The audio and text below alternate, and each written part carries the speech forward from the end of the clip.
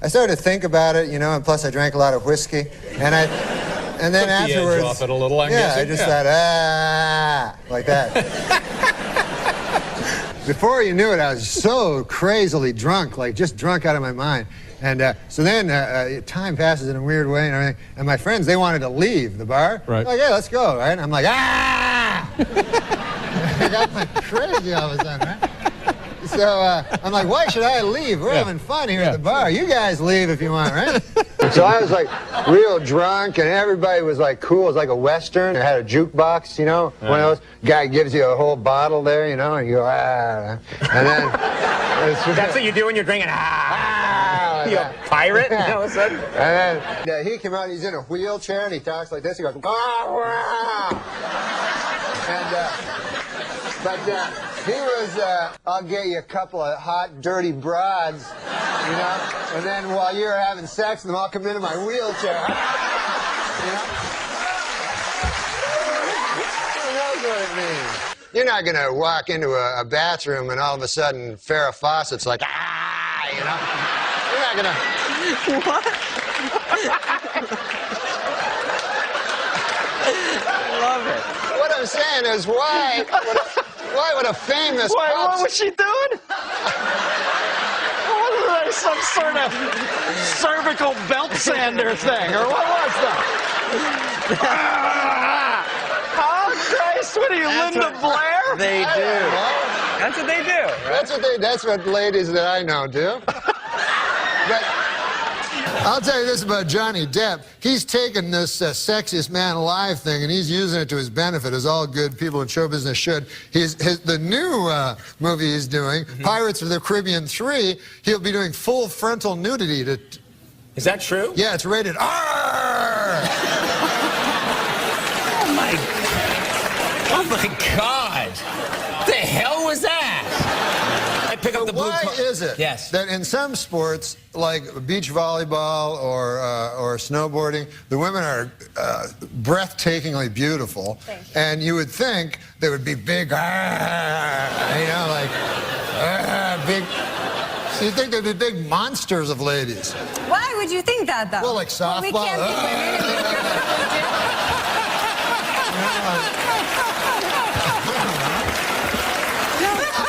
I keep reading like feud. There's no feud because No, there's not. I never did anything to him. That's right.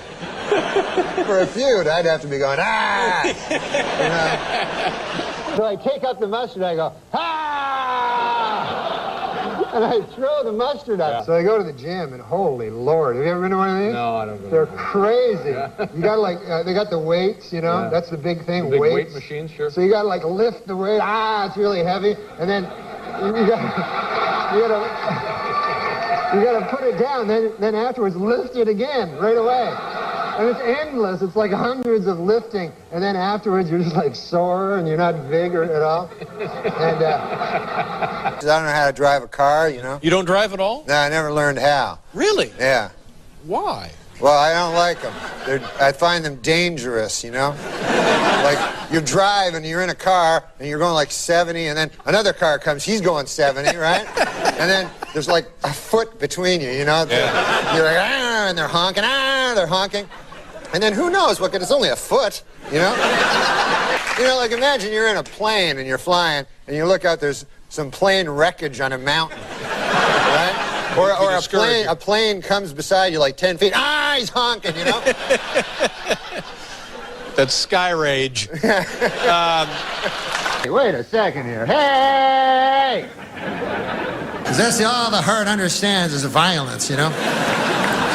And so they get there early, they go, and then your heart's like, I wasn't going to kill him. I am going to preemptively attack my hearse. And before it does anything, I'll just be like, my hearse, like, well, I didn't do anything. You go, right, Sonny, you're not going to. Like, one time I remember I was under the influence of the demon rum, and by God, I started punching my newborn in the face. Yeah. This is the amount of time that you think about sex. Every once in a while, But then the problem becomes, when you think about it, is all you can think about. You know, you're just like, ah, like a f***ing werewolf or something. Like, usually you're a civilized human being. But then every couple of days you're like, ah. The cancer's gonna jump up and go, ah, Uncle Bert's wife. Where is he? I won fair and square. You're like,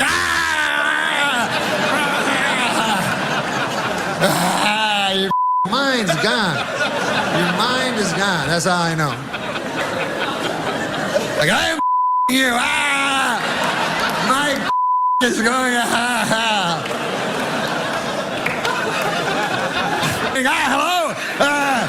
Yeah, hey, Frank, what's going on? Yeah, I remember that shirt. What's about that? I gotta go.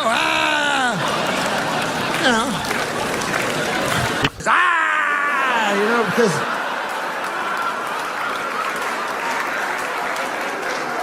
fucking suck that venom. Yeah, you fucking suck that fucking venom. Yeah, you want to spit it out? You got a fucking mouth load. I'll fucking shoot it out of your face, you fucking cunt. You fucking whore. Oh, thanks, dude. I didn't get any of that in my mouth. Yeah, no problem, man. We'll be back with Simon Helber. You fucking sit down.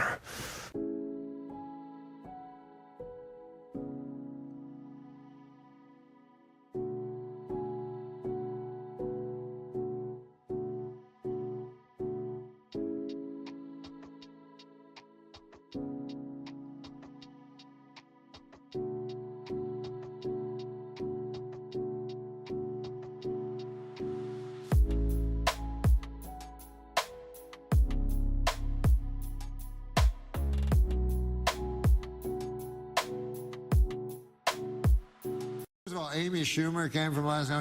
Amy Schumer, I consider Amy Schumer the funniest person on the planet.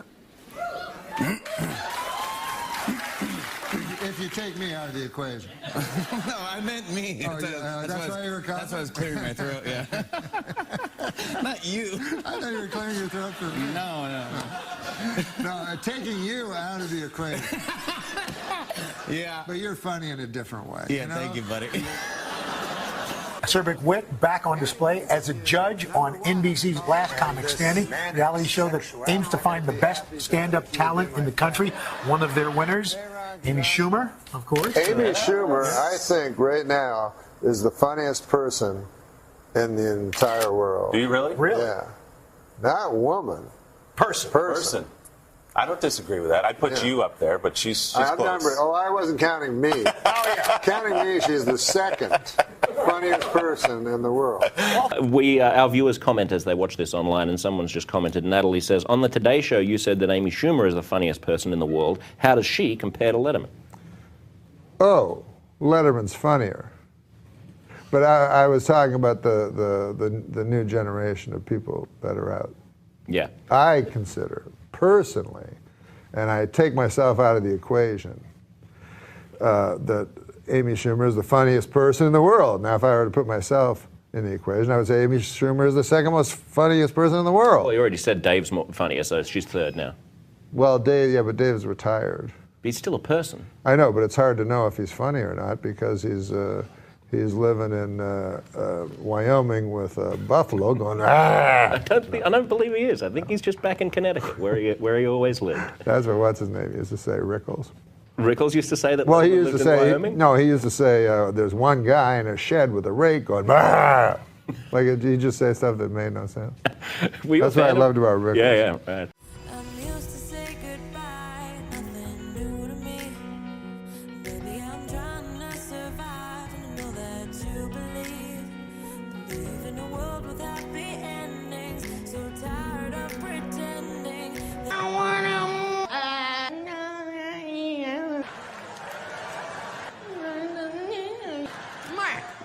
Mark.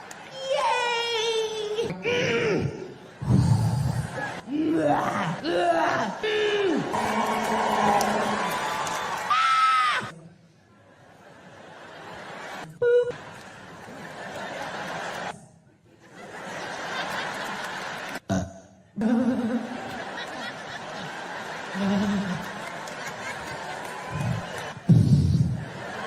big He's guy. like the guy, and you're like the little What guy. Little guy. I'm You're like the Aaron skinny Paul, big guy. and you're like Cranston. Yeah, you're Cranston, and you're the other guy. Yeah, I'm the little shit. And you just throw him around. You're on a show that almost was the precursor for it definitely was a precursor. That's a good word. Yeah. Because that's in Breaking Bad.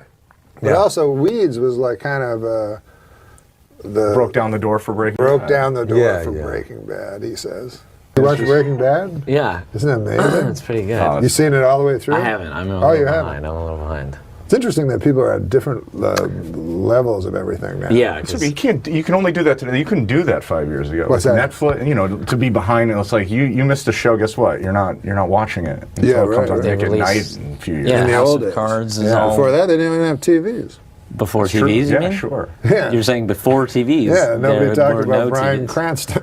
I read a great article in the New Yorker magazine which talked about the last episode, saying that, in fact, Walt dies in the car, and that the rest of the episode, when he actually hits the snow and the keys drop from the visor, Right. that in fact becomes kind of a whole fantasy of how Walt wants to see everything end. But Fantasy in fact, dream sequence ending, yes Sure, or no? sure. which I thought was really good, and I just wanted to... That is interesting. There's a comic, a comedian named Norm MacDonald, who I think was sort of promulgating that, and I think he has a webcast I'm going to go on, podcast I'm going to go on at some point to talk about.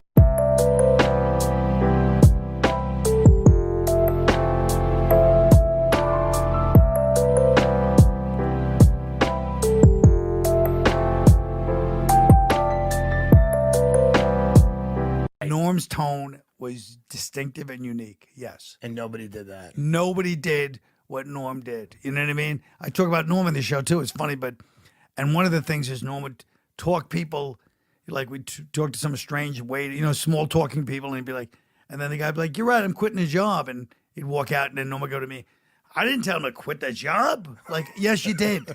But Norm's whole world was not just, he was making fun of you. You were part of this, the Right. suckers too. Yeah. And he'd be like, I mean, you're telling me, he would just spring you in. It was that brilliant podcast he had with Adam Egget. Yes. Where it's just, yeah. Well, I went to Norm's, his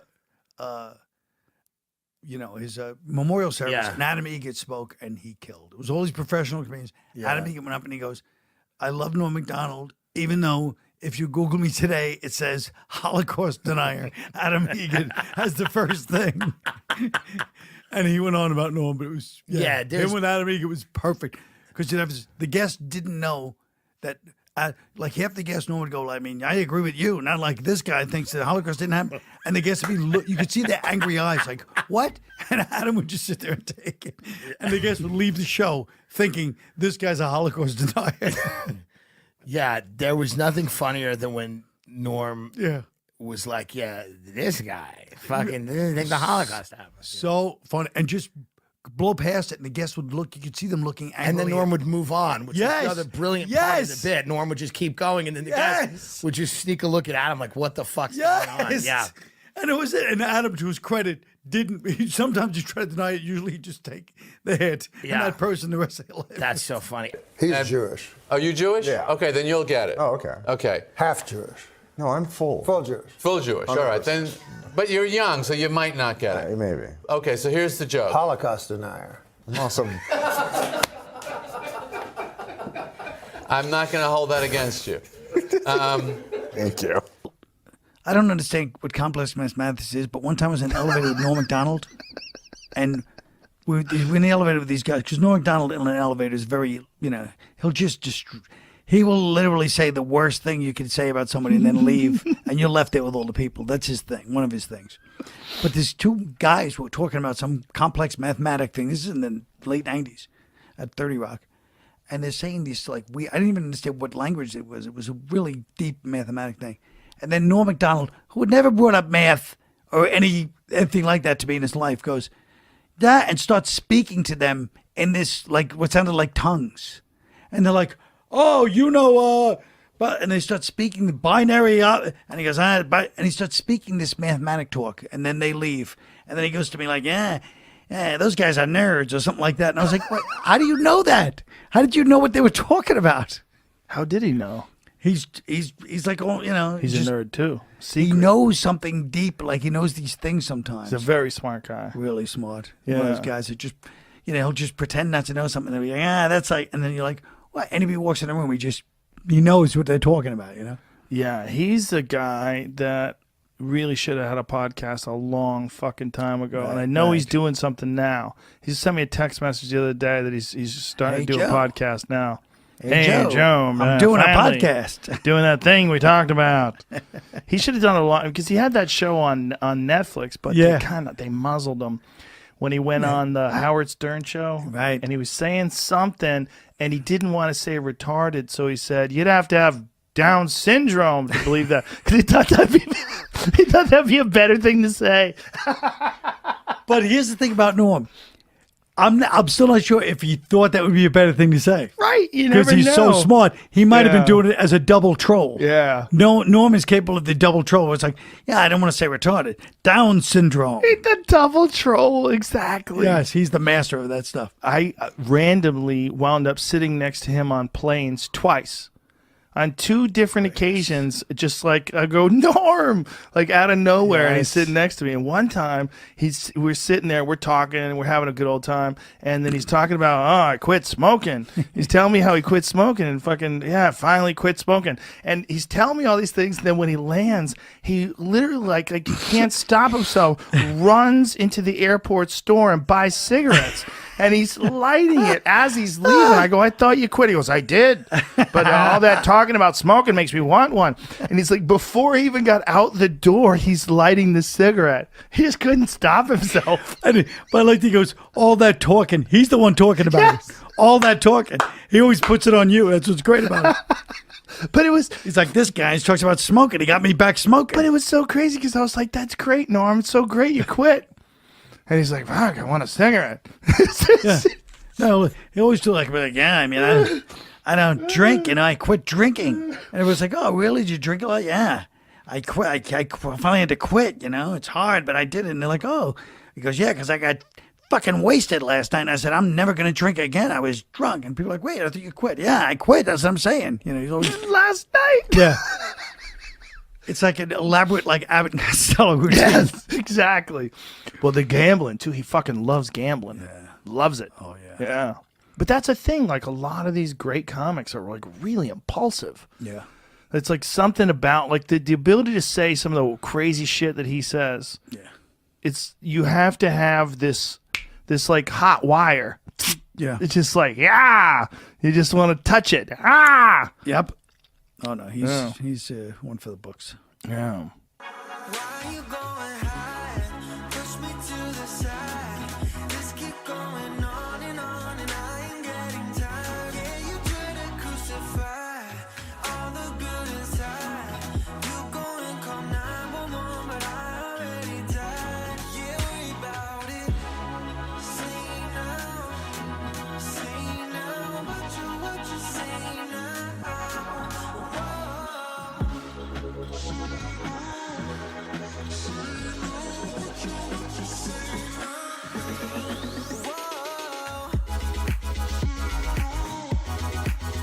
On the subject of SNL, and it's sweet when you took over for Norm, and Gilbert and I haven't said anything. Gilbert, I don't know. Have you spoken publicly since Norm passed about him, Gil?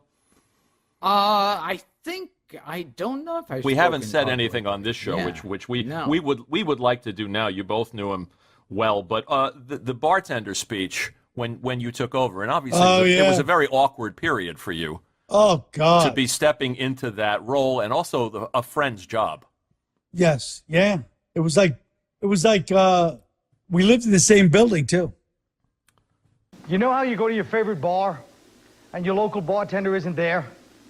You ask, where's Jeff? Jeff no longer works here, I'm Steve. And you're thinking, hey, who's this idiot? I like Jeff, but you still want your drink? And even though Steve doesn't mix your drink the same way you're used to, like Jeff, you still like the bar, you don't have to go to a different bar. And even Steve might feel kind of bad because Jeff trained him. Did he ever say anything to you about that? Did he ever give you a He blessing? was so he was so classy in not saying anything. Yeah. You know what I mean? Yeah. So that's all. You have that great, I'm Steve, what can I get you? Yeah. The bartender piece. Well, I'm Steve. What can I get you?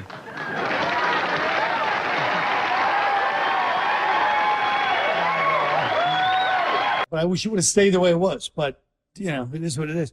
But yeah, Norm is, he's so funny. He was so distinctively funny. You know? Nobody liked him, really.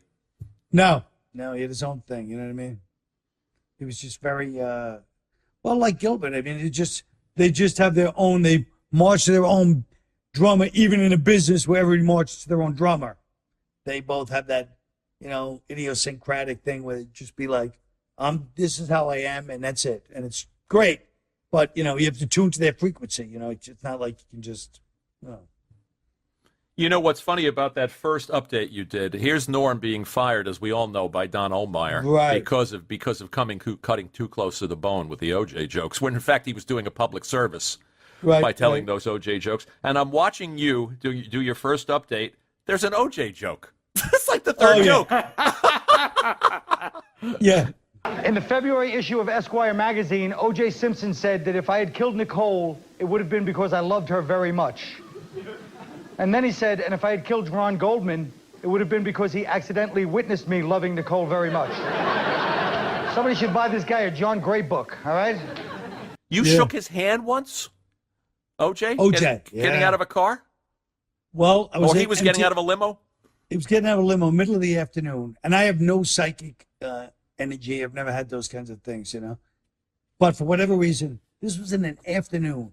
He's getting out of a limo with a girl. It's spring break. It's packed with people. It's Florida. And they're like, hey, do you want to meet OJ? I go, yeah, OJ. He's the greatest running back of all time. You know, great, charming movie star. I shake his hand. He shakes my hand. And he's not even looking at me. He's looking past me. And he shakes my hand. And I felt like a joke of like evil. I swear to God. It's like the Dead Zone. That's what it was like. That's what it was like. And I was like, I go, that was weird, OJ. I love OJ. Well, that was weird energy, you know. Wow. So you picked up on something. I feel like I did, you know. It's, of course, in retrospect, but I remember telling people at the time, so. I was also fond of, going back to your SNL bits, Colin Quinn explains the New York Times.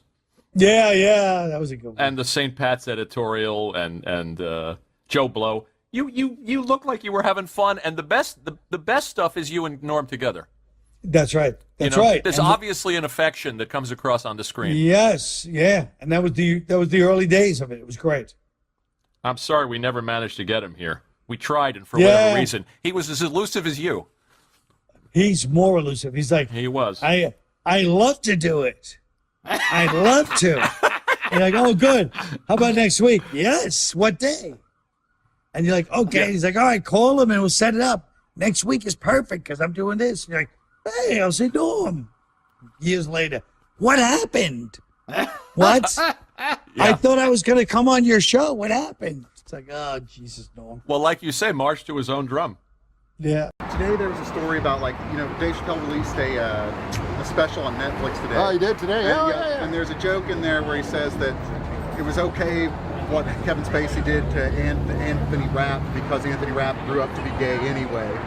And he went on to say it's actually not okay, but he's taking some heat for it. Do you think it's right or wrong or for him to say something like that? Do you think it's okay to say? Or what do you think? I think Chappelle's the greatest comedian. If women are actually equal to men, then there would be no WNBA, would there? You would just be good enough to play in the NBA with us. Or, here's another idea that's going to be very controversial. You could shut the fuck up.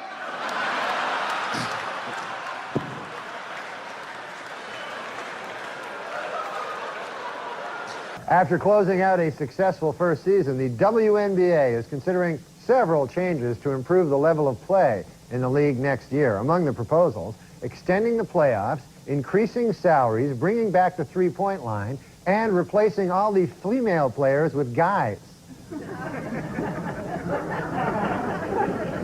The WNBA officials expanded to 10 teams this week, adding franchises in Detroit and Washington, D.C. But before you get too excited about the new additions to the league, remember, all of the players are still women. They stink at basketball, that's the problem. Other than that, it'd be a good, good game, but they're all horrible, so it makes for a kind of a boring game. The next time I watch a WNBA game will be the first time I watch a WNBA game.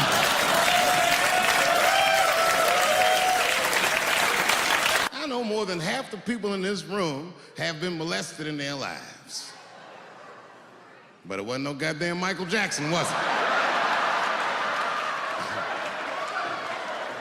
This kid got his dick sucked by the king of pop. You know how good it must have felt to go to school the next day after that shit? Hey, Billy, how was the weekend? How was my weekend? Michael Jackson sucked my dick. And that was my first sexual experience. If I'm starting here, then sky's the limit. Yeah. I mean, even like you say, your unwanted WNT allegations against Michael Jackson. There had to be kids that were like, well, "This is pretty cool." Yeah. This is not some old priest. The rule is that no matter what you do in your artistic expression, you are never, ever allowed to upset the alphabet people. You know who I mean. Those people that took 20% of the alphabet for themselves. I'd say the letters, but I don't want to conjure their anger. It's too late now. I'm talking about them L's and them B's and them G's and the T's. He should have just gone, "I'm a lady," and then that would have been good for the LGBTG. The community, the community. I don't know if you've been over and seen them and shit, but it's a nice community. And it would have been good. All the LGBTBL. I try to be inclusive of all the letters in the alphabet. Everybody in the car respects the T's, but everyone also resents the T's. It's not the T's fault, but everyone in the car just feels like the T's are making the trip take longer.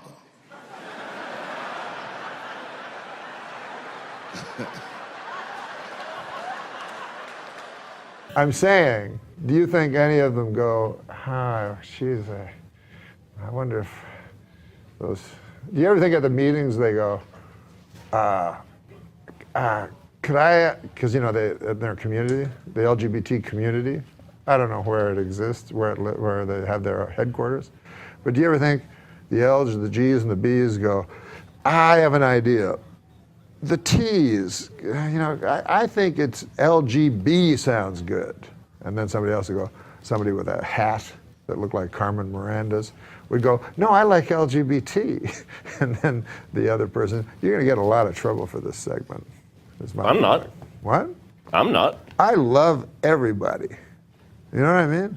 Without love, what do we got? I don't care if a guy's a guy, a girl, a guy, girl, I couldn't care less. I love them all. What do you make of... I'll have sex with any of them.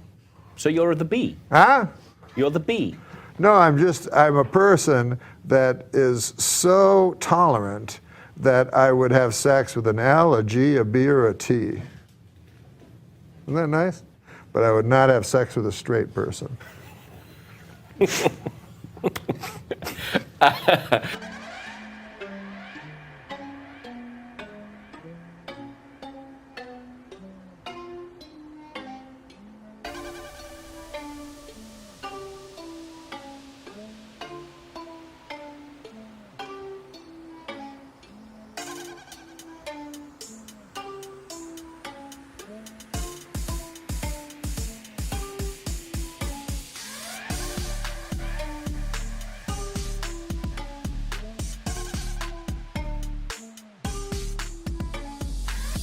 When you know your own name, you see it in popular culture used, and Norm is always like, I noticed this ever since I was a kid.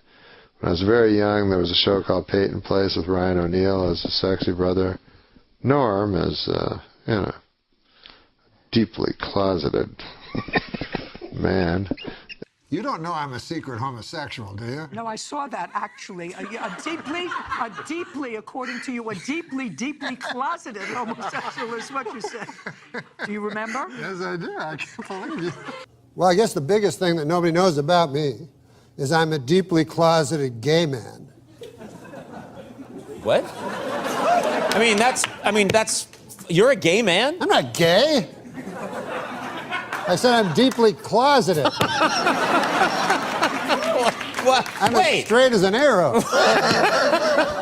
So you're a gay man who won't admit it? No. Do you know what deeply closeted means?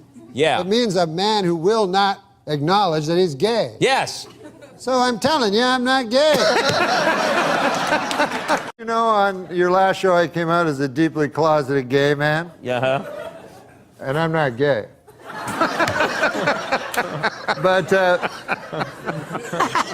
David, on one time, and this is a true story, and Dave, you'll attest to this, bought me a beautiful leather jacket. Oh, that's right. Well out of my price range. Now, I'm no one to take charity. I'm not one to take charity. I'm saying I sucked him off.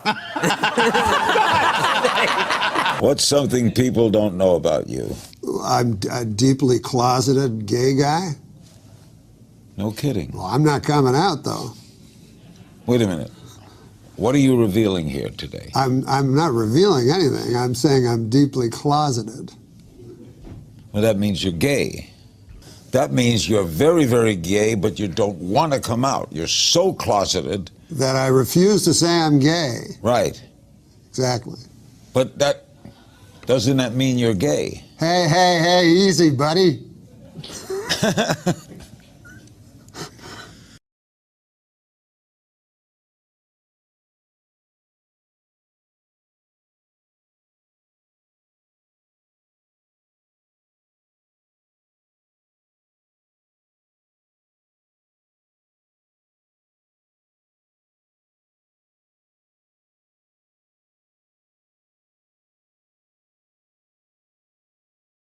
Well, I can tell a joke. Go for it. Yeah, please do. Please. Yeah.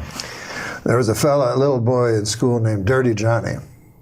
Now, he's not dirty in this joke, but he'd always be a hellion in class, and the teacher didn't think much of him. So the teacher has a project, or not a project, but an in-class thing. How did it go again? She says, now, this is what you're going to do here, class. I want you to stand up.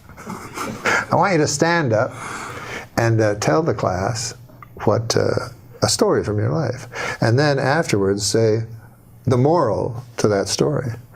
So a girl puts up her hand. Yes, Becky. What's your story? So Becky stands up. She goes, my dad works for the hatchery here in town, and what happens was he got about 15 eggs. And he put them all in one basket, all in the same basket. So he put all his eggs in one basket. And he put it on the horse and buggy and drove back home. And by God, Becky says, the bouncing and all the eggs broke. Well, that's a good story, the teacher says, but what would the moral be to that? Becky says, well, the moral is, don't put all your eggs into one basket. But goddamn, says the teacher, that's a good one. Anybody else? Marjorie puts up her hand. Marjorie, what's your story? She says, well, my dad works for the hatchery, as all of us. Thank God for the hatchery. She says, or we'd all be lost. But anyways, my dad knows that eggs become chickens. And so he was counting his chickens, and he added in the eggs, you see. And then he put them on a horse and buggy to go to town, and they all broke. Well, what's the lesson to that? The teacher says she can't understand. And she says, well, don't count your chickens before they hatch out of an egg. Mm-hmm. So the teacher says, that's a great one, too. Anybody else? Well, wouldn't you know, Dirty Johnny has his hand up. So the teacher's like, holy God, I don't want it. But on the other hand, I made an oath to every child, should I suppose I gotta. All right, Dirty Johnny, what do you have to say? Johnny stands up. The story's about my Uncle Terry. He never worked at the hatchery. On account he was in Vietnam. And he got disability. He don't even like people work at the hatchery. But the story happened far from these shores, in a little town called Da Nang. Terry was not well liked. His whole troop left him, abandoned. And he woke up in the weeds, and all they left him with was 3 bottles of Jack Daniels, some weapons. Terry stood up and downed 1 bottle right away. Said, if I'm going out, I'm going out. He took his Balishnikov and a couple of Glocks and his 2 bottles, and away he went. He found a town. And he didn't know if it was Charlie or if it was one he was sent to protect. But all he knew was he had hate in his gut. So he started firing. And he fired the Kalashnikov with an arcing kind of, like a farmer would with hay, with a scythe. And sure enough, the men fell like hay before him. And then the women, and by God, I'm ashamed to say it, but then the children. And finally, all was left was Uncle Terry standing in the mud and the blood and the glory. And he touched his pants, and it was wet, and he said he was ashamed. He felt shame, Uncle Terry, for he'd pissed himself. Well, he touched it again. It was not urine at all, but ejaculate. And Uncle Terry felt pride where shame once was. And the teacher's like, good Christ, what kind of a story is that? What the hell is the moral to that? Well, he says, when Uncle Terry's been drinking, you don't fuck with him. Now, especially if you work at the hatchery. Now, listen.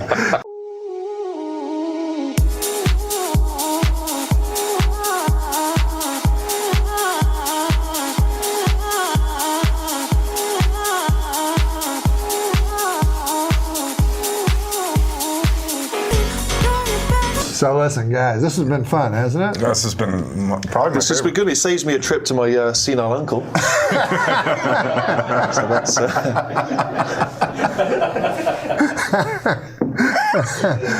My favorite story of all time is Pistorius. Oh yes, yes. The runner. Tell who Pistorius is. Well, you know who Pistorius is. No, but for the viewers that don't know. Who doesn't know? Well, the viewers that don't know. But hadn't you already started filming this movie long before that whole controversy began? Yeah. So what do you make of all this? What do I make of it? Yeah, what's the point? The point of they're what? trying to make, you know. Who? So you got to explain to the people. No, they read the papers. They know. Yeah, they know. What about that Dormer? This guy who killed the cops. Yeah, explain to the folks. I don't want to explain anything. If you're going to say that after everything I say, I'm going to leave. No, I've heard people say that. This is the cheapest thing I've ever been involved in. No, I've heard people say that. If I didn't love you, I would be so gone now, I can't tell you. Tell the folks at home who Jim Downey is. Oh, he's the late writer. No, Jim was a writer on SNL back like the beginning. Yeah. That was one of the things I love so much is that Mulaney. I heard that Mulaney would write all the stuff for Stefan. Tell the folks at home who Mulaney is. John Mulaney. People at home. Kid. You know, I went to a tennis match in Indian Wells. Yeah. And I saw Rafael Nadal play. He's my favorite. Rafael Nadal. Explain to the folks who Rafael Nadal is. Oh my God. He was a manufacturer of turkey coops. Now, can you explain to the folks at home what a turkey coop is? It's basically it's a 100. I think that if Kim Kardashian were to go to Vegas, she could do Carrot Top's act and take things out of her ass. Am I gonna have to explain everything to you? No, to the folks, explain who Kim Kardashian is. Never mind. Mr. Reiner, FBI, may we come in? Oh, absolutely, gentlemen. I'm in my shorts. I was just woken up. They wanted to know if I knew... Explain to the folks what the FBI is. The Federal Bureau of Investigation. How would you describe your comedy? Tell the folks at home. Why would you ask me the worst question in radio to describe my comedy? No, but tell the folks Why at don't you home. describe Blue to the audience? I'm going to tell you the greatest talk show in the history of talk shows was Mike Douglas. Mike Douglas. And his co-host was Sly. Now, people are going to think that's Michael Douglas. You should probably explain to the folks. Well, who's watching? Is this in the United States? Well, I'll explain to the Yeah, no, don't explain everything. Mike Douglas. Oh, you Mike just Douglas take everything out of it. There's no sense being here. And the door's going to open, and there's the Pope. There's the Pope. That's the Pope. We should explain to the folks that was Michael Jackson. Let's explain. Yeah, explain who Michael Jackson is to the people. Everyone knows Michael Jackson. What are you retarded?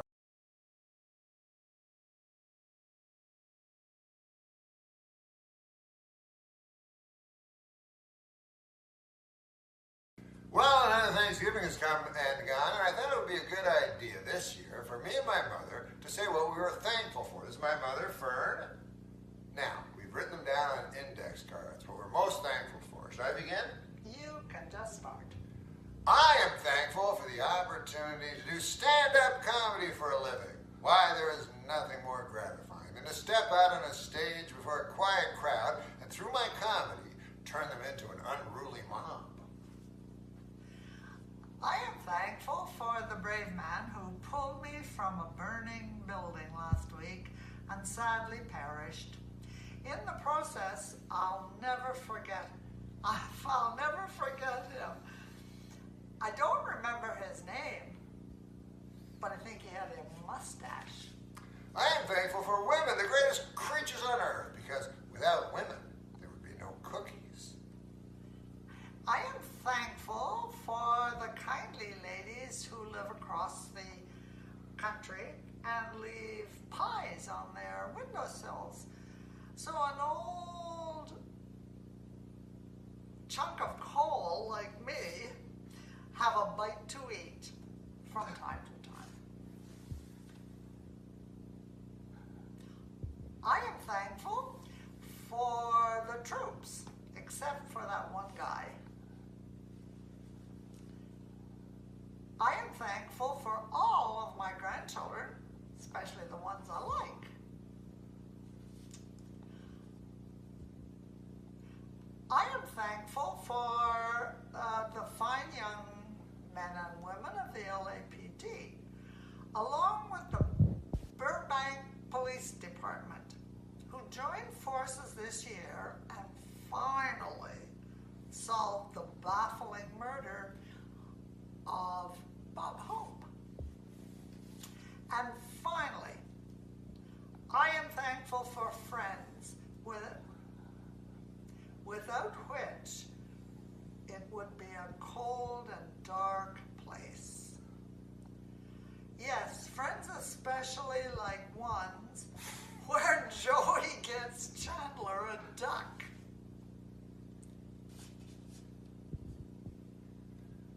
The end.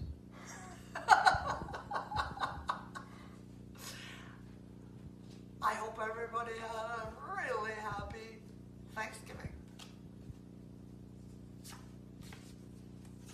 Why you going high? Push me to the side.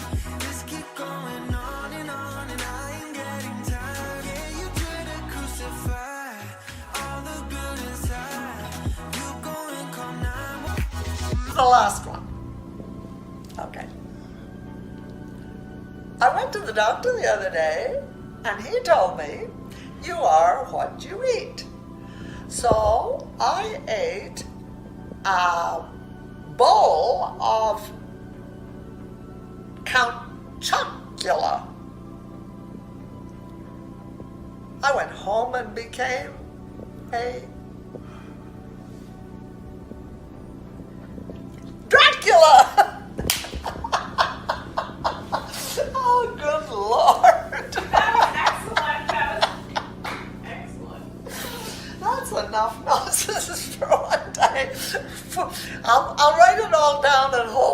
in here. I'll have somebody. And that's what I need. If you're going to do all these, I need a person with what do they call them? A what? Cue card. A cue card. That's it. I need somebody with cue cards. Don't you think? I think it's a little early to be a diva. Oh, I think it's too late to be a diva. Have fun. This is what you never hear. He made love to me in the ass.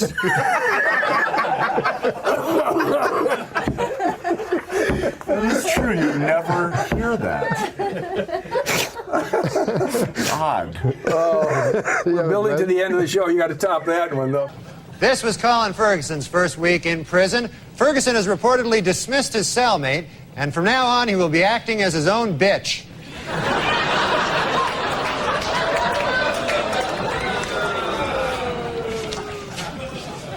In Carlsbad, Texas, a tanker truck crashed into a prison bus, injuring 16 inmates. Doctors say it will be at least 2 weeks before the men are up and around and raping each other again.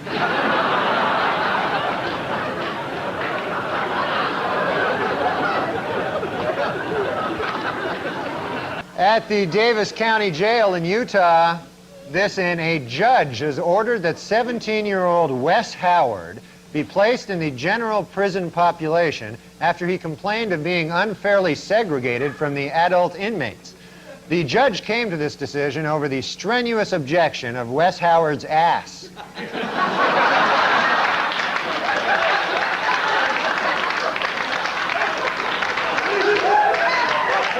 Across the nation this Monday, banks and government offices will be closed in observance of Martin Luther King's birthday. Meanwhile, at the Riverbend Maximum Security Prison in Nashville, Dr. King's assassin, James Earl Ray, will spend the day being raped continuously.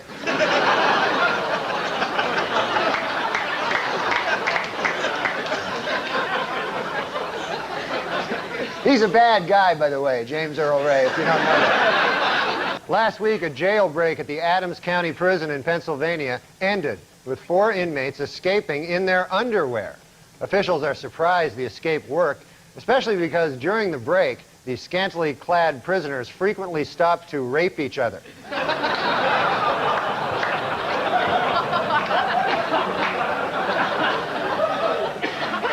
It was revealed this week that mass murderer Richard Speck, while serving a life term in prison, was videotaped with hormone-induced breasts, snorting cocaine, and having sex with a man.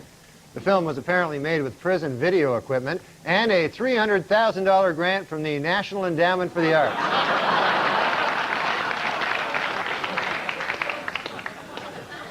Jonathan Schmitz, the Jenny Jones guest who killed his secret gay admirer because of his fear and hatred of homosexuality, has been sentenced to 25 years in prison.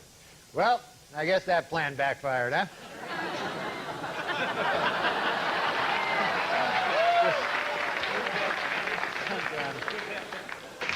This week, the California Department of Corrections confirmed that Lyle Menendez and model Anna Erickson were married in prison. Following the ceremony, Menendez spent a romantic wedding night being raped by 2 white guys and a big black guy. In South Dakota, inmates at the state penitentiary say that a new policy which allows officials to read their mail is an example of the routine violations of individual rights in prison. A better example would be the daily anal rapes, but I guess they want to start off small and then work up to the daily anal rapes. You know, they'll start off with the reading their mail, you know. And in Oklahoma, prison officials are considering an interactive video system for parole board hearings, which would eliminate the need for inmates to travel to hearings from prison. Inmates say they will go along with the video idea, but they will not rule out raping the camera guy. In New Zealand, a convicted swindler who weighs 670 pounds has been sentenced to house arrest because he is too big for prison. According to prison officials, it took 4 inmates just to rape him.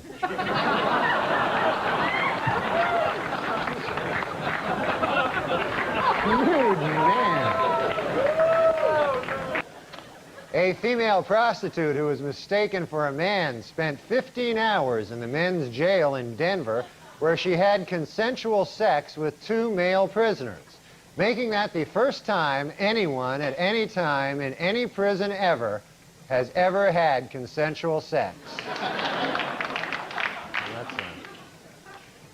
And finally, Amy Fisher charged this week that while in prison, she was raped by a guard. The guard, one Joseph Botafuco, has been reassigned to the prison auto body shop. So apparently that's the one we're in. Point is that Andy Dick was actually kicked off a porno award show for being too offensive. Well, they're giving away, awards for best anal. Yeah, I know, right? Yeah. So what could you have possibly done that was more offensive? Wait. Are you saying anal is somehow offensive?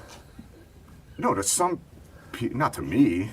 I know, no kidding. I think I was being drunk and disorderly. One thing I do realize about gay guys is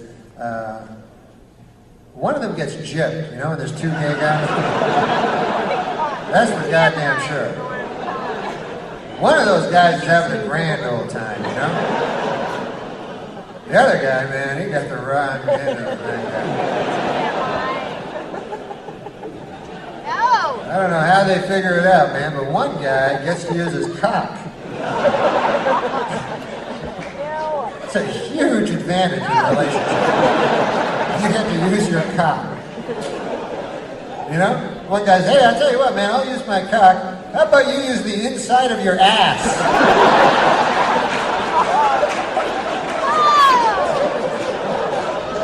The guy's like, I'm not sure that's fair, man.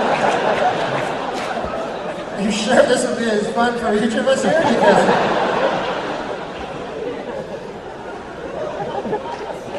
Because I'll tell you, man, a guy's cock, it likes everything, Really, when you come down to it, you could fuck a chocolate cake, It'd be all right. Hey, it's my companion. It's a chocolate cake. I fuck it, I fuck it. Yeah, we have a lot of fun doing the chocolate. Because the cock is a thing, just gets along with everybody. Easy going. Hey, man, I'm a happy-go-lucky guy. But the inside of your ass, completely different. Very picky, very, kind of a loner, Kind of just, I'm all right over here.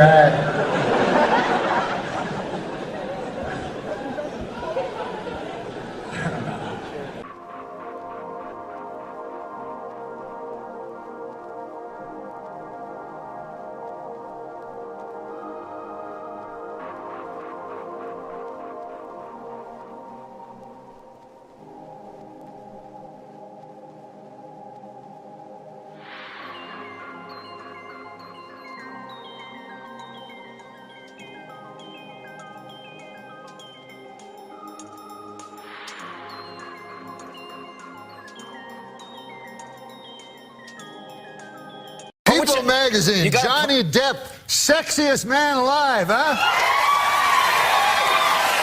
Hey, listen, I don't care what you think of this guy. He's a hunk. You know that. I know that. Yeah, sure. We can say that. Let's not kid ourselves. Now, apparently he's taking advantage of this sex. Do I need this anymore? No, you've established. It's real. People know about it. Yeah. So he's a... Look at that guy, man. Good Lord, I'd like to... Whatever. But I'll tell you this about the new movie he's doing, Pirates of the Caribbean 3. He'll be doing full frontal nudity. Is that true? Yeah, it's rated R. Oh my God! What the hell was that? Is it really my fault? 'Cause you try to hit me with your pity till I can't trust, but I still push on. Got me changing my ways, trying to fix it. Last week on Larry King Live, Marlon Brando made the shocking statement that Hollywood is, quote, run by Jews.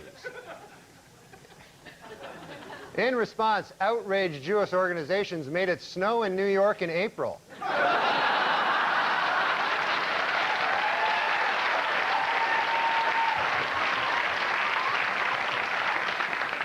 Well, earlier this week, actor Marlon Brando met with Jewish leaders to apologize for comments he made on Larry King Live. Among them, that, quote, Hollywood is run by Jews. The Jewish leaders accepted the actor's apology and announced that Brando is now free to work again.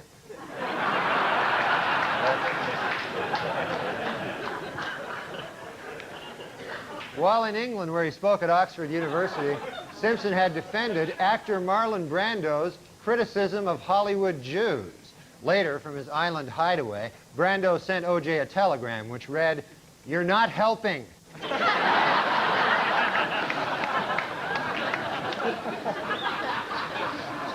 In Cincinnati, is Cincinnati Reds owner Marge Schott an anti-Semite? Well, it is beginning to look that way. According to a report out today, on the entire Cincinnati Reds team, there is not one Jewish player.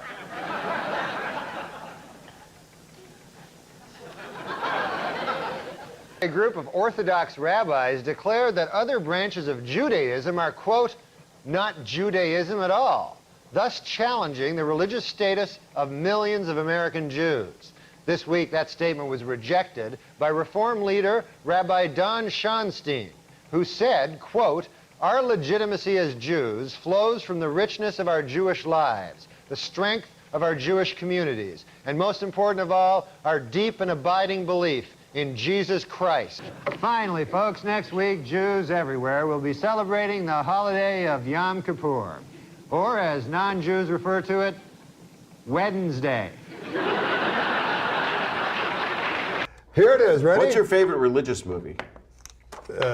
I loved Passion of the Christ. Did you? Although I will say I thought it was very anti-Semitic, because every Jew looked like fucking Levitts. You know what I mean? They were all like, hook noses and stuff. So I could see the anti-Semitism. But what I liked was the incredible violence. But you know what was strange? Did they ask them, did you kill Jesus? No. I had a bar mitzvah, Norm. Yeah. You did? Yeah. Wait, are you Jewish? Yes. Get the fuck out of here. No, I'm kidding. I love the Jewish people. Yeah. No, I didn't know you had a bar mitzvah. Yeah. That's when you turn 13 and they cut part of your cock off. No. What is it again? No. You cut your own cock off. Wait, are you Jewish? In front of all your grandparents. And am I? Yeah, I am. What kind of bar mitzvah did you have? It was the most cutting edge. You know what I mean?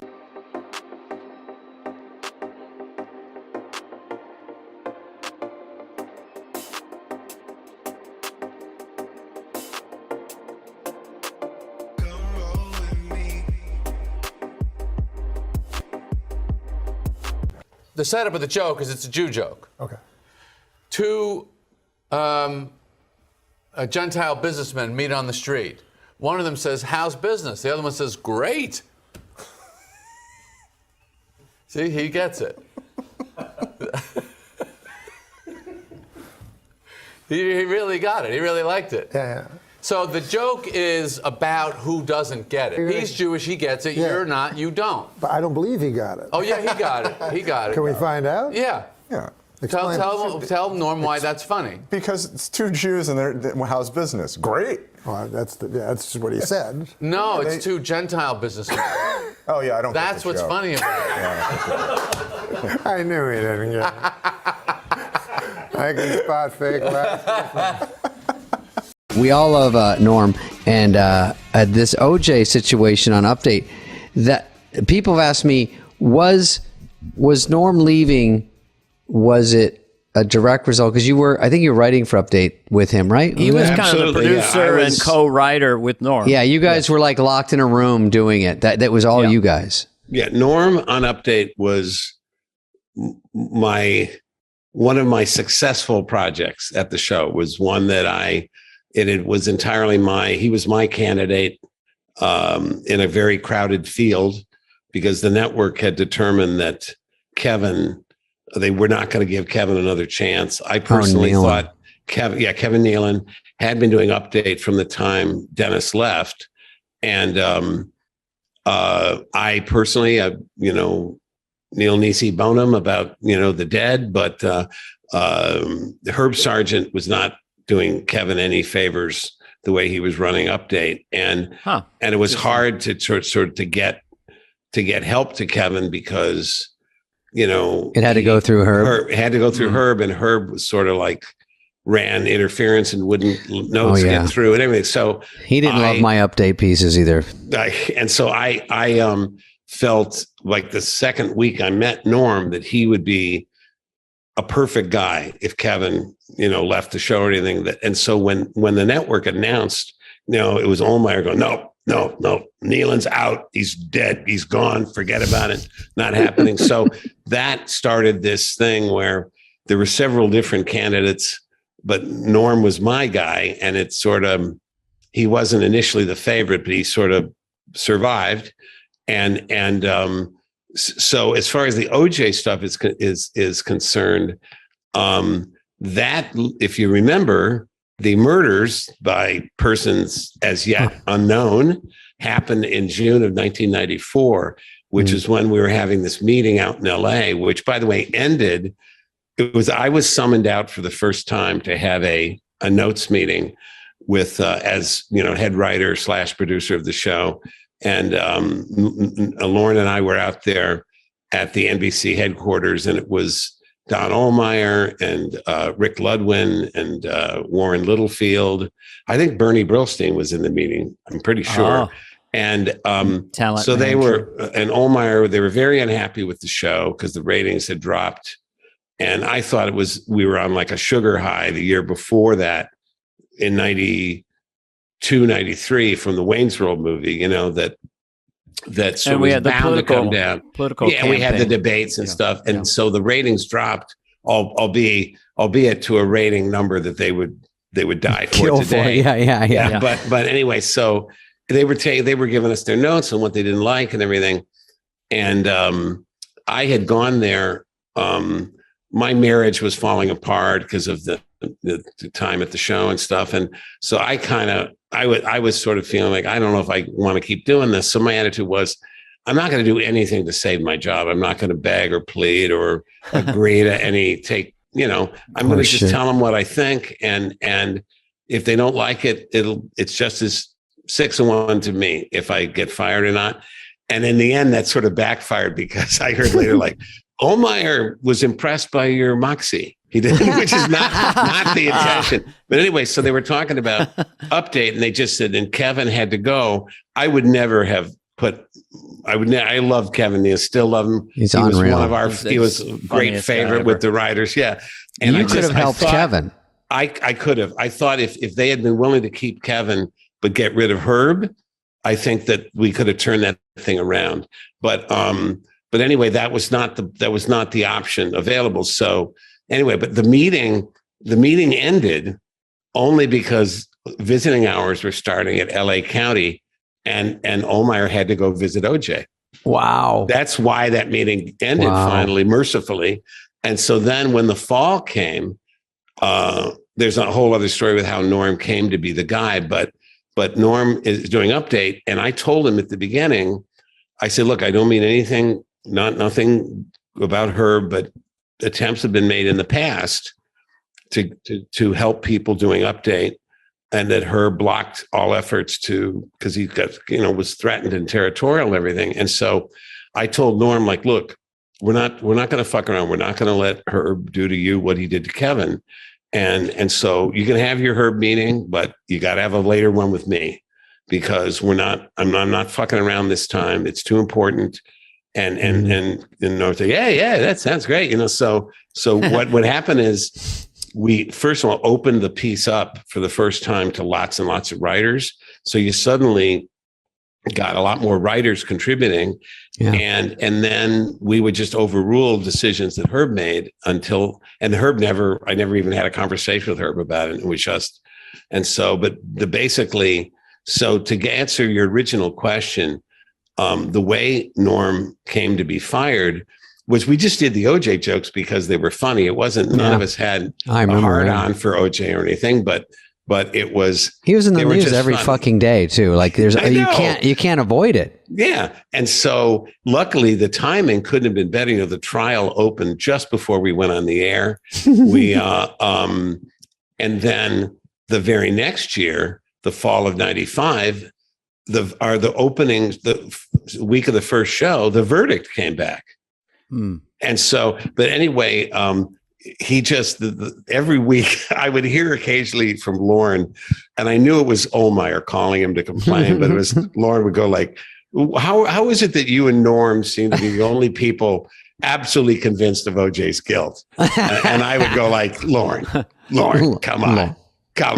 I think it's hurting us with black audience. And I said, first of all, we have no black audience. The glove was very small. Second, I think it could only help us because black people know that OJ did it. Come on. And so anyway, finally, we did the first season of Update, which was 94, 95. That was the trial. The second season, 95, 96 of Norm's Update, that was the aftermath of the trial and the civil trial, right? And then we threw in the 96, 97, the third season, just for shits and grins. We continued to do it. So we did. I'm sure we did an OJ joke, at least one OJ joke every show, yeah. From 94, 95, and 96, and then finally the fall of 97. That was Norm's fourth season, and the season we were fired. Fall 97. Package deal. There was nothing to do. There was nothing to do about OJ. It would have felt like you feel it's overkill. Well, no, that part that's we Lauren. liked. We liked the overkill. We always said, of course. In fact, I heard this quote much later, but I wish I'd known it. Joseph Stalin. Someone comedy people don't normally quote, but Joseph Stalin said, "Quantity has a quality all its own." That was like the David Hasselhoff jokes too. Yeah. Yeah, that's right. Well, we love, and let me just finish. So we opened that season, the fall 97, right? Spring 98. We didn't do any OJ jokes. We didn't do any OJ jokes for the first 8 shows. Wow. And then the Christmas, it was a long stretch of it was like the bombardment has stopped. And then suddenly I think they stopped.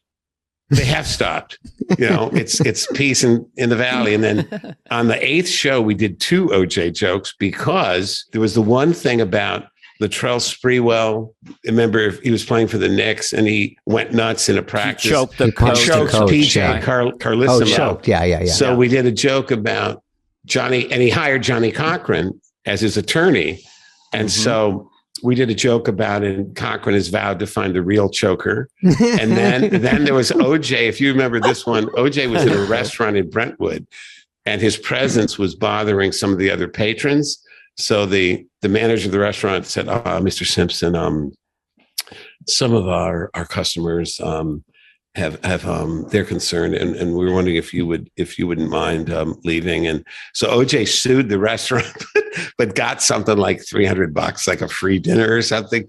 So we did. Our joke was, in addition, the restaurant must now set up individual or separate murderer and non-murderer sections. I know. So. Well, this week, after a Los Angeles restaurant refused to seat him, O.J. Simpson demanded and got $500 in compensation. In addition, the restaurant must now offer separate murderer and non-murderer sections.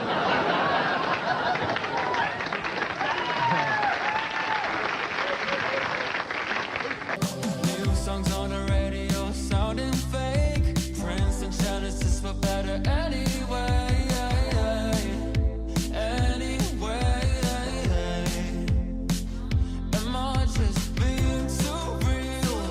OJ. So anyway, so we did that. That was the Saturday show.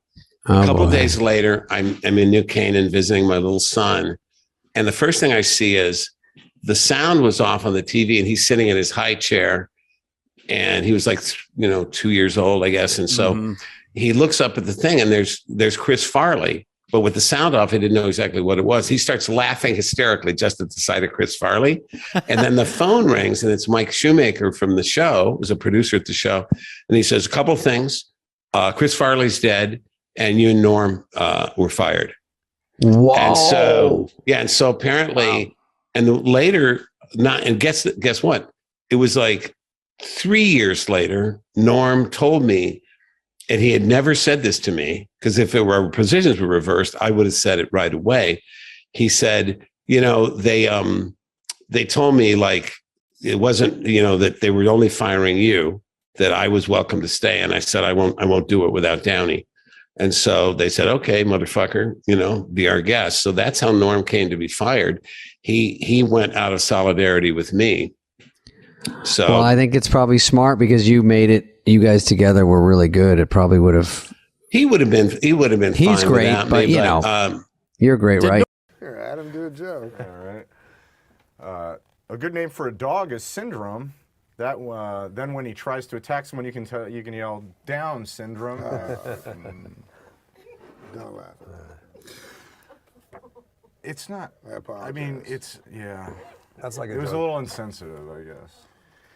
Some of the 200 Nigerian schoolgirls kidnapped by extremists in Nigeria have been forced to marry their kidnappers. And worse than that, they've been forced to laugh at their husbands' stories, even after hearing them for the umpteenth time.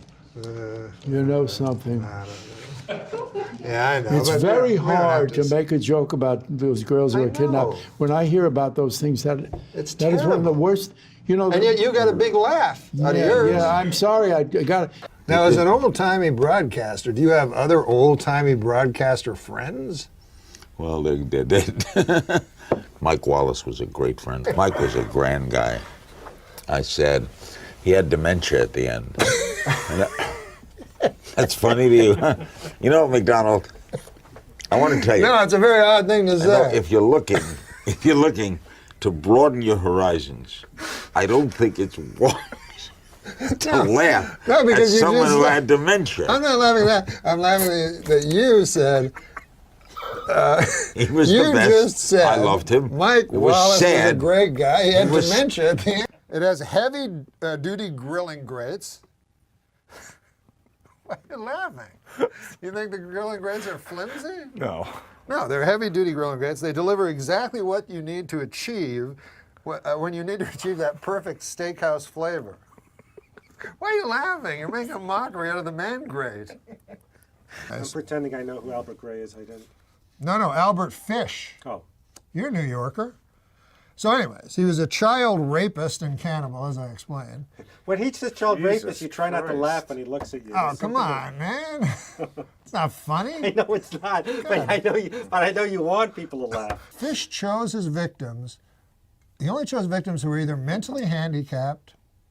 Now, don't laugh at this next part, please. But you know he wants you to, right? No. If you laugh at this next part. Okay. And I'm not Fish chose victims who were either mentally handicapped or African American. Oh, come on. Why would you think that's funny? God damn, Fred. Jesus Christ, that was the worst part of the story. But why do you think he did that? What would be the explanation? Why would he only attack? Why would his victims that he chose only be either mentally handicapped or African Americans? Because people in those days didn't care when those people were vanished. You're right. Thinking like Albert Fish now. And prostitutes. That's why they kill prostitutes. Exactly. Nobody really cares about prostitutes. But you're exactly right. That's why Albert Fish killed only mentally handicapped and African Americans. What about? Okay. I thought you'd laugh at African Americans again. That they were. No, because I know him. I know he'll do something. That's outrageous. Well, it's kind of outrageous. Hey, for the 9th consecutive year, Nick, JetBlue Airlines ranked first for satisfaction among all North American airlines. But you know what ranked least in satisfaction? 9/11 Airlines. What a terrible name for an airline. It reminds me of that tragedy. Oh, 9/11. You know? Oh, don't laugh at 9/11 again. 9/11.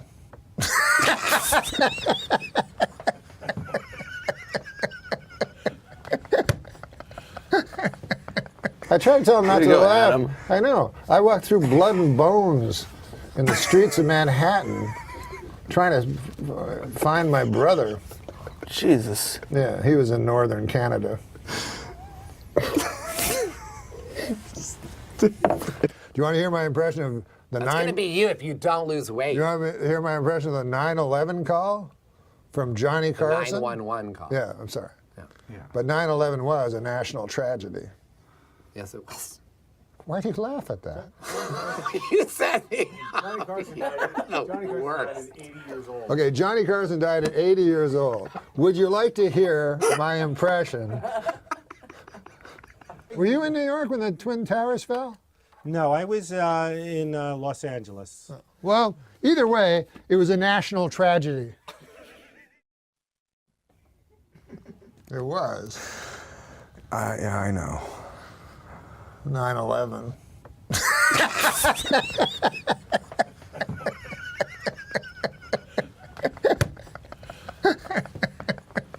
We're going to go to hell.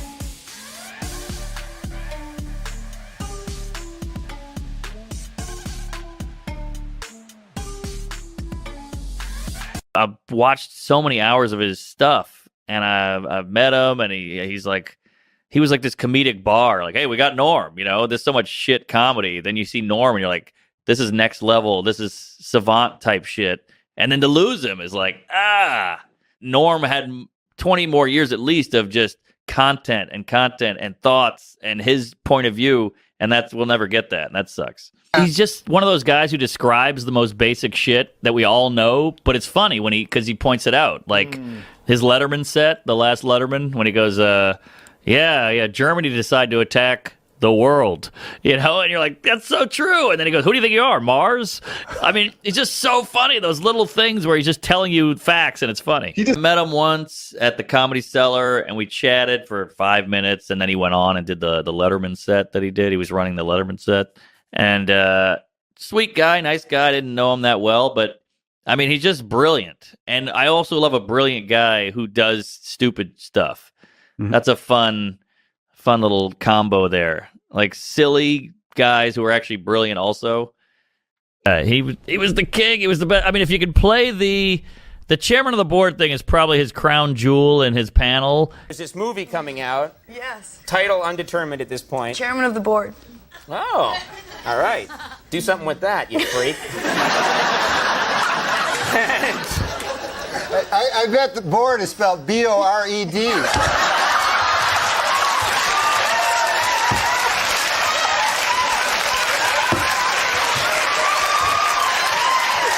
Because he had so many great panel with the moth joke, all that shit. But a moth goes into a podiatrist's office. A moth goes into a podiatrist's office. Right? You are correct. But the one with the SNL, because a lot of comics are like, I don't give a fuck, I say what I want. This is the ultimate not giving a fuck. He goes on, he gets fired from SNL, he gets rehired to host years later. He's like, really? Okay. He's always hated them because they fired him. So he comes back and tanks the whole show in the monologue and then just does the show.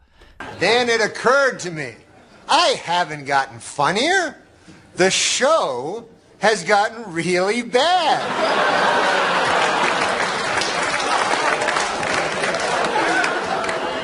So yeah, I'm funny compared to, well, you'll see later. But okay, so let's recap. The bad news is I'm still not funny. The good news is the show blows. He's my hero. I love him to death. Fun, maybe one of the funniest guys on the planet. Dave Attell, Norm, in that. There's something about those two. National treasures. I agree, and the fact that he's not like the biggest comic of all time is weird. Well, he is to us. I guess so. The comics, I mean, he's not the biggest, but the comics, he's on The Mount Rushmore keeps getting bigger. I know. Four heads is not a good enough amount. We got to stop using that thing. Yeah, it's a bad thing to say, the Mount Rushmore, but in the Hall of Fame. One of the funniest guys on the planet, one of my heroes, huge influence on me. I've seen everything. I watch his YouTube probably every other day. I just put it on. When I first met you and I saw you, I was like, oh, he's doing like a Jerry Norm thing. Yeah, completely. Seinfeld and Norm. He had another special in him. He's great on podcasts. I just wish he made more. And I mean, look, he's got a lot of stuff out there, so I'm getting greedy. But I think he's one of the funniest people. I mean, no one sounds like him. Amazing jokes, great takes, brilliant comic. His gambling stories on Howard Stern are incredible. I read his book. I've seen everything he's done. This is Dirty Work is a great comedy. I love Dirty Work. I met him once at the Cellar, and I got a photo with him, and now I'm so glad I did. He did Last Comic Standing. He was the only honest judge. He would tell comics they were hacks. It was awesome.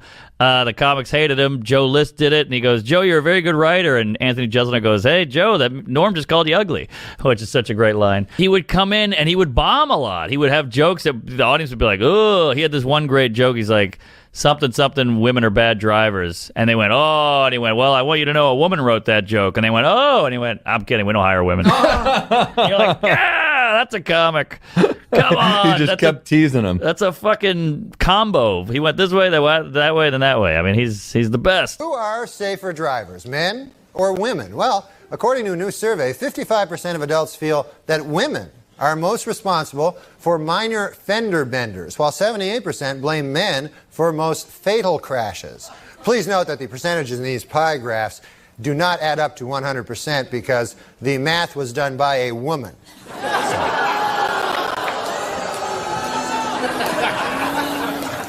For those of you hissing at that joke, it should be noted that that joke was written by a woman. So now you don't know what the hell to do, do you? No, I'm just kidding. We don't hire women. He's like on another level where he's invented certain things I never knew. Like he's taken comedy to this higher point, which I didn't know existed. I wish I could come up with an example. He's another guy too that still does real comedy. Like when he goes on stage, he's fucking ballsy. Yeah, he swings. Right. You know, like, right. And he gets confused if everybody's mad. Like, what's happening? Yeah. Just a joke, yeah, folks. He keeps it real. I've got the board. It's spelled B-O-R-E-D. Falls out of the chair. I mean, come on. That is unbelievable. Epic moment. I wish they let the laughs go a little longer. Yeah. They shortened it, but yeah. Incredible. You know, as a comic, we've all been in that moment where they're like, what do you got now? I mean, you handle hecklers all the time. You're swatting flies all day long. When you think of that line. When Conan challenges you and you deliver, it's pretty damn cool. And then to have that line, and he nailed it. I mean, to put that much pressure on you on TV and nail it, I mean, it just proves that he's on another level. B-O-R-E-D. Come on, to pull that out of your ass, that is something. And then the delivery, he's so excited. He's like a 10-year-old. I bet it's called B-O-R-E-D. It's like, oh, it's so funny. God, that's them already. Ah. Oh, damn. Brutal. Thank God we have all the footage at least, but Jesus, we'll never get anything new. I mean, Come to think of it, I got addicted to you. Oh, no, no, no. And come to think of it, I need somebody like you. Oh, no, no, no. I need someone like you. You don't have to pull this up because it's long, but there was a radio show, like a morning show, like you have to do on the road for press, and he's doing one, and he's like, well, you know, black people, they're poor. And the lady is like, oh my God, how can you say that, Norm? That is so racist. He's like, I'm reading the newspaper. I'm watching the news. I'm looking at the stats. They're poor. And she's like, oh my God. And all these black women call in. They go, Norm's right. We're fucking poor. It sucks. And he's like, you see? You see? It was such a great moment. 925 says, okay, Norm, come to my 5th grade class. I dare you. Well, where does she? Is it in are there black people there? Oh my God! Where's what does the that have to do 925? with it? Why is it harder if there's black people there? Because black people are generally poor, and poor people are generally dangerous. Oh my God! Wow, I can't Norm. believe you just went there. What? Black people are rich? Black people span all the strata. No. And you're saying you that gotta white check people your are statistics. poor and, oh no, my black God. people are poorer than white people. You didn't know that? Are you telling Norm. me that you think black? What I'm saying is that I try not to pigeonhole people into black people truth. are poor, not into the truth. What? Listen, there's a huge ignored middle class black population out there. How dare you say black people are poor and therefore dangerous? Because I want them to be not poor. That's why. And really, how are you what's your plan? My plan is to first of all admit that the black people have less money than white people. Because we Black live in a people, racist our phone society. number is 800-400-FM97. If you'd like to talk with Norm MacDonald, I'm sure he'd love to take your call Absolutely. right now. Michelle, you're on the air. I just wanted to say that was one of the funniest things I've ever heard. And you need What, that to, black you're people not, are poor? It's no, hilarious. No, the teacher thing, and Oh. you need to probably act like you're not offended by that, because first, you don't have a right to act like you're offended, and that was funny as hell. He is right about black people being poor. You know it. I know it. Oh, and the my black God, people know what it. has happened on this show? Well, he taught us a lot today. I think moms. Oh, it's a learning show. Moms an easy job. Where have Teachers you an guys easy been job. living for the last 300 years in Steve, this country? you're Paris. You are on the air. I think that is completely untrue. Go on. Not all black people are poorer Amen. than Sister? white. Well, I didn't say that. That's what you No, just said. you said I black said people black have people less money have than less white people. money than white people. You've Yeah. been to West Virginia? Because there's some white people with no money there. Well, exactly. Well, okay. You're saying one black person has more money than one Yeah, white okay, person. like, what True. about Eddie Murphy? Yeah. What about Eddie Murphy? You're Yeah. saying by and No, large, you're right. if you You're break it right. down. You're right. Yeah, of course, black people have less money than white people. As Not an average. true. Not all black people have less money than white No, people. Oh but he's my talking God. in okay. Oh my We all God. get what he's saying. Listen. Guys in wheelchair. There's a guy in a wheelchair that can go faster than me in a race. But if I said guys in wheelchairs are generally slower than me, come the on. way you said it was so harsh that to Give say... your head a shake. Give your head a shake. Oh, my God. All right, thank you. Hey, it's Danielle from Big Brother. Famously black woman. Where's my 40 acres and a mule? I need my 40 acres and a mule. But you know what? He's right. Yeah. Go on, Danielle. I mean, if you think School about us. it, there's been cases where the same person will apply for a job, and at times the other race gets the higher pay. I'm just keeping it real, folks. All right, thank you, Danielle. Absolutely. I'm saying that having Try less to offend everyone equally. having less money or having or not having less money is not a product of your nature. It's that you don't have the money because the white people don't give you the money. It's actually supportive of black people to say that, actually. 707 Of course, says... I'm supportive of black people. I'm in a room of You're racists. saying that to have justice, Oh, we should my all God. have The 415. Do you want to keep him for the next segment? At this point, I'm not sure. I'm finding Norm to be somewhat on the offensive side. You know what, though? I love that he's saying all this stuff and then looks over with a big smile. I know, and big smile. He's like, oh, man, they're going to talk about this all day. Well, I didn't know that everyone. I thought San Francisco was a little more open than. No, San Francisco actually They're isn't. racist? No, they're not racist. Well, so far, by the way, most people have agreed with me. You're going to take a quick break. When we come back, Norm and his babysitter Steve will still be here, Ray offending Frumsty. people left and right. Stevie Ray Frumsty. We're not offending anyone but racists. How do you figure? To make a sweeping generalization that belittles it It's is. not a sweeping generalization. It's a statistical fact, and it belittles no one. It only states a fact that I hope we can change in this country. If we're going to pretend that black and white people make the same amount of money, then nothing will ever change. Come on, you know that. Can't we just see it as everybody? Well, we can see it any way you want it. If you want to Sarah's pretend. looking for some If you want to live in a fantasy out, world, and you're not going to find No, it. there's not a clean out. You're digging. I'm breaking. You're digging deeper We'll and deeper. be back. I didn't know him that well in the 90s. And then when my dad died, I had to do a movie with Norm. And I tried everything to get out of that movie because I was inconsolable. And I couldn't get out of it. And working with him was the greatest thing that ever happened to me. It was like he was the right guy at the right time. I was inconsolable. Did he talk to you about your dad a lot? Or what did he do? Never came up. Uh-huh. He just made me laugh. Yeah, right. He just, and it was, wistful and musing. And Norm You never knew he was setting something up or not. We were just hanging out, and all of a sudden it'd be like this punchline out of nowhere. But it started to become like a work was like a church I go to. Like I couldn't wait to get to work and just hang around this guy. And I knew he was special. Yeah. And I've known people for years and years that didn't make me laugh as much as he did in that 8 or 10 weeks. So he's like a real special person to me. And the way he's funny, I just never seen someone get at it like that. That was great. He came on our show one time, your old studio, the late night show, and I went in just to say hi before the segment, and he's in the dressing room right outside the double doors, inconsolable, because he had bet on a big game that had just ended. Oh, yeah. I'm there to try and make sure that the guest is in a good mood. Right. We're going to have a good ramp up. And I remembered him just, that's a lot of money. And I hear the band outside. It's going to be good time show business with a man that just lost 55,000. Who knows what he lost, you know? Recently destitute Norm MacDonald. Exactly, yeah. Did he give that up? Do we know?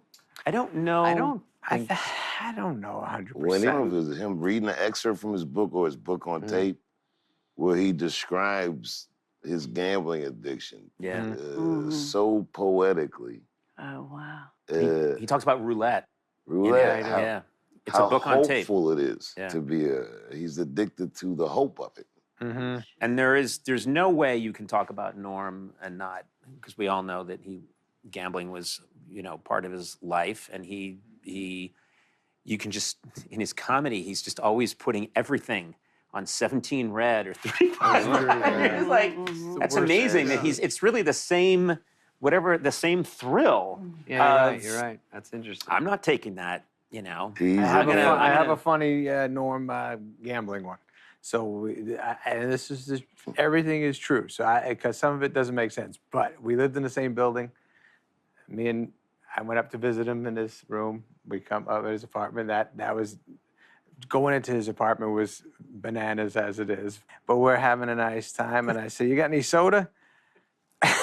And I open up his fridge, and I swear to God, $25,000 worth of chips. Atlantic City chips are in his fridge, and I go, "What's this?" He goes, "Oh, I won big. I won a big on Friday." And I said, well, why didn't you cash it in, buddy? He goes, well, I brought it here so I could talk to Bernie Brillstein to see how I don't have to pay taxes on it. So I go, oh, and he goes, yeah, so I'm going to bring it back Monday. And he told me no matter what, I got to pay taxes. So, it didn't work out there. So whatever, I go, oh, that sucks. So anyways, I see him at Saturday Night Live on Monday. I go, did you cash that in? He goes, I lost it all. We go down the elevators, and they have limos for us for the SNL to go to the after party. So we get in them, and then Max, the guy, goes, "Oh yeah, Norm sometimes takes us to Atlantic City." So he just skips the party. They go right there. And that Monday, he comes back. He said the same thing. He goes, he keeps chips in his refrigerator because no one looks in the fridge if they're robbing him. Oh, that was another. Wow, that's ingenious. Better than the Bernie. That's what I'm doing. Yeah.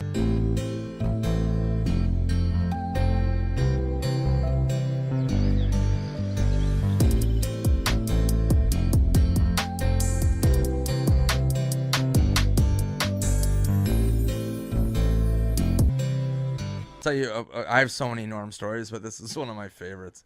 And I was on tour, me, Sandler, Spade, Rob Schneider, and Norm was kind of like the wild card. He would pop in for certain dates. So believe Mohegan Sun in Connecticut, and we're backstage. Everyone's in Sandler's green room talking, shooting the shit. And me and Norm are in the hallway hanging out. And I don't know why I did this. This long hallway, and this guy walks in. Way down the hallway, walks in the door. And I'm like looking, and we're always kind of suspicious about people that come backstage. And I go, I think that guy's a gun. And Norm goes, what? And I go, I think that guy's a fucking gun, dude. And he's like, oh my God. And he runs into Sandler's room and he goes, there's a gun. There's a man with a gun. And I was like, no, there's not. I was, no, I'm joking. There's not. And he goes, no, next to there's a guy with a gun. And Sandler goes, what the fuck? He's like, I have a fucking gun? And Spade's like, oh no, what the fuck? What's going? And I'm like, no, there's no gun. There's no gun. I was making like a joke just for Norm. And Norm's like, what? How's that a joke? And I'm like, I don't know. And Sandler was like, what the fuck is wrong with you? And I'm like, I don't know, man. Spade's like, yeah, real cool, man. And I'm like, I'm just gonna go to my room. And Norm's like, yeah, I thought there was a gun. I'm sorry, Nick said it. I'm like, good Lord. Real buzzkill. And the guy walked past and was a security guard. But yeah. So he really did have a gun. He didn't have a gun, but he just looked like somebody that would have a gun. Yeah, well, people use guns for security, man. It was just not a good joke on my part, especially poor Norm. Our first guest, one of the best reasons to stay home on Saturday night. He's the anchor of Weekend Update on Saturday nights on NBC Saturday Night Live. Very funny comedian, old friend, Mr. Norm MacDonald.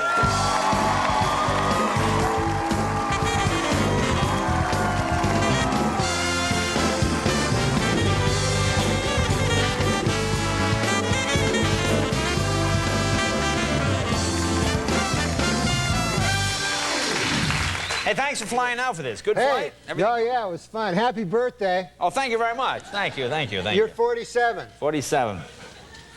That's great. You look like you're 25 or something. Yeah, I look like I'm 25, but you got the job. Good to see you. Welcome. Yeah, I went on the airplane, you know, and I'm getting recognized now, you know? That's great. Not as much as a real famous guy, but like halfway between like a real famous guy and a guy that's not famous at all.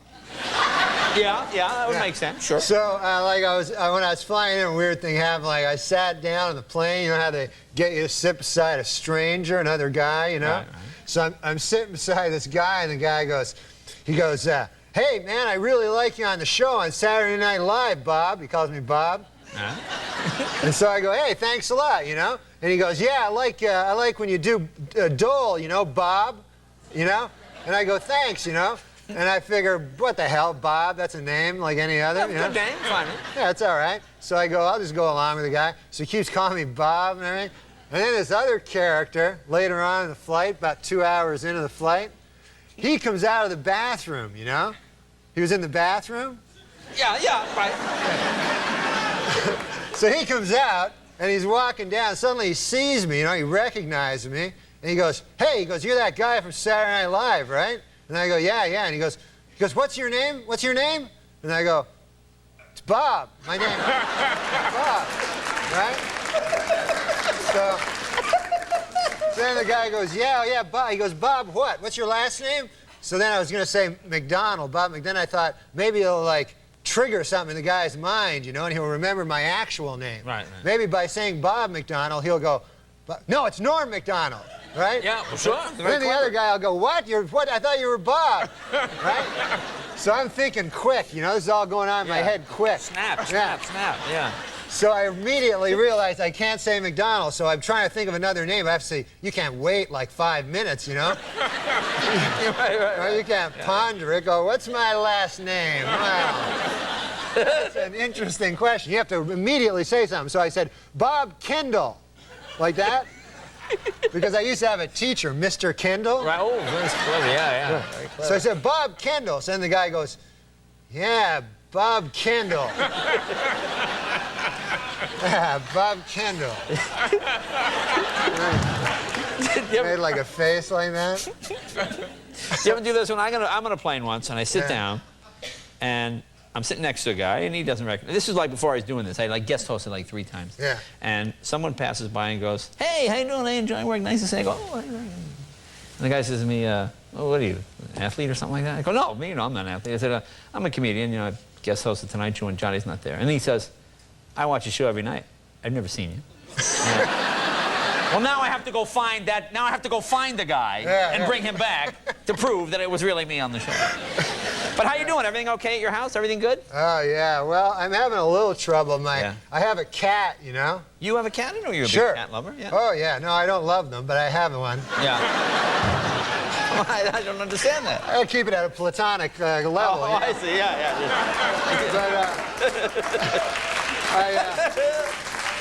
But I have a cat, my friend Steve Corin, you know, who's a great man. Yeah. He's a good guy.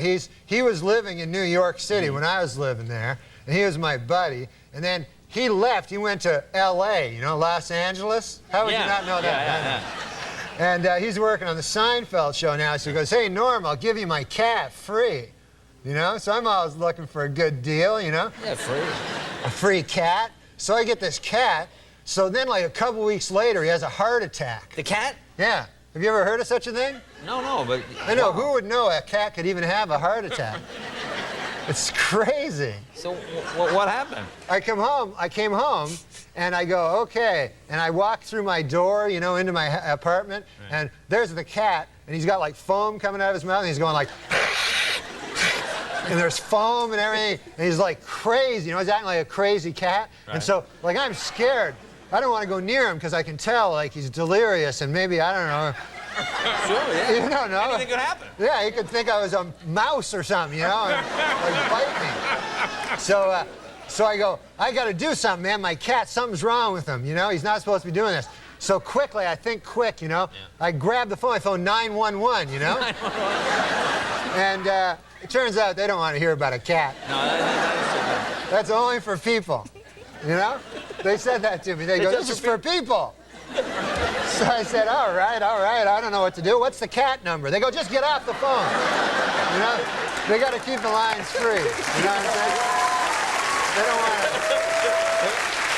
Yeah. So I don't know what to do. So my neighbor, you know, Bill. Right. Yeah. You know, it doesn't matter what his name is, but his name is Bill. So I knock on his door. Bill. He's not home. Some other guy's there. You know, I don't know what the hell is going on there. But the other guy comes. I don't ask questions, you know. Get involved. So I say, listen, I don't know who you are. I don't know what you're doing at Bill's place, but my cat is in deep trouble, you know. He's going, and he's got stuff coming out. So the guy goes, we got to get him to a hospital, you know. So I go, look, I just phoned 911. I'm sure they don't want to see a cat at a hospital either. He goes, no, there's animal hospitals, you know. So he took me to this, it's a place called an animal hospital. I swear to God, they actually have these. You can bring your cat there. Do you have a cat? Yeah, I know an animal hospital. I have them all over the place. Quite common, but yeah, go ahead. Okay. So I bring my cat in and I go, Doc. There's a doc there, you know. Right. They have doctors. For cats. Yeah, they have cat doctors. So I go, listen, Doc, my cat, something. So they they take him away, you know, and I'm sitting like they have a waiting room. It's exactly like a real place, except it's ridiculous, you know. So everyone's sitting around, they're worried, you know. Oh, I hope my dog is all right, you know. So I go, so the guy brings me in the office and he goes, listen, you know, your cat has had a heart attack. So I go, come on, my cat didn't have a heart attack. And he goes, no, seriously. And I go, well, how could a cat have a heart attack? He goes, oh, many different things. He goes, diet, stress, you know. Like, how the hell could a cat have stress, you know? That's not true. This guy's just making up stuff, you know? You think he's making up stuff? Well, no, my cat has a big promotion coming up. He's got he's all worried, you know. You're worried about it. And, so I said to the guy, okay, I go, fair enough, I'll go along with it. He goes, now, he says, I'll let you visit with your cat. They have a visiting time. This is the oddest part of the whole thing. Yeah. They take you in a room, and then they bring your cat in, and he's all drugged up. They got him drugged. And they put him on like a gurney, and he's like standing there like this. And then the guy says, okay. He says, you only have 30 minutes to talk to your cat. So he leaves. You're in a room with a cat for like 30 minutes. It's like crazy. So then after like 5 minutes, you go, I got a life to get back to here. I can't talk to a cat. Well, Norm, very funny stuff. He's a good man. So you guys are back in a couple of weeks again? You're off? We're back in 2 weeks. 2 weeks. We're off this week, and then we're back in 2 weeks. Yeah, there you go. Norm MacDonald, thank you, Norm. We're right back with John Vincent and his pigs. Wait till you see these pigs. Oh, boy.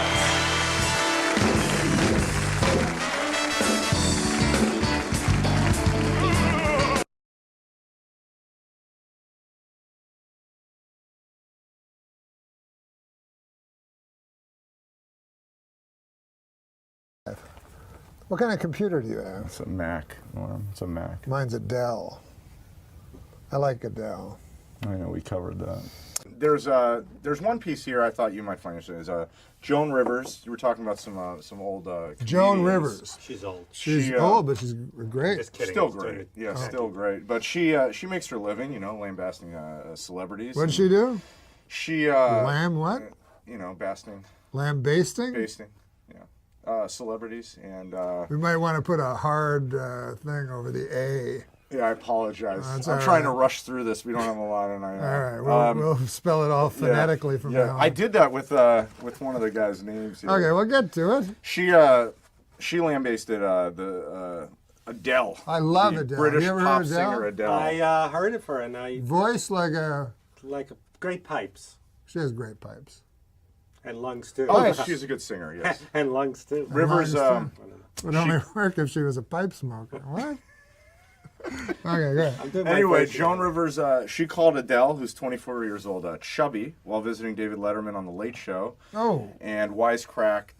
She sang live and said, my throat, I don't know if I can swallow. And I said, oh, you can swallow. Oh, come on. What is her song? Rolling in the Deep? She should add fried chicken. This is what she said this on is the what This is what Letterman? Joan Rivers said on Letterman about Adele. Rivers didn't back down from her comments, though she revealed Adele confronted her about it. She's a chubby lady who's... Okay, I don't want to hear any more of this. Because Adele is one of my most favorite people. Really? Well, she's talented, she's rich, and she's almost as fat as me. I like, I'm a big fat guy now. I don't want to be seen with thin ladies, Then people will think it's... But, look, I know it's wrong to objectify women. You know what I'm saying? Of course. But in our sexual fantasies, I think we do, as men, objectify women, don't we? I always think of Adele, like down on her hands and knees with an apple in her mouth. So, but that's better. Better than what? That's objectifying her. Yes, I'm saying I think we do that as men. Okay. We objectify women, don't we? Yeah. What? Don't we? I like Adele. Is there anything wrong with that? Hey, I like the ladies. I like Adele. I like a woman who knows her way around a funnel cake. I thought the joke was... What about Josie? How about the joke should be, Adele is mad at Joan Rivers and crushed her. Tipped over and fell on her. Hey, don't mention that name. I would love to see Adele in concert. Oh, I thought there was a sexual... Oh, no. I'd also love to see her on my toilet eating a Reuben. No, I like chunky women because they're accessible. I don't have crushes. Oh, the Playboy centerfold. Ooh. I like to fantasize someone either I've been with or who tells me they're wet. Kathy Griffin. And they're fat. Yes, because So you're like me, but you're thin still. I got a gut. You got a gut, isn't it weird? Because I used to be thinner than, I'm not thinner than you, but about the same. I know, when we was never young. thought we'd go, is this fat free? Or Yeah. Well, I was so skinny growing up, not a joke, but I used to want to go to, my fantasy was I'd go to sleepaway camp, be 300 pounds, and no one would recognize me. It's really sucked being skinny. It was no joke. I'm being serious. Maybe if you're thin, that's why you're attracted sometimes to fat women. No, you know what the thing is? Now it's cool to be thin. You're a brooding Rick Ocasek animator. Yeah, you have your head. You know what I mean. Now it's cool. Nowadays, it's cool to Rick Ocasek. Still hip.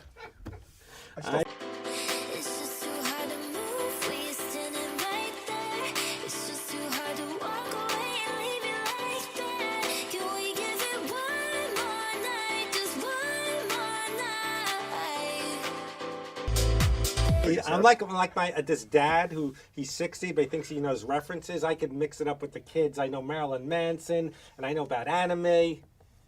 Holy shit! Your dad knows about anime? No. My friend who's 60. I went to see an Adele concert. And there was only room for 3 people in the back. Oh, come on. Meaning she takes up the...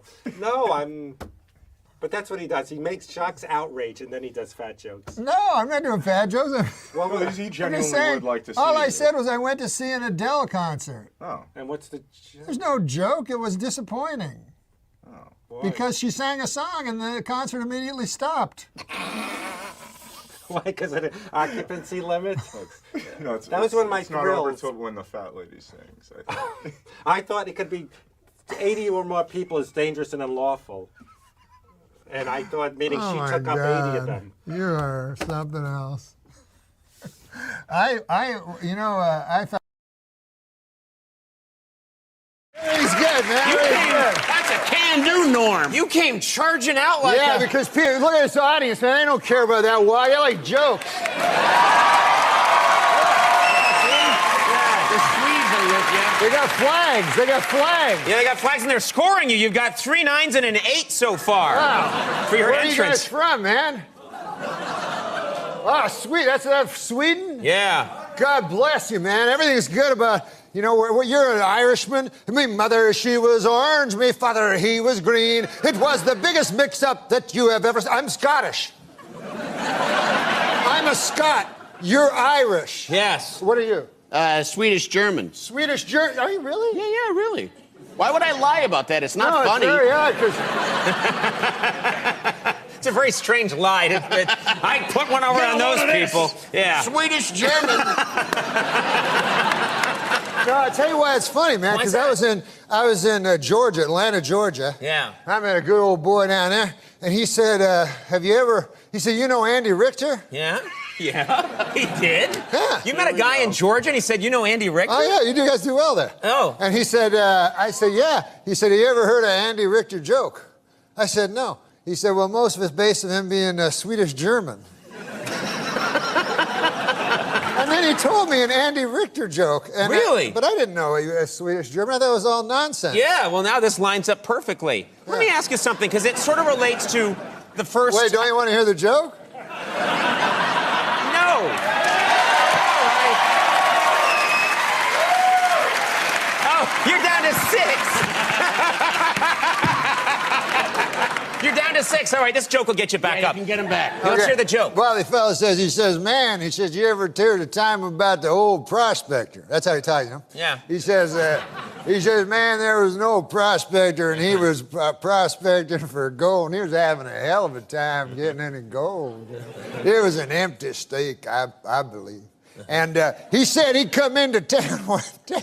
He'd been in the mine for a good 8 months. He said, by God, he said, I'm only flesh and blood. Sure. Yeah. And I need a woman, And so he goes into town. He goes up to the bartender. He says, bartender, he says, man, I've been in that mine for a hell of a long time, and I'm only flesh and blood. I need a woman. Well, the bartender says, hell, there ain't no women in this town. If you want to do any of that business, all we got is Andy Richter, the Swedish German.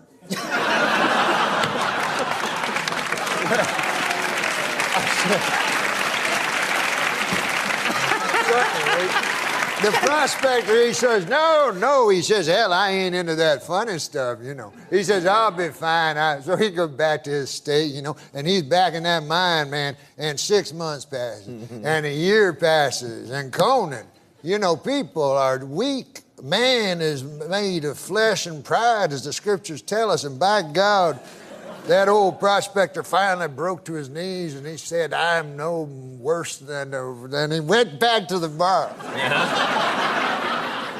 He was a beaten man. He says to the bartender, he says, hell, man, I've been in that place 2.5 years. A man has needs, and if you say there's no women in this here town, he says, well, I'll have to go for Andy Richter, the Swedish German. But he says, listen now, he says, man, I'm a tough old hombre, and I got friends now. He says, I don't want anybody to know about this. This is back in the old days. Sure, yeah. He says, I can tell by the accent, yeah. He says, I got my cowpoke friends and so forth. I'd hate to hell anybody know about this. This got to be all secret. Nobody. I say, nobody can know about this. Bartender says, well, 4 people will know about it. How do you figure that? He says, well, he says, I'll know about it. He says, you'll know about it. Andy Richter, the Swedish German, will know about it. And the fella that has to hold down Andy will know about it.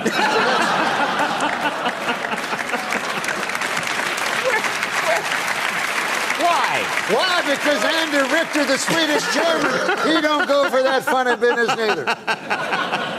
at least you left me my dignity. Yeah. I like the way that story ended. Yeah, that was a nice. You weren't gay. Right. Yeah. Well, but that's not beside the point. You were raped. No, it's more.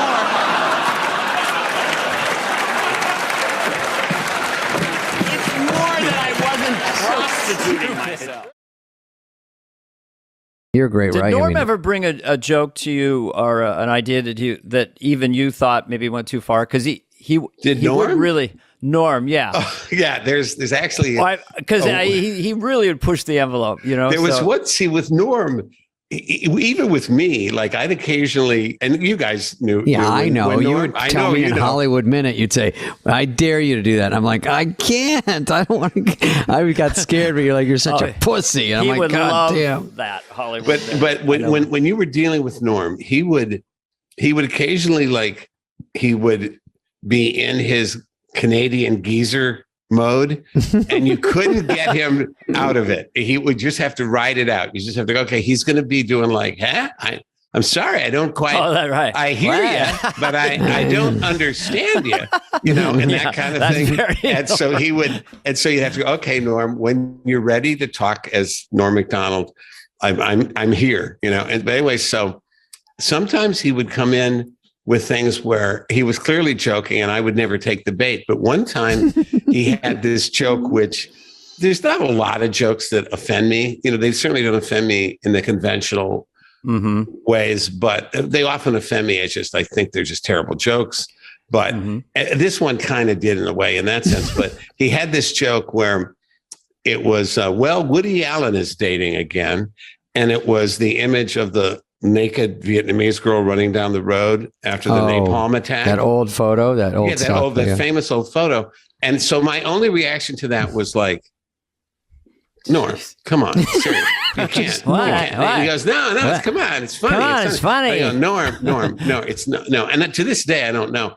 And I go, Norm, please, if you do that joke in front of an audience, you're going to take down the rest of the show. The next 3 shows will be Rockefeller Center. You cannot do that. You can't. I mean, it'll take the temperature in the studio down 30 degrees. There'll be like ice on people's, beards and stuff. You can't do that. Rioting. No, come on, it's funny. So he and Frank was backing him on it. Frank Sebastiano, one of the best update writer ever. And he he loves it. And Frank was not, I would look over at Frank and Frank was not, he wasn't like winking or anything. And so I go, okay. So we tried it at Dress and it had precisely the effect. I thought it would, although who knows about future shows.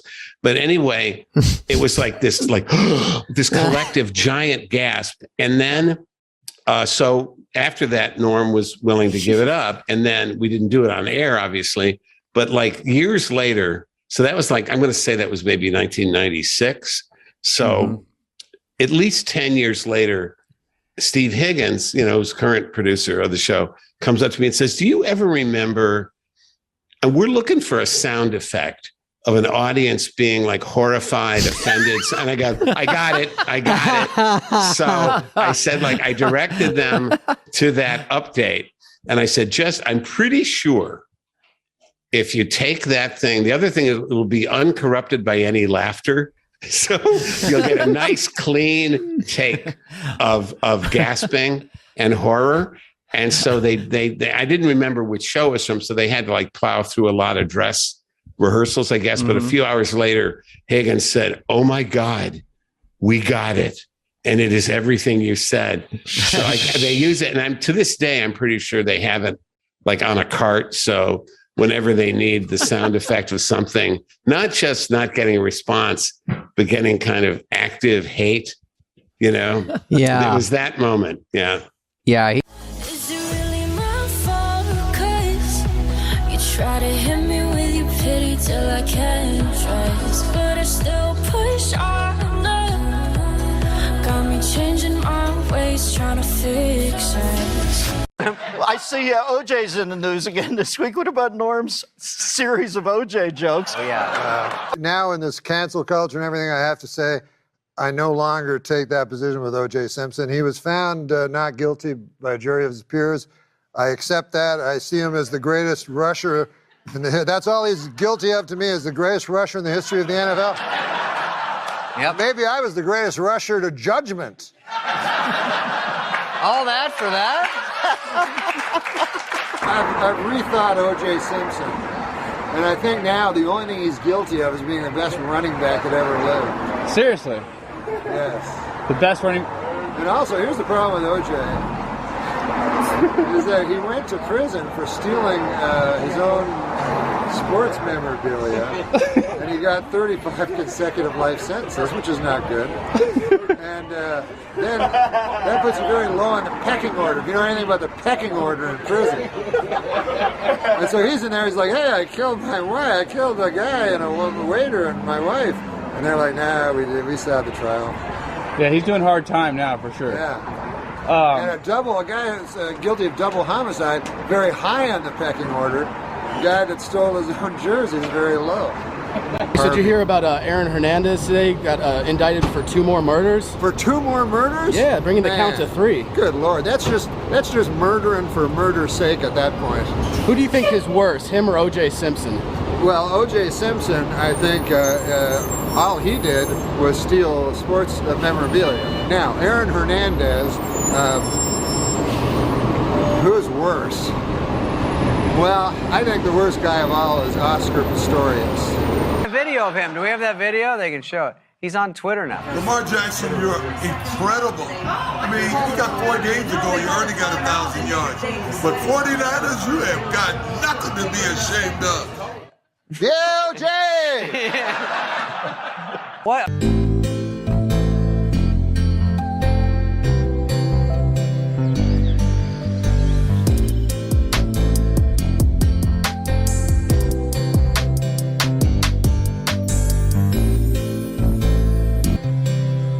Was he taking a break from looking for the real killer? He's taking 5? I'll tell you, man. First of all, he just got into the All-Defensive Hall of Fame. I don't know if you... Oh, the top 100. Oh, offense. Top 10. Oh, good for him. And, he's fantastic. He's paid his debt to society, and I think he's a hell of a guy. Oh, I didn't know you knew his new PR guy. There's Norm. If you tell him to do an OJ joke, he won't do that either. Yeah. Guys, what's up, man? Hi. Yeah, man, it's live. It's Saturday night. You guys have a bunch of twinkly things. They didn't tell me everything before I got out here. They didn't tell me that there'd be twinkling things. But I can deal with it. But no, listen. I was. It harkened me back listening to the beautiful speaking, like, you know, because I remember that. You know, it's 8 o'clock. And do you know where your children's at and stuff? And it harkened back to me because a half hour earlier, I was saying the same thing. I was in the restaurant. I was like, 7:30, man. Anybody know where my pork chop is? You ever try to get a pork chop at this joint? I mean, you guys like pork? You don't like pork? Call yourself Americans? No, listen. I'll tell you something about this restaurant. I don't know about in here if you get special stuff, but where I was eating, I asked for a Coca-Cola because that's my favorite drink, you know. I go, hey, man, can I have a Coca-Cola? And they say, we don't got that. We got Pepsi-Cola. I was like, oh. And this is a new thing that's happening, I've noticed, across the country. I'd like to get to the bottom of it because Coca-Cola is a delicious drink. And oftentimes, you go to a town, you go, hey, man, where do I go to get a Coke? And they're like, yeah, not here, fella. You know? They have their towns that Pepsi has somehow, even though Coke, and people, see, they think in their minds, they think that if your favorite drink in the entire world is Coca-Cola, then your second favorite drink will be Pepsi-Cola, which is flawed reasoning. Actually, if your first favorite drink is Coca-Cola, your least favorite drink is Pepsi-Cola. That's how it works. And you can tell they're kind of ashamed. You got a Coke? They're like, nah, Pepsi. They give you a lot of that. Is that okay? So you go, no, I don't want that. What else you got? You got any other soda? And then when they got the Pepsi, they always have these weird other sodas. They go, oh, yeah, we got different. We got, you like root beer? We got that. And you're like, well, I'm not 8. I don't know. We got Diet Pepsi. Why are you even asking me that? I just said. We got Sierra Mist. Oh, I'm glad, man. I'm glad you brought that up. I was going to ask, but I didn't dare, because every time I go, they don't have it. But that's my favorite drink. You go to a restaurant, you go, hey, here's the whitefish. What do you want with that? Got any Sierra Mist? Give me that. What? No Sierra Mist. What kind of hen house horse shit is this? Trying to run a joint here? What kind of business? Honey, get your coat. I'll get the car. I'll bring the car around. You get your coat. No Sierra Mist. Can you believe these characters? Kind of a.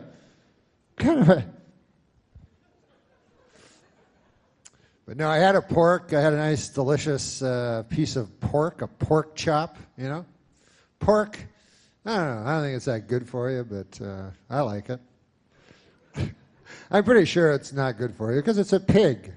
But I like it. Anything with a snout, I don't think you're supposed to eat. I think that may be in the scriptures. I'm not sure, but I recall something about that. My doctor has me on a snoutless diet right now.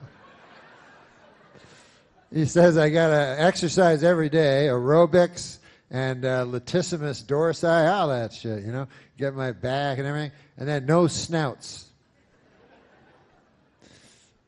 But no, my friend, let me tell you something. My friend, who is a vegetarian, she's a girl, like all vegetarians are, and you don't mean a lot of dudes, But anyway, she was talking to me about the vegetarianism stuff, right? Now, have you ever had this experience where you think something's right your whole life, and then in a moment, in a flash, you realize you've been wrong about everything you've ever believed ever. Not everything, but that one thing.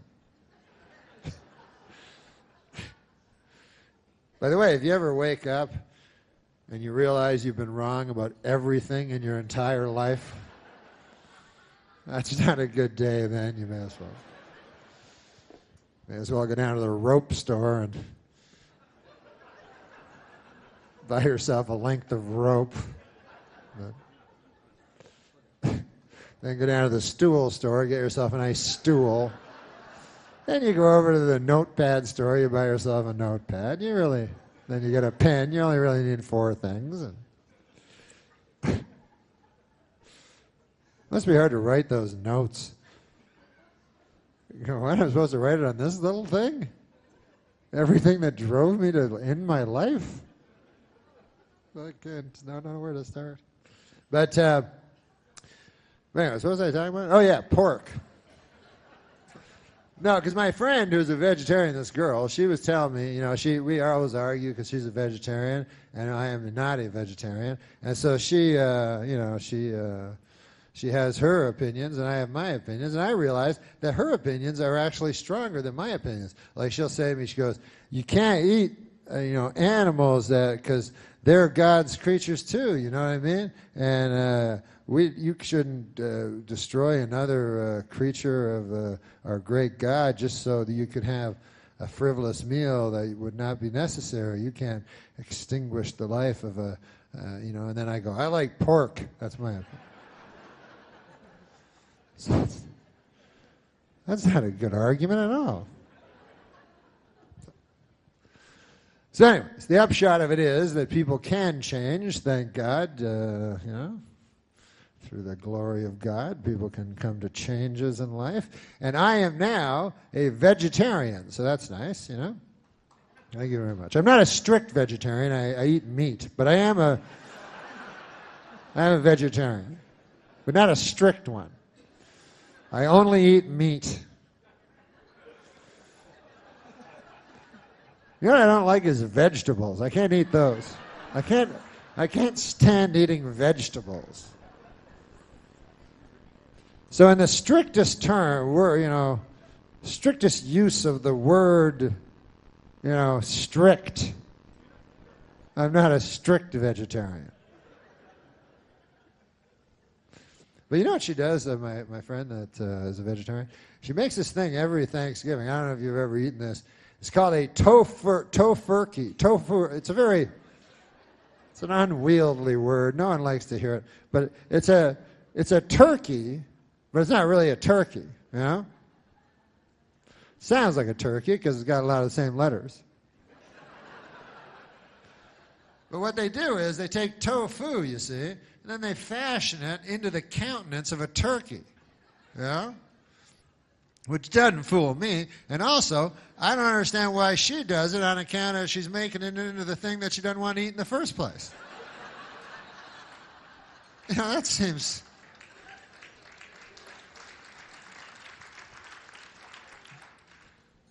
I would not do that, Like I'm against cannibalism, As you all know, as any of you know that follow me on the Google space, WW, I have gone across this country with my anti-cannibal stance, talking to people from one side of this great nation to the other. Every year I put my toe in the Pacific and I travel this great land with my anti-cannibal message. Mostly the young people. I try to educate the young people. I go to the schools and I go, listen. You might think that you're going to be the cool guy because you eat a dude friend of yours, And maybe you will for a couple of years, Maybe you'll be the big man on campus. Oh, that's Jim. He ate a fella. But there's more to it than that.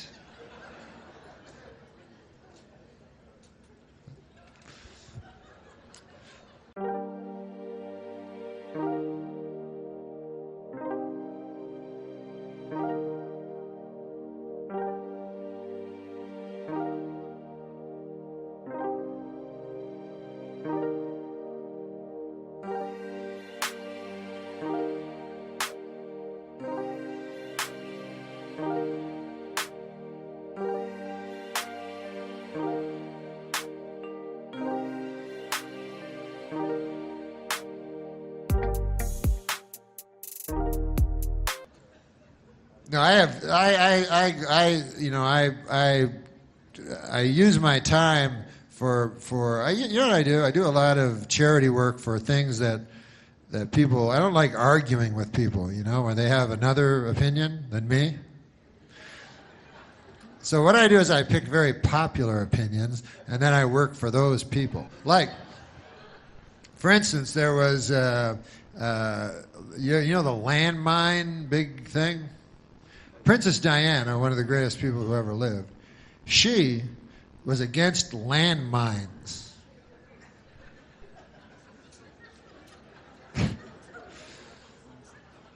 So tragically, she died, before her landmine crusade really got rolling, And of course, it was a terrible tragedy and everything like that. And then she died. And hey, how about this? Remember when she died and then Elton John wrote that song for her, but it was the same song that he wrote for Marilyn Monroe? It seems like kind of a jip.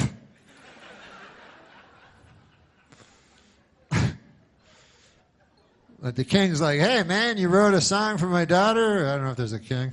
You wrote a song for Princess Diana? Yes. Well, you all ready? She just died an hour ago. Yeah, I wrote it. I wrote it. And here it is. She lived her life like a candle in the wind. Wait a minute. It sounds like that song you wrote about Marilyn Monroe. Well, it's a little bit. Some of the same words. Well, why'd you do that? Because they're similar when you think about it. Come on. Marilyn Monroe, she was taking crazy drugs and promiscuous, running around. Man, you know, you never knew if she was going to live or die. She's just living her life crazy like a candle in the wind, you know. And Princess Di, she lived in a castle.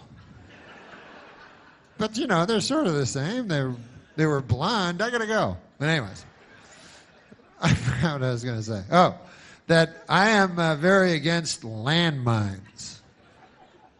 So I will go and I will make, I'll go to protests, you know, and I'll have a big sign that says, no more landmines. Because if you don't know about landmines, hey, you're educating me about stuff tonight. I'll educate you a little about landmines, you know, because there's many different causes, you know. And landmines are terrible. What they are is they put them underneath the earth, and then you step on them, and they blow you up. So I go there, and I protest against them. And what's fun about it is there's very few counter-protesters. You know, there's a couple of guys out there, but clearly these guys are in the pocket of the, you know, big landmine companies in this country. You know? I don't mean to get all Bill Maher on you or anything, but if you think that the landmine companies in this country care about you, the little person, they don't care about you. They care about blowing you up when you're not expecting it. That's how they make their money. No, whatever. But, no, I was going to say about, she makes this tofu, tofu. And what I was going to say was that as a anti-cannibal guy, it would never occur to me to do the same thing as she does with her tofurkey. I would not take all my delicious cheese sandwiches and fashion them into the shape of some old rotting corpse of some dude and then eat that. That would make it at least less tasty than the cheese sandwich itself, to me. But listen, it's easy to go around saying, hey, I'm against cannibalism. Oh, I'm anti-cannibalism. Look at me. I'm better than everybody else, you know. I know it's easy to say because I say it every day to people. But actually, when you think about it, you don't really know how you're going to, you know, how your cannibalism beliefs are going to stand up under when it comes up. Because you'll notice in life, cannibalism rarely comes up. There's always some cheese sandwiches around you can find, you know. But what about when you're in the Andes? Well, then all bets are off. You have to wrestle with your conscience because you're in the Andes. I don't even know why people go to the Andes, but they do. They go, hey, listen, travel agent, me and the wife, Ruth, you know Ruth, we're going, we got to get away from the kids again this year. We got to go to Island. We were hoping something on the other side of the Andes. Anything you got there? We just want to relax, lay on a hammock or something, and we want to go to a nice place that is separated from where we are now by the Andes. And got any small planes? We like flying in small aerofoils. In the dead of winter. You got anything like that? And they're like, yeah. So you get on the plane, and, 20 minutes later, you crash into a mountain, because everyone knows it's on the boarding pass. It says, layover, a mountain. So you crash into the mountain, and then, you gotta wrestle with your conscience, because, you're down there, and the guy in 24E is looking pretty delicious. And so days turn into weeks, and weeks turn into months. Months, you know how time works, right? I don't have to explain everything. Then becomes now. So and then you have to wrestle with your conscience because you're like, my conscience. And your conscience is very, if you don't want to wrestle with your conscience because, So, although it's not as hard as wrestling with an actual wrestler, I find. If you have your choice between wrestling with your conscience and wrestling with a professionally trained wrestler, I'd take the conscience because it doesn't even have arms. And for wrestling, like the headlock is the biggest move. If you don't have arms. So anyways, you're wrestling with your conscience and you're like, oh man, should I eat that guy in 24E? I don't know. It looks pretty good, but I don't think it's right and all this stuff. And then time goes on and you get, and instead of just acting right away, which would probably be the smarter thing, you wait way too long and months pass and then you go crazy and then you go after Frank, that's his name, in 24E, and you're just, you're so hungry now, you're tearing into him, you're like, Frank, blood all over you and everything, Anyways, and that's the last, and this is what you don't want to happen at that point, is for the rescue plane to come over at that very moment, Well, you're like, what the? They're like, we have hamburgers and hot dogs here in the plane, and delicious cheese sandwiches, everything you want here. You're like, what?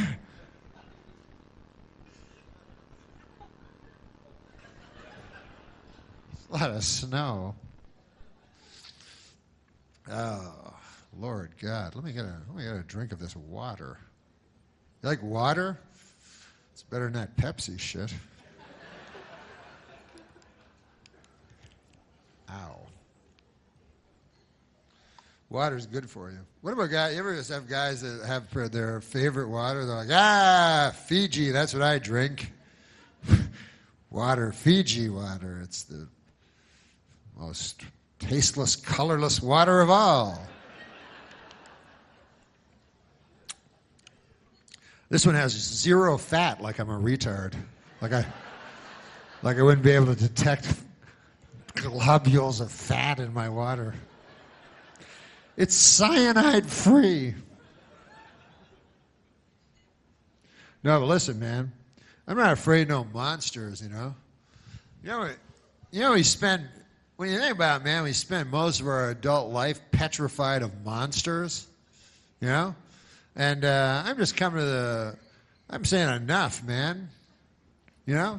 I'm not gonna live under the tyranny of these monsters that walk among us, If they get me, they get me. And some of them I don't even know what's so scary about them. Like now they got a movie I've seen, Wolfman, which is very scary, right? A Wolfman. They got a movie, and it's like a werewolf. I think it's exactly the same. I'm not sure. I haven't studied it close enough. But I believe, like, if a wolfman came at you and stuff, you went, werewolf! People wouldn't go, it's a wolfman, you idiot. But my point is this. I am not afraid of a wolfman or a werewolf because when you think about what they are, they're half man and half wolf. So therefore, I am only half afraid of them as I am of a wolf. And there's no movie called The Wolf. See, if you got a wolf man, half the time he's a man. You can reason with him. Yeah? You can sit down, have a cheese sandwich. But a wolf, man, you can't reason with a wolf. A wolf only wants to eat you. So I'm not afraid of a werewolf. I'm not afraid of ghosts. They don't scare me, Not at all. I mean, I don't want to say I'm invulnerable to fear, but they simply don't frighten me. First of all, what do? They just go, which that's not that scary to me. Yeah? And then they're invisible. They're like, ah. And you're like, what? You're invisible. You can put your hand through them. That kind of a person never frightens me. You know the kind of guys that frighten me? You ever meet those guys where you can't put your hand through them? I don't care for those fellas. But when I can put my hand through them, doesn't scare me in the least.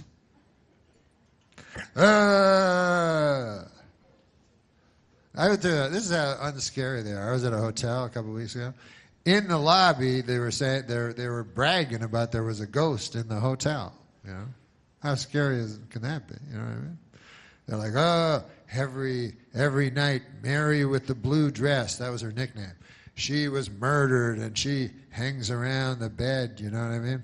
And she'll come over, and so beware, because Mary with the blue dress, which was her nickname, which was an odd nickname because you'd think her nickname would be Mary the Ghost. You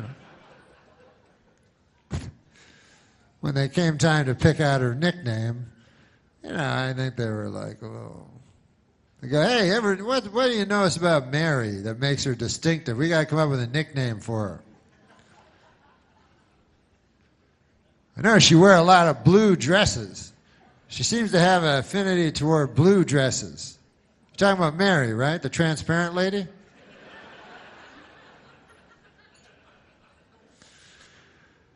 So I would call her Mary the Ghost. And anyways. And all they seem to do is complain, these ghosts. You ever notice that? And I was like, I can't. Everything's wrong. They're never happy or nothing, you know? They're like, something bad happened to me. And if I don't get it cleared up, I have to travel all through the world in pain and sorrow, you know? And then I'm like, well, I do too. What the hell? At least you get to walk through walls and stuff. You get to do cool stuff. I think I'll have some more water.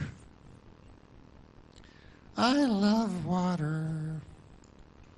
You know, I used to do news on Saturday Night Live, and sometimes people think I know something about news. That's the funny part, because I don't know anything about news. And, like, I'll watch it on the TV, and I don't know what they're talking about, you know. And but I watch it all the time, you know. I'll turn on the TV, and then they go, welcome, the deficit. And I go, ha, ha, ha. I've heard that word before. Yeah, that's about all I know. But I watch it. You don't have to know about everything, you know. When I was young, you didn't have to know about anything. Now you have to know about everything. Everybody got an opinion and stuff. Yeah. You're supposed to know about every single... One guy asked me a couple weeks ago, he goes, Norm, how do you feel about stem cell research? I was like, me? Well, why don't I go to scientist school for 10 years, and then I'll come back here to this very spot, and I'll tell you what those 3 words mean. I don't know. I don't know. That's mostly my answers. And a lot of people don't know. Like you'll see on the, if you ever watch the news, you ever see the news? It's on at 6. They show the news, right? And they'll have a question. And a lot of people don't know, just like me. They'll have a question. They'll show a pie chart. So they'll say, does President Barack Obama deficit reduction, ? Something like that. And then they show a pie chart, you know, so you go, oh, man, that looks like a pie. You know, you get happy. And then they have like it cut up, and they'll say like 47% yes, 48% no, 5% I don't know. So that's like me, you know. There's no shame in that. No shame at all. Well, I phone them every time there's one of those things on CNN, like one of those polls. I phone up. I want to get on that pie chart. You know, I phone up. I go, hello, excuse me. Is this the TV? Yeah, you just asked me a question. I don't know. How the hell am I supposed to know? I didn't even understand most of the words in the question. What's that cost? $1.50? Is that what it said at the start of it? Excellent. All right. I better get on that pie chart. I'll tell you that. I'm not a guy to throw away 12 bits on, on nothing. To tell you be quite honest with you, nothing. Oh, look at that. So, I don't know a lot about stuff, Like sometimes when I go to parties and stuff, because everybody got opinions and stuff like that, what I'll do is I go to parties not to talk opinions with people and elevate myself or anything like that. I go to parties to try to get me some free sandwiches, because I find at parties often you can find, if you look, cheese sandwiches for free. And often what they do is they'll put other stuff in it. You have to take it out, so you just get the cheese. But whatever, it's free.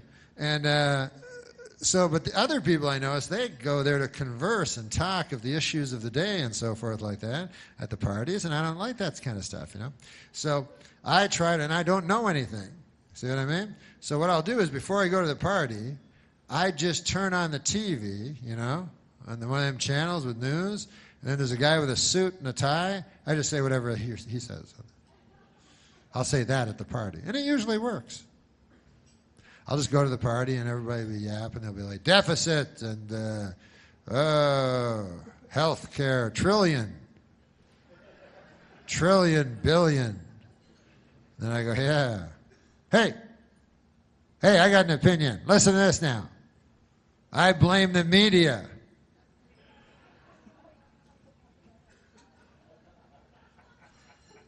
Because the media is not entirely without fault when you think about it. I mean, you can't just completely say that the media is. Anybody seen them sandwiches? A fellow over there was telling me there were sandwiches where they cut the crusts off and they're in triangles. Fellow over there. And he said they had toothpicks with frilly toothpicks in them. None of yous. Not a single one of yous. All right, fair enough. But I have a thing, I have a thing where I can judge guys that are at my own smartness level. You know what I mean? Because I don't know if you ever got caught talking to a smart guy. You ever have that happen to you? That's not a lot of fun. Like you're at a party and you're at that kitchen part where there's that big square thing. I don't even know what it is, but you're all standing around, and then there's 5 of you and 3 of you leave, and it's just you and the smart guy, and the guy's got a pipe or something. He's like, anyway, how about that leader from the foreign country? What about his name? You're like, I'm going to go ahead and look for them sandwiches, but I'm coming back to talk to you. I'm not running away, if that's what you think. I'm not going to run out that side door right over there and run full speed down the street. I don't think that. No. So what I do, I have a very good, I can go to my own, you know what I mean? The people that are at my smartness levels. So if I'm in a party, right, I can go right into the party and immediately, like they say gay guys have gaydar, they can sense other gay people. I'm like that with guys at my dumb level. I can walk up, I can just go, immediately I'll say, hey, I bet I can keep up with that guy over there. Then I make a beeline over for that character. And then we talk about, Jughead comics or something for a while, I don't know. We have a grand old time, and I try to pocket a couple of cheese sandwiches and take off. But it's hard to talk to anybody just in regular life, I don't know how to do it, especially like one-on-one, like talking, It's so hard with people, like my friend was saying, you got to listen. That's the most important thing in a conversation. Listen to the person that's talking to you. But that's not enough, because eventually that other guy will stop talking. I'm good at that part. But, and then you go, oh, sorry, I forgot to think of something to say there. You keep talking, and the next time you stop, I'll say something. So you got to do 2 things at once. So you got to listen to the guy, everything he's saying, plus anything he says that you may know something about, you know, you got to keep that in your head for when he stops talking. You know what I mean? So maybe he's yapping, and all of a sudden he mentions Fonzie or something like that, right? So then, in the back of your head, you go, hey, wait a second, I know something about Fonzie. As soon as this idiot stops talking, I'll say my Fonzie thing. Excellent. Excellent. Doodly-doo, doodly-doo. Doodly-doodly-doo. Ah. Peace. So this is what it feels like, huh? Doo-doo-doodly-doo. And then maybe the guy changes the subject. You're like, whoa, whoa, whoa, whoa! Hold on a second there. Wait a minute. No, it's interesting what you're saying now. It's interesting. Hey, but what about then? Remember then? It was earlier than now? You were talking about Fonzie. Yeah, anyways. Interesting thing about Fonzie is this. It's not his real name. Arthur Fonzarelli. That's a true fact, man. You could Google that up on the W. All right, you talk for a while now.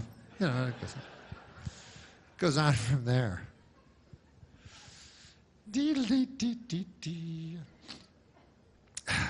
don't know.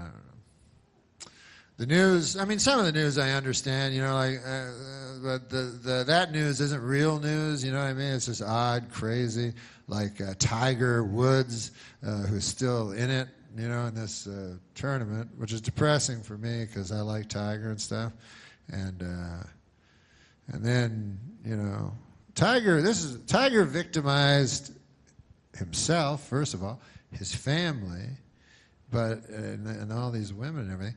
But he also victimized the golf fan, me. You know what I mean? The guy, I believed in him and I trusted him, and so it was kind of sad for me because I don't care if a guy wants to lie down with ladies and stuff like that. You know, I understand that's a thing guys like to do, but I don't like hypocrisy. You understand what I'm saying? I don't like a hypocrite. And to me, Tiger, when I was watching him, he always presented himself to me as a golfer. You know? I always thought he was a great golfer. I watched him my whole, you know, life. And he'd be in the sand hitting it out, and then the golf ball would come real close, you know what I mean, to the hole. And then he'd put it in and go like that and everything. So I was all happy. I go, man, that guy's a golfer. People would ask me, who's Tiger Woods? I go, he's a golfer. Right? Now, I had no idea he was leading this double life where by day he was a golfer and by night he was laying down with ladies.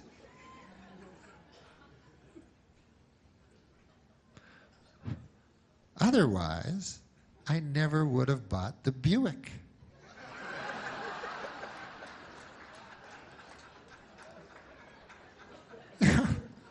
Now I'm driving around a Buick, people snickering at me and stuff, you know?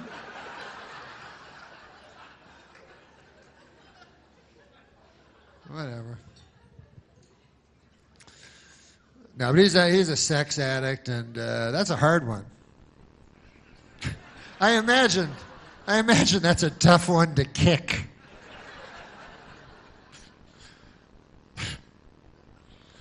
Wouldn't that be the worst? Like those meetings, like a sexaholic. What if they have those meetings? What do they call them? They always say aholic. It only really works with alcohol. Like sex, AA, yeah, for sex. That would be a weird. I don't know how that would go. But you know, if you haven't had sex for like a year or something, and then you don't want to hear about some guy's relapse. You know, guy's like, I've been weak. Oh no, you don't have to tell us. I met her in a bar. She was gorgeous. Please. You have to hug the guy. That's too bad. That's terrible. Well, we all, whatever.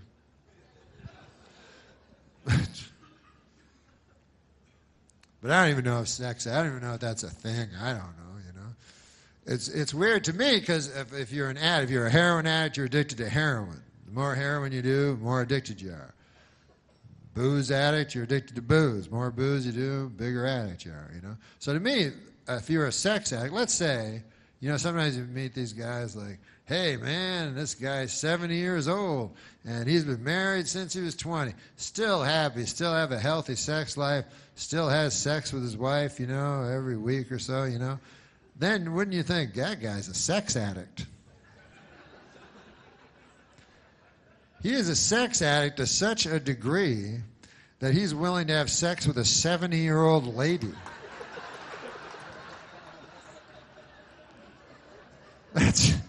That's hitting bottom there, you know. If you're going around getting a whole bunch of different ladies, that's not a sex addict. That's just a beautiful lady addict. I don't know what you call that. But if you're willing to just anything at all, just whatever's beside you after 50 years, you're like, I don't even like you anymore, but or whatever they do. Whatever noise they make. Man,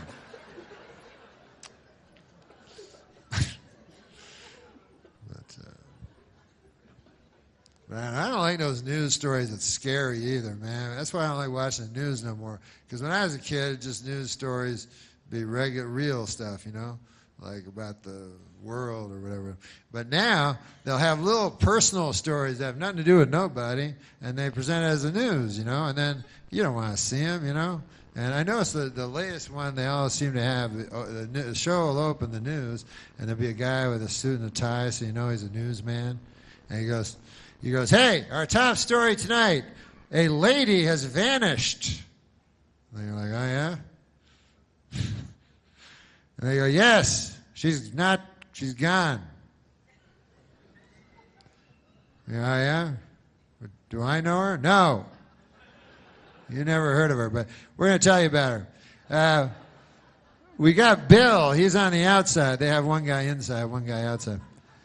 Bill, what's going on? And then Bill's outside. He's like, yeah, the lady vanished. Her name was Janice, and nobody can find her hiding her hair. Her car was found in the car is fine. It's in the Burger King lot, but we can't find a lady. All right, back to you. And, you know, so then you're at home, you go, well, I don't give a damn on account I never knew her in the first place. How can I possibly care? As a matter of fact, I'm happy it's her and not someone I know. So, but then they go, we'll tell you about it. You go, no, that's cool, you know. I don't really want to know. But they can't help themselves, you know. They go, here or she, oh, hey, Bill, you still outside? And he's like, yeah, of course. And they go, we understand you have some friends, Janice, to tell you about. Yes, we've been talking to some of her friends anyways. Turns out she's a good lady.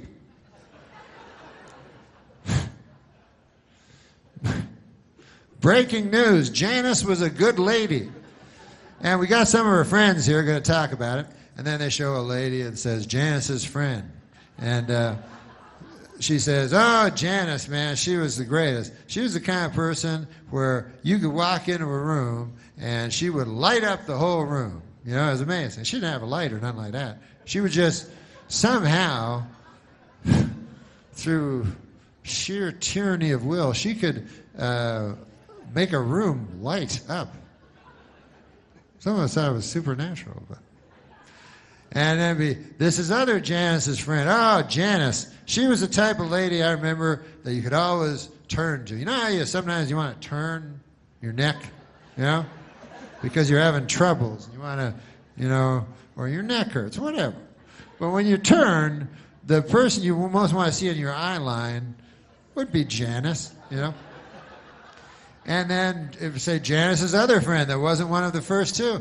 Well, Janice, she's the kind of person, you could be talking to your best friend the whole world, you know, and then Janice comes in and goes, screw you, I'm talking to Janice. You know, you go over to Janice. She's a better person than you. It's Janice. And so then, at home, you start to get invested in Janice. You start liking her, you know what I mean? And every day they show you more about Janice, you know, and they show different home videos of her, and you're like, hey, honey, look. Oh, I like that hat she's wearing. She's eating a piece of pizza, you know. And you start really liking her, you know. You go, ah, man, that lady's nice. I'd like to meet her one day. That'd be, oh, I forgot she vanished. Oh, well, they'll find her. I'm sure of it. Then you get hope, you know, and you can't, all you can think about is Janice. You know? Your feverish dreams are commanded by Janice's spirit, you know? You can't even think right, you know? And every day you're turning on the news, man, what's going on with Janice? And they keep going, telling, you know, and things progress, you know, and Bill's still outside, and he's like, we're still looking, it's been 3 weeks now, but as we speak, everyone's combing the woods behind me as we speak. And then you're home, you're, oh, no, not the woods. You don't like to hear that. Nothing good ever happens in the woods. I've seen enough of these stories to realize that Janice is not going to come bounding out of the woods anytime soon.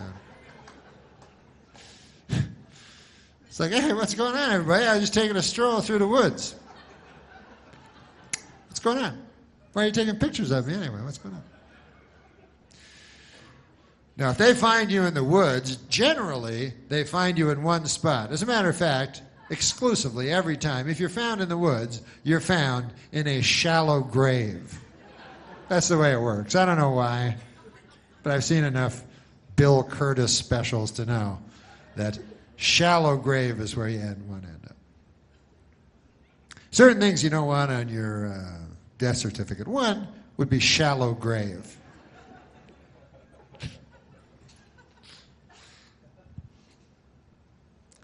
Massive. You wouldn't want to see that on your death certificate, the word massive. Or maybe you would. I don't know. Maybe that'd be a good one.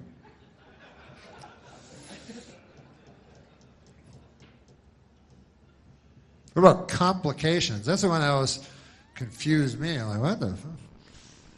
You go, hey, Doc, would my dad die again? It's complicated. It's complications. He died from them. Well, how'd that work? You told me it was going to be a simple operation. Yeah, we thought it was. You're not a doctor, are you? It looks simple in the book. But once we cut him open, man, a lot of red stringy stuff in your dad. Very complicated when you get in there, really. Well, anyways, goodbye. So,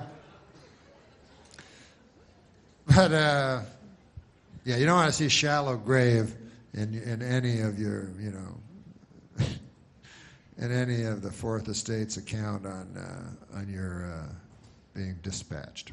So, and also, doesn't it seem a little rash, a shallow grave, you know? Like after all their planning, these serial killers, they're supposed to be so cunning, you know, so diabolical according to the TV movies I've seen. And doesn't it seem a little rash at the end that all of a sudden it's just shallow grave, you know? It's just, wouldn't you think they'd go to a little, yeah? There's like, there you go, a couple of leaves and a twig. That doesn't look like Janice.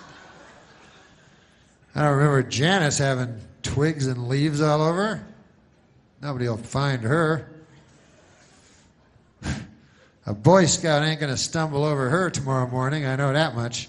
I'm going home and await the authorities. And then they go home. Now, I would, if I ever did that, and I would never slaughter and kill a woman. I want you to know that. I know I say that now. Who knows?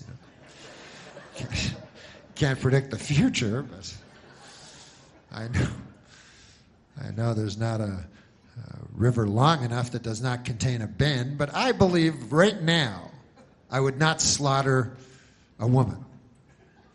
And maybe it's just vanity talking. You know, the scriptures say that man is mostly vanity. But in my vanity, I do not believe I would do it, you know. But if I did do it, if I somehow snapped, because who would ever know, I would plan it out. I'd be very, very careful about it, you know.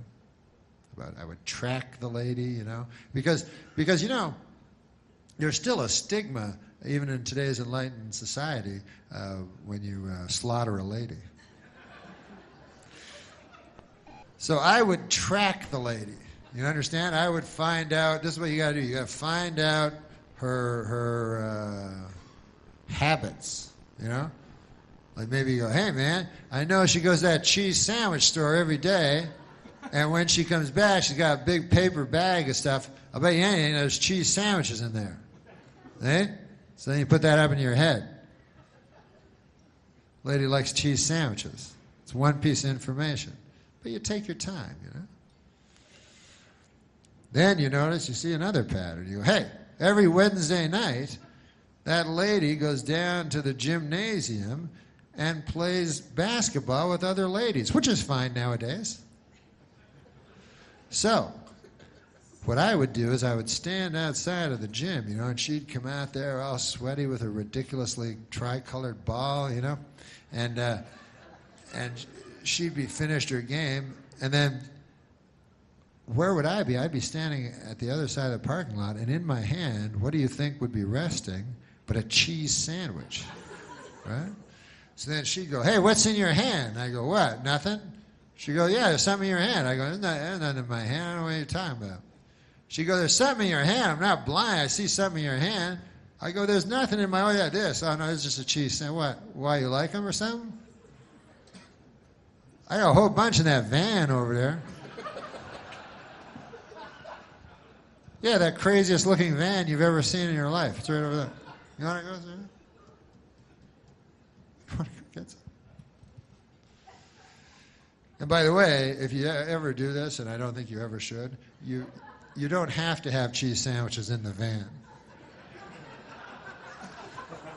You know, unless you're proud of your detailed work or something like that. I don't want you to go, if you're a frugal serial killer, I'm the last that would advise you to throw away all kinds of money on cheese and double the amount on bread, you know? Should bread and cheese cost the exact same amount of money? But anyways, I would plan it out. That's what I'm saying. And then I would take the lady and I would never do this, of course, but I would take the lady in the van to a remote area, you know, where there was a wooden shack that I had constructed, and it was silenced to the point that her screams would just echo off the walls, never to reach civilized ear again. And then I would do whatever it is that they do that gives you that godlike power, and then I would take her to the woods and I would bury her in the deepest grave ever. That would be most of my plan. The grave. Like 2 years before I had selected a victim, I would be working on the grave. I'd get 50, 100-foot grave. As a matter of fact, if I had any sense in my head, as my dad used to say about me, I would start digging the grave now. Just in case, because you never know when you're going to snap, you know. I should go home and just dig a big, deep 100-foot grave, you know? And worst case scenario, like my dad used to say, hey, a little hard work never hurt anybody, goddammit, you know? And best case scenario, I slaughter a lady and get away with it. If you're gonna slaughter a lady, and I'm completely against it, it's much better to slaughter a lady and get away with it than slaughter a lady and not get away with it. That's just, I don't know, because I've not done either. You know, I would have to talk to one of you that have done both to really get an answer. But I would suspect, like anything, not getting caught, you know, is the better choice than getting caught. You know, it's funny, you know, the things we think we're afraid of, you know? Because the things we're really afraid of in life, like monsters, you know, and serial killers and terrorists and stuff like that, they ain't gonna do nothing, you know? Like, what's the chances, really? You know what I mean? But you're always afraid, like earthquake or something like that, you know, tsunami. I was afraid of this crazy stuff. But you're not, the stuff that really gets you, you're not afraid of. You don't even think about it, you know? Like, you think, you're always like, man, I hope a terrorist doesn't attack and kill me, right? What's the chance of that happening? Like 1 in a billion? You know, a terrorist ain't going to attack and kill you, you know? But what's the chance that you're going to be attacked and killed by your own heart?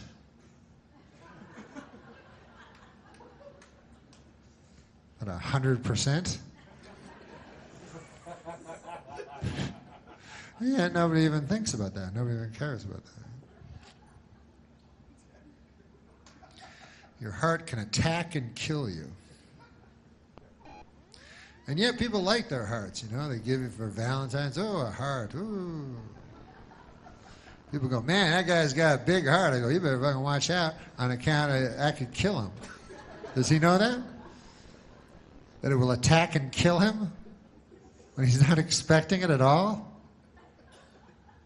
That's what happened to my dad. His heart attacked and killed him. It was tough. I don't know if you ever loved anybody, but when you love somebody and then their heart attacks and kills them, man, it makes you sad.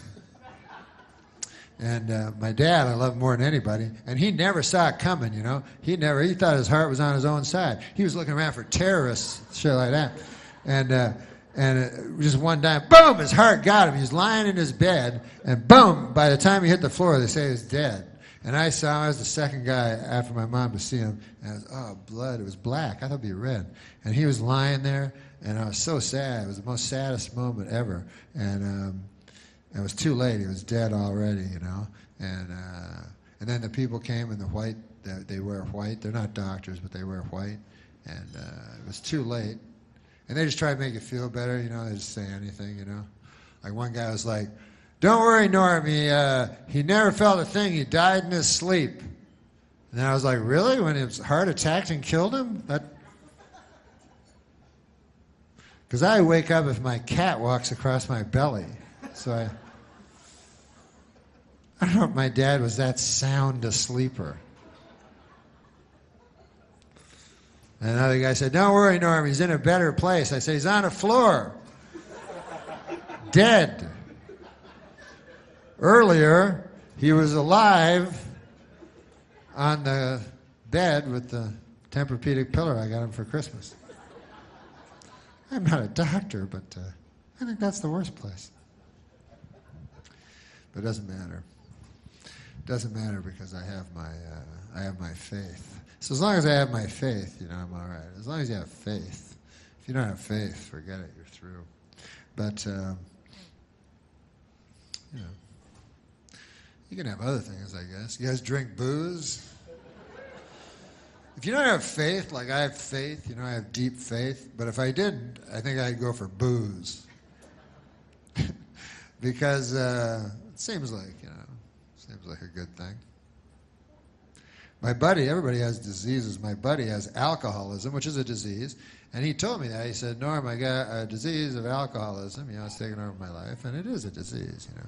But I was trying to look on the bright side of things. And I told him, I said, listen, Bobby, his name's Bobby. I said, you know, it's true you got a disease and everything, you know, but you got to look at the bright side because that's what I believe in. And as far as diseases go, I think you got the best one, I told him, you know. Because it's the only disease where you get to drink a lot of booze all the time. As a matter of fact, that is the disease. Just drinking booze. It's not exactly bowel cancer. You know, like my Uncle Basil, he has bowel cancer. I would not, and I don't think my buddy Bobby, the alcoholic, would ever go to my Uncle Basil and go, hey, I hear you got bowel cancer. I know how you feel, man. I drink booze. Those diseases, good Lord. What are your symptoms? My bowel hurts a lot and I bleed from the bowel. How about you? I get happy. And sometimes I go somewhere, I meet someone that has the same disease as me, and then I have sex with them that night. That's in the latter stages of the disease.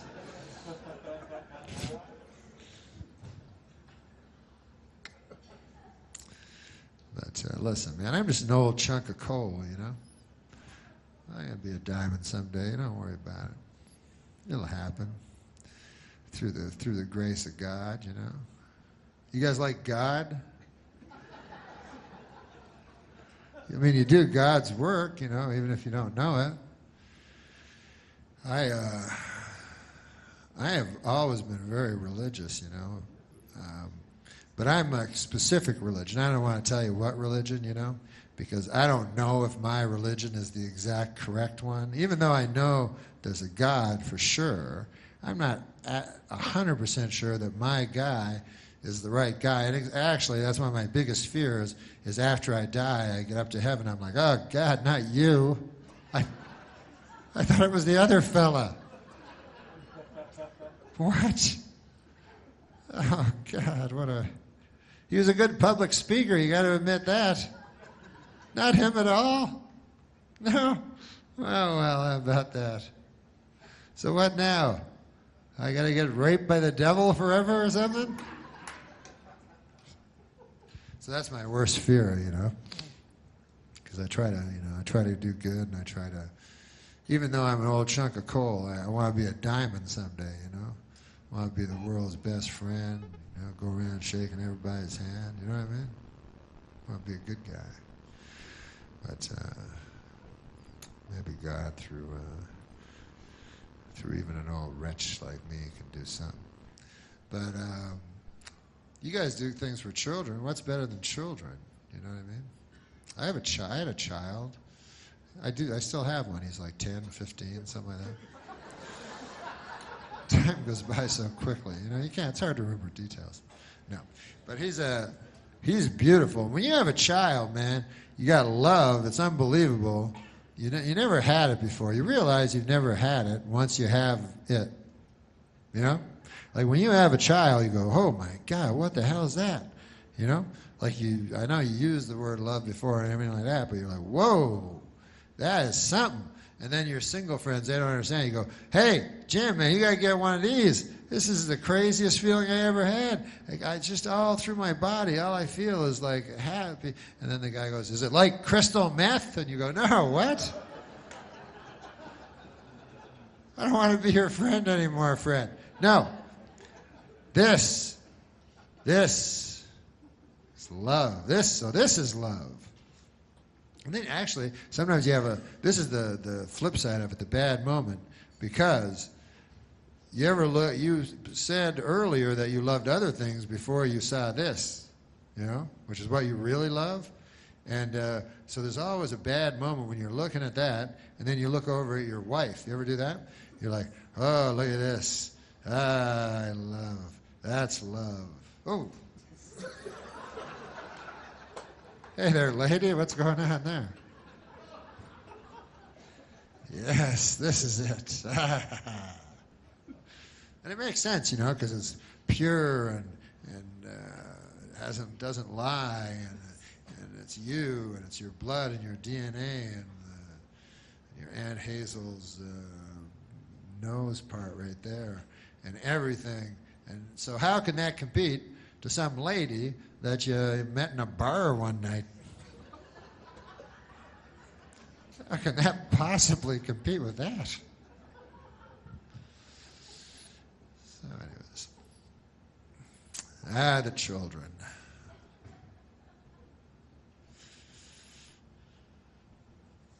I love children.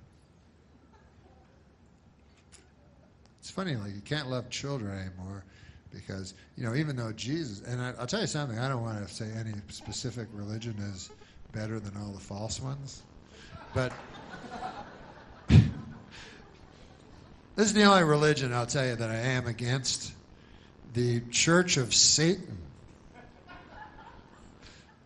Any retard knows that's not the right one. I think even Satan himself admits it. Anyway, you know, so Jesus was, that's one of the only, I think it's the only religion that puts children at the core, you know, of their religion, you know. They love children. So So that's good because I love children. But when my child was young, though, it was always worry, always worry, always worry. You know, I remember when he was really young, and I was worried about everything. I remember one time, like he was only 4 days old or something. I was watching TV, and they had a news story. They said, "Coming up, a news story on crib death," and then I was like, "That's where my kid sleeps." You would think crib death would put a crimp in the sales of cribs. If not wipe out the entire industry. That's what I would think. You know? A couple of Toyotas go skidding around, all of a sudden they can't sell cars. But the crib industry, incredibly resilient, actually kills children. One of its defects. I'm calling for a full recall of all the cribs that have killed the children. Oh man, I'm thirsty.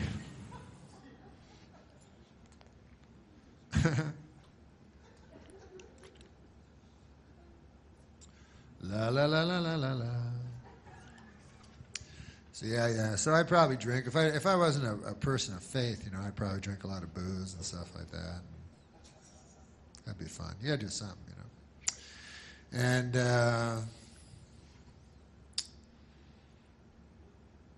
yeah, I don't like drinking though. You ever drink those little shooters that are really like powerful and they have like sex names? They have like filthy names. You know what I'm talking about? So they'll have like sex on the beach. You know what I mean? And so I don't know why they name them like that. I guess because people are drunk and they're like, hey, maybe if I drink that will happen to me. But of course, if you have a night of drinking, you're not going to end up having sex on the beach. That's never happened in the history of recorded time. You know? But you know, you're not going to have a shooter bar where you go up and go, yeah, excuse me, can I have a humping a dude I figured was a lady? I swear to God, I thought he was a lady. And also, my friend will have a senseless knife fight. You got one of them? Give him one of them.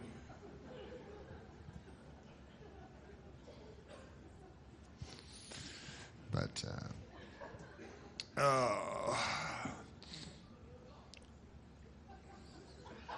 you know what? I don't like drinking because I can't drink. I go on the road so often, you know, because I'm a stand-up comic and I'm also a dangerous drifter. So my hobby and my work dovetail very nicely. I drift from town to town, across this great nation, you know, and I do some stand-up comedy. So I'll be in a town, and the policeman feller will say, "How long you in for?" He won't know that I do stand-up. He just knows me as a drifter. He goes, "I see you're in town, huh?" I go, "Yeah." He goes, "How long you gonna be here?" I go, "Just till Monday." "Yeah, I work down there. I got a job, see? I got a job." "Well, you can ask Vic." "I'll be asking Vic. And I want you out of here Monday morning the time you say you're going to be out of here." "I will, sir, I will." And off I go. But what I was going to say was that, you know, as I travel this great nation, you know what I would like to do actually is, if there is a Great Depression, is that coming, by the way? Because you guys seem to know more than me. Like, will there be a Great Depression? Like, will I be carrying around at some point a stick with a thing on the back of it? And will I be hanging around big garbage cans with fires and making hot dogs with them and sharing them with my friends? And ganging together, you know? We got to gang together. case the other gangs get us. Huh? I don't know. Keep seeing things on the news. Got to prepare myself. What about those things you see on the commercials where you go, I think everything's like retarded now because something's happening weird, you know? Like you ever see where they'll go like, have a guy in the commercial and he goes, hey, you like gold? And you go, yeah. You go, you ever think of getting gold? Keeping it? It's worth a lot of money. And you go, yes, of course I've thought of that ever since I was 5. Daffy Duck. I first thought of it when I watched Daffy Duck when I was 5. Ah, well, you should get gold. I'm G. Gordon Liddy, and I broke into the Watergate Hotel. You like gold? I don't even know why the guys. What about guys that, I forget it. I was going to say guys that do commercials where they're, you know when guys are old and they do commercials? And you kind of feel sorry for them, you know? Because they're old. Like, remember the $6 Million Man? Right? The guy was worth $6 million. No, he's an actor, but he played the $6 Million Man. So when he got this, he goes, hey, man, what's the role going to be? You're going to be a guy worth $6 million. Your arms are the best arms, and your eyes, everything. So he's feeling good about himself, you know? He's like, yeah, that's pretty cool. Yeah? Because a regular man is not worth $6 million. You'd be surprised to know this, but an actual regular person, if you just took them down to their trace elements, you know what a human body's worth? It's only worth like a couple of $100,000. So, but this guy was worth $6 million. So now, anyway, I seen him on the commercial. He sells the bionic ear. So this is kind of sad to me, you know, that he was at one time, you know, Hollywood $6 million man, and now he's like, I don't hear too good. You want to buy this? The bionic ear. And of course, you get gypped because you think of the bionic ear from the show, where it was like do do do do do do do, and you could hear from a long way away. You know how you could tell the bionic man was fast, by the way? This is kind of a neat trick they did that seems very counterintuitive. But at the start of the bionic man, they'd show a collage of how powerful he was.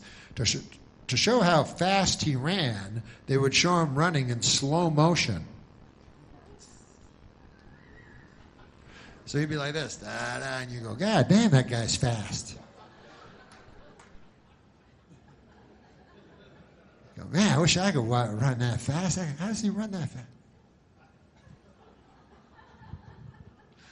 Anyways, I always feel sorry for those guys that have to do that. What about those guys that have to do, they get so old, they do those commercials for old guys that can't get insurance and stuff? That's a bad job. Ed McMahon had it for a while, then he died.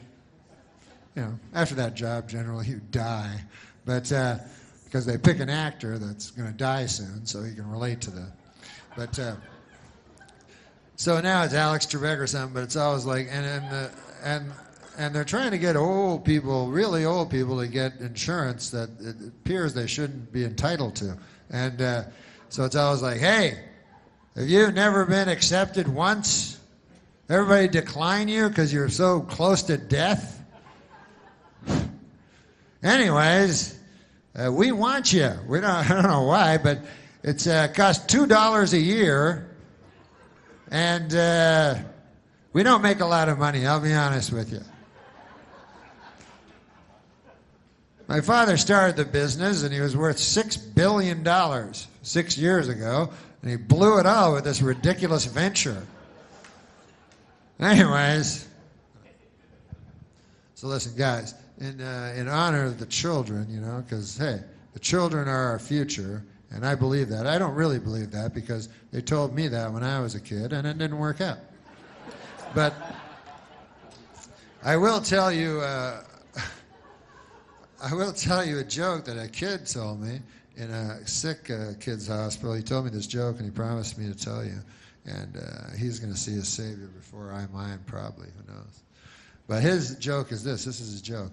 He goes, it's a funny joke, and then I'll leave you. But you guys have been great. Thank you so much. So here's the joke.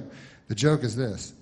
A dog walks into a telegram office, Western Union, I'm supposing. And he didn't know. And he said, so the telegram guy goes, hey, what do you want me to write in your telegram? So the dog goes, woof, woof, woof, woof, woof, woof, woof, woof. So the guy writes it down, you see. And then he says to the dog, he goes, hey, dog, I can't help but notice here, there's only 9 words on your telegram, 10 words or less, it's the same price. If you would like, I could add an extra woof, And then the dog goes, but that wouldn't make any sense. Why would I?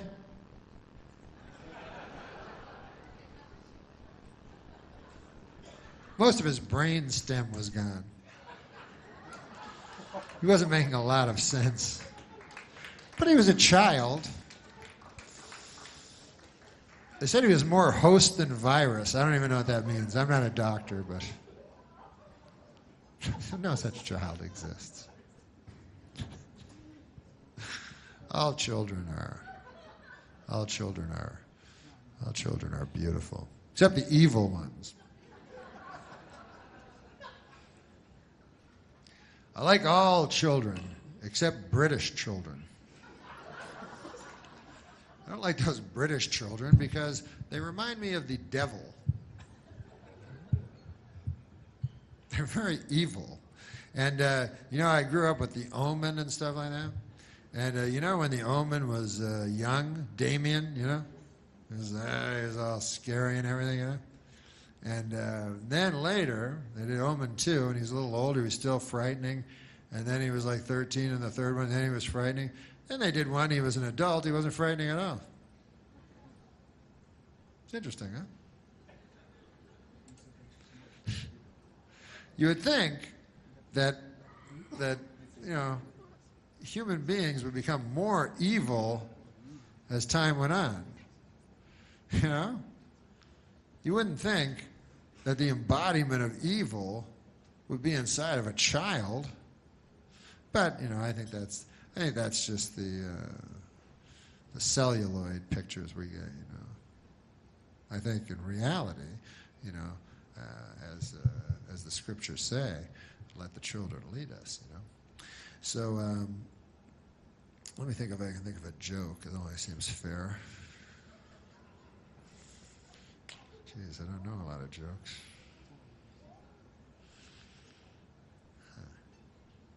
Oh, I know a joke. There was a guy who had a great pig, man. This guy had the greatest pig in the world. And so a guy come to his house and said, man, I hear you got the greatest pig in the world. So the farmer goes, are you kidding? You talking about Bill? The guy goes, I don't know, man. I just heard it was a pig. I didn't know it was a name. He goes, yeah, his name's Bill. Bill the pig.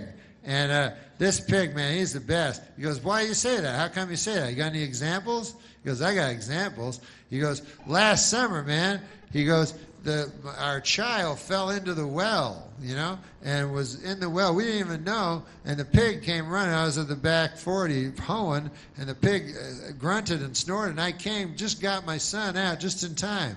God bless that pig, The pig had a wooden leg, by the way. I forgot to tell you that part. And so then he goes, yeah, that's interesting, but he's got a wooden leg. He goes, let me tell you more about the pig. He goes, then another time, he goes, that pig saved my life, man. I was under the tractor, and a pig, with his own weight, pushed up the tractor and hurt his spine. He had disc issues later, but he did it for me on account he loves me. And he goes, well, but still, you only got the wooden leg. Never mind that, the guy says. He says, listen to my stories about the pig. He goes, this pig, well, last summer, the big fire, you heard about the big fire? You never heard about it? It was a big fire. It was a big fire all down the rural Route 20 here, and it hit our house the worst. Anyways, the wife and I are very sound sleepers, and we didn't hear anything. And if it weren't for the pig who hit his snout on the window outside of our bedroom, hit it with such ferocity that it smashed the window open, and we escaped, the black smoke, then we would not be alive today. Why we we belong to this pig. This pig, we would not exist without it. It's our most prized possession, if you could even call it that. We love that pig more than anything. And so then the guy said, but I still don't understand. How come it's got a wooden leg? And then the guy says, are you kidding me, man? Have you even been listening to me? You can't eat a great pig like that all at once. You know? You haven't heard a word I've said? What is wrong with you? Hey, folks, you've been great. God bless. Keep up the good work. And may God save your soul.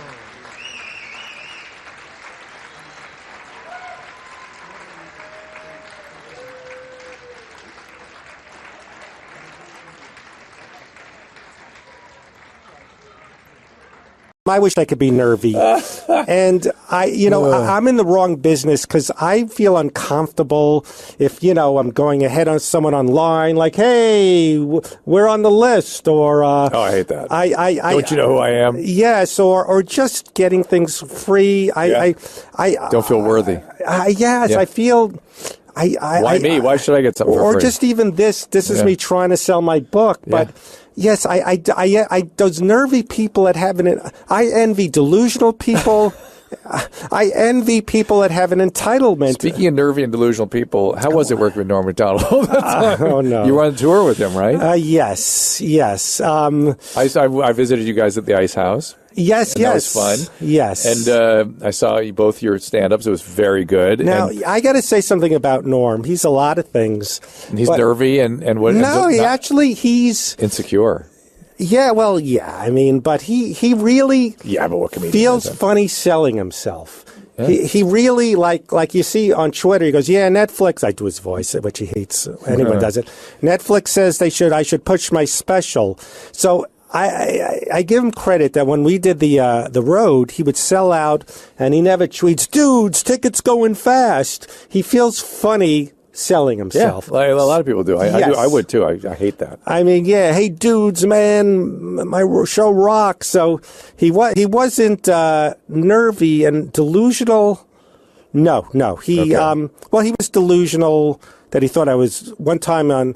You were there in Denver. Yeah, Denver Comedy Works. Saw you open for him. You missed a show where he was screaming at me from the side because he thought I was ripping him off. I heard there was an incident on the late show. I was at the early one.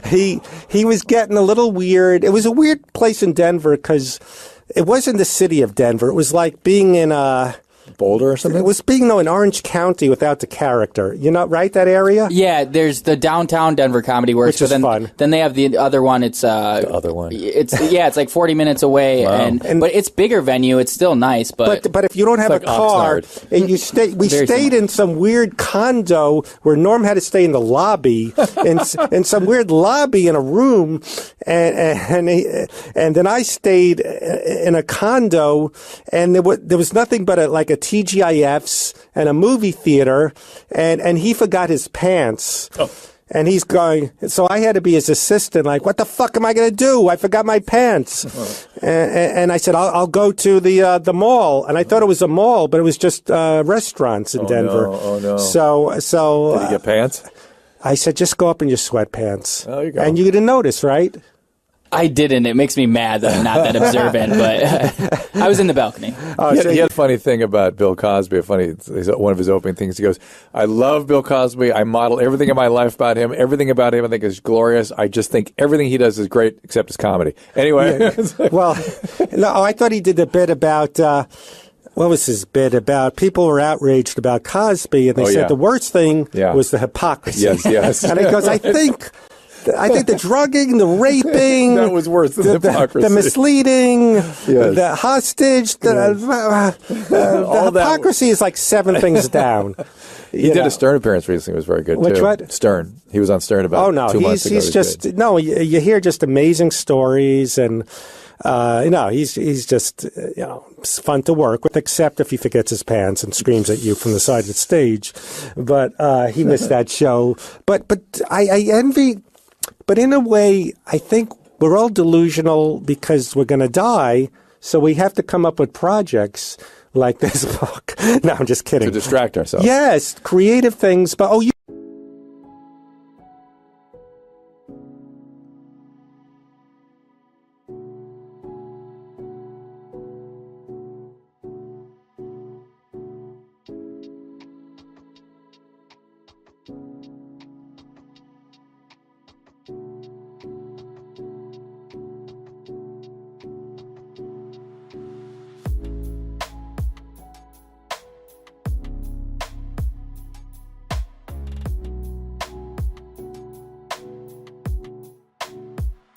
what about guys I like that the do deep like that's not very good, is it? Sometimes it is. I mean, Political stuff? I like all comedy. You probably ya? do too, Norm, you know. Huh?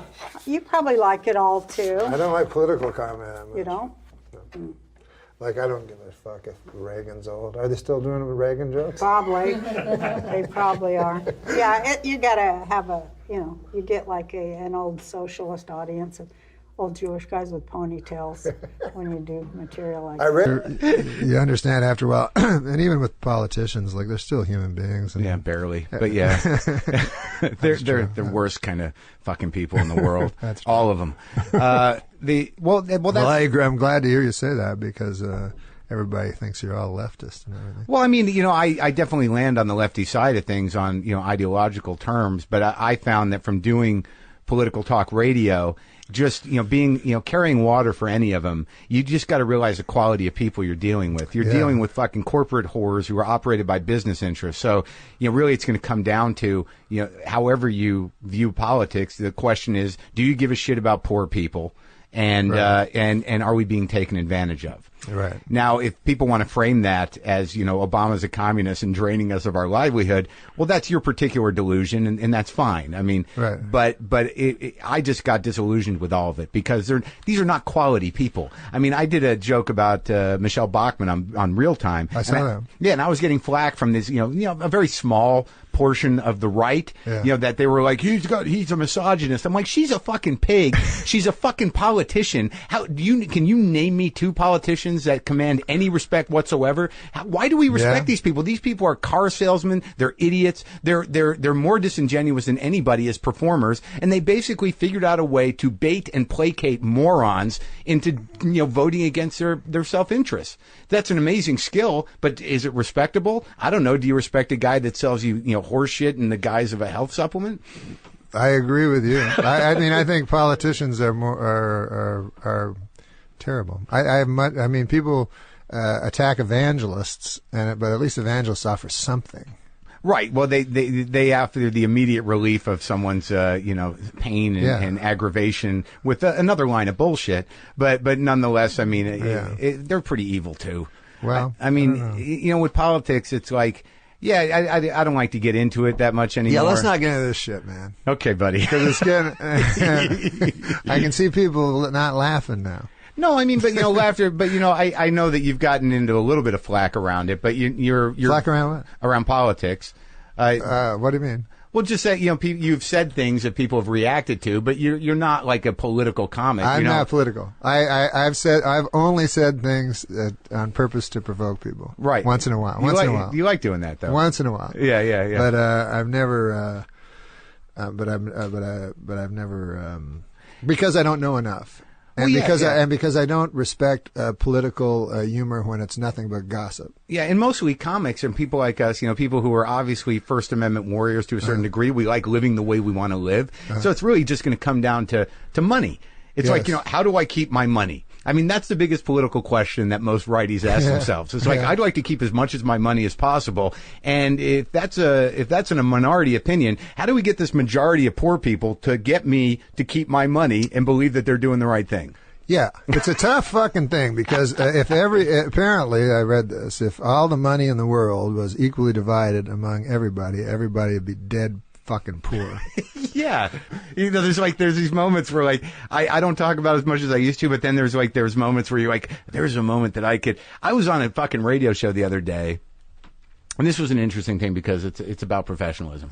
I don't do political talk radio. I've got my political views and they're fairly general. I'm not trying to support, any politician, but I have the way I think about things. But there are politicians that represent the opposite of what I think. So I'm on this talk show with a guy, it's a Fox affiliate, but I'm there to plug my comedy and talk about my podcast and be funny with this dude who's a talk show host. He's a radio professional. He runs an entertainment show for the most part, but he's been dying to talk to Rand Paul about the bridge situation because I'm in Louisville, Kentucky. He's the fucking senator. They got bridges falling down and he's been trying to get this guy on the show. And the guy he calls in when I'm there. You know, so like now I've got, like, if I was doing political talk radio, I mean, it would have been like, you know, what the fuck are you thinking? You know, you and your libertarian bullshit, and how are we going to pay for this? Like, I would have jumped in and done that. But there was this moment where it's like, I'd just done a segment with this radio professional. He was like, God, it's great to talk to a guy who knows how to be on radio. We're having a good time. Hold on, the senator's on the phone. And I got to sit there and go, oh, do I do this? Would it be worth it to sabotage this for some lefty, credibility?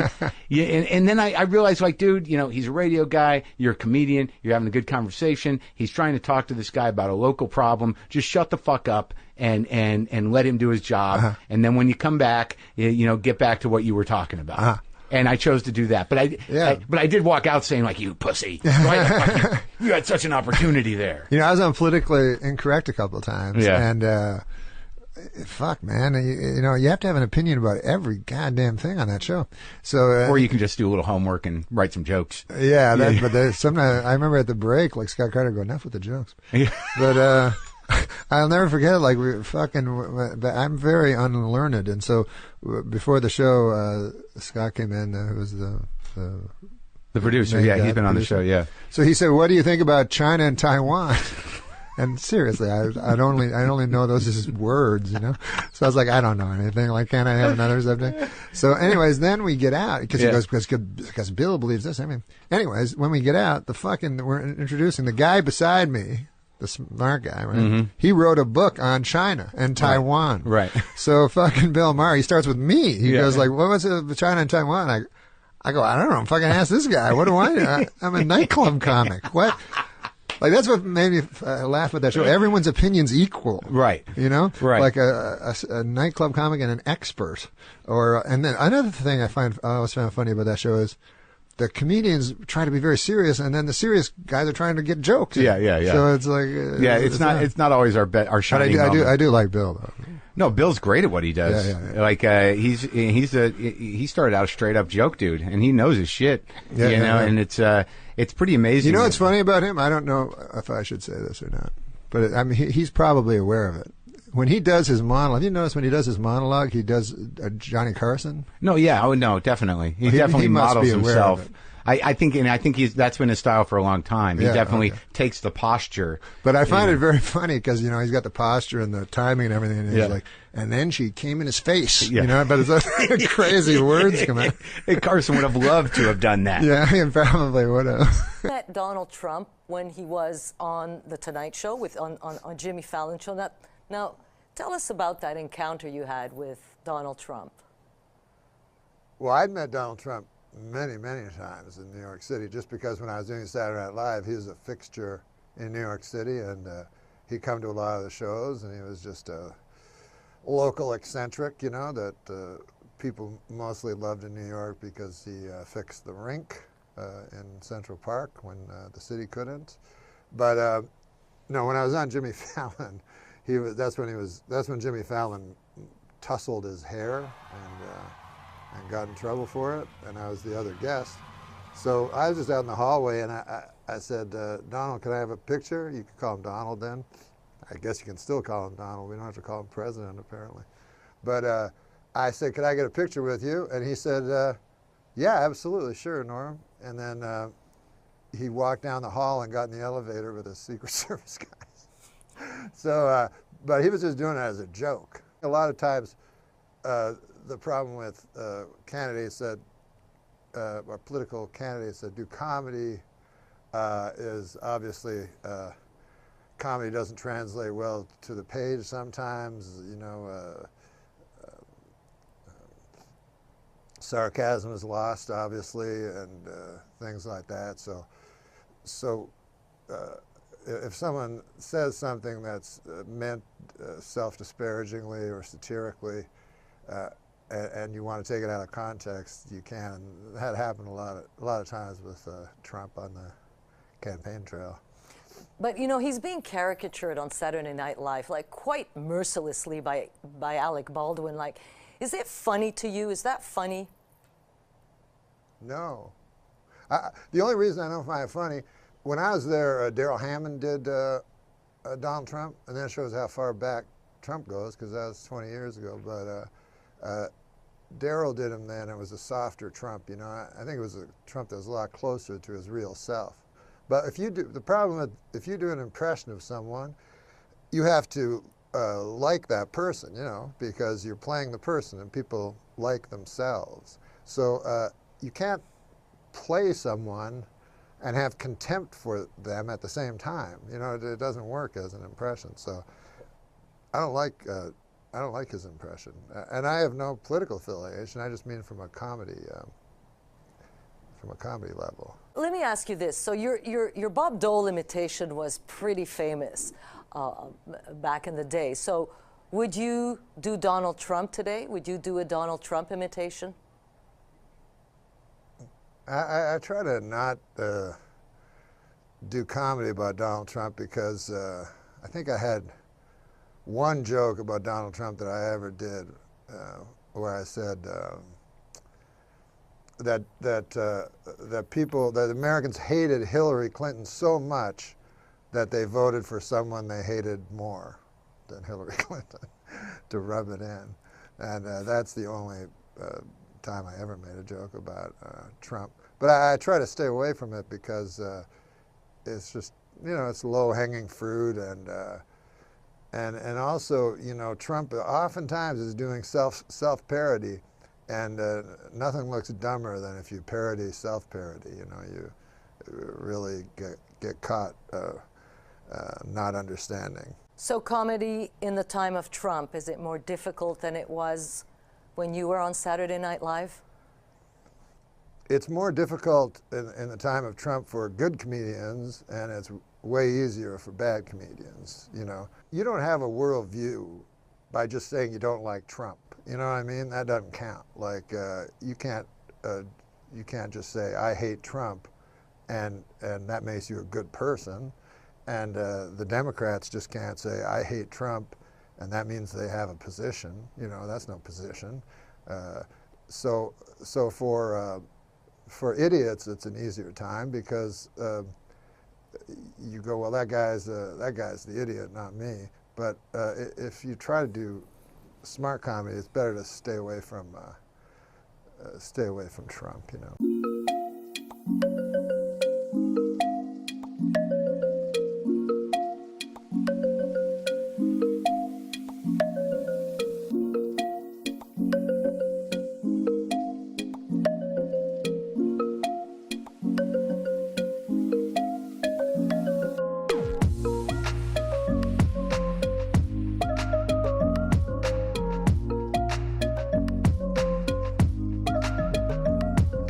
Was he forced him to do this. The big problem that Clinton has is this thing where he's going to pardon the McDougalls. He may or may not pardon him. Yeah, people don't know. The Whitewater people, we call them. Right. The show. Hillary, if she is, because she's also a co-conspirator. Yeah. If she gets sent away. If she gets sent away, will he pardon her? And Clinton said, "You do the time. You do the crime. You do the time." He said.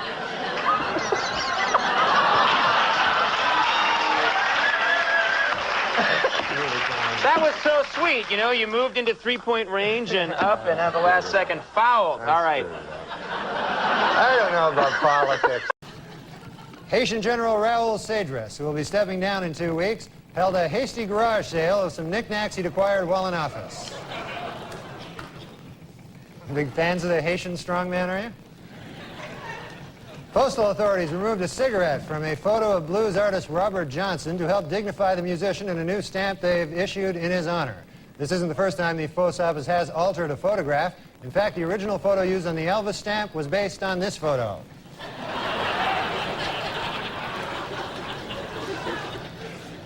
King enjoying a hoagie. In a related story, 3 of Hollywood's most powerful men, David Geffen, Steven Spielberg, and Jeffrey Katzenberg, joined forces last week to form their own movie studio. When asked what sort of films we could expect from them, the trio replied, mostly pornos. That's good news. All right, all right. Last week, Queen Elizabeth won 10 pounds in her country's national lottery. However, she has no plans to quit her job as Queen of England. Yeah, I knew. You think I didn't know? Jeffrey Dahmer's relatives are reportedly fighting over what to do with his body. Yeah, that's right. Yeah. Well, some want to have sex with it while the rest want to put it in the fridge. So that's, should have stopped at the premise that time. The U.S. Postal Service this week canceled plans for a stamp commemorating the bombing of Hiroshima. They will instead release a different stamp. Here it is that hopefully people will find it less offensive, that one. Scientists have created a genetically superior Christmas tree that will be taller, stronger, and tougher than other trees. One downside, if you don't like your presents, it will kill you.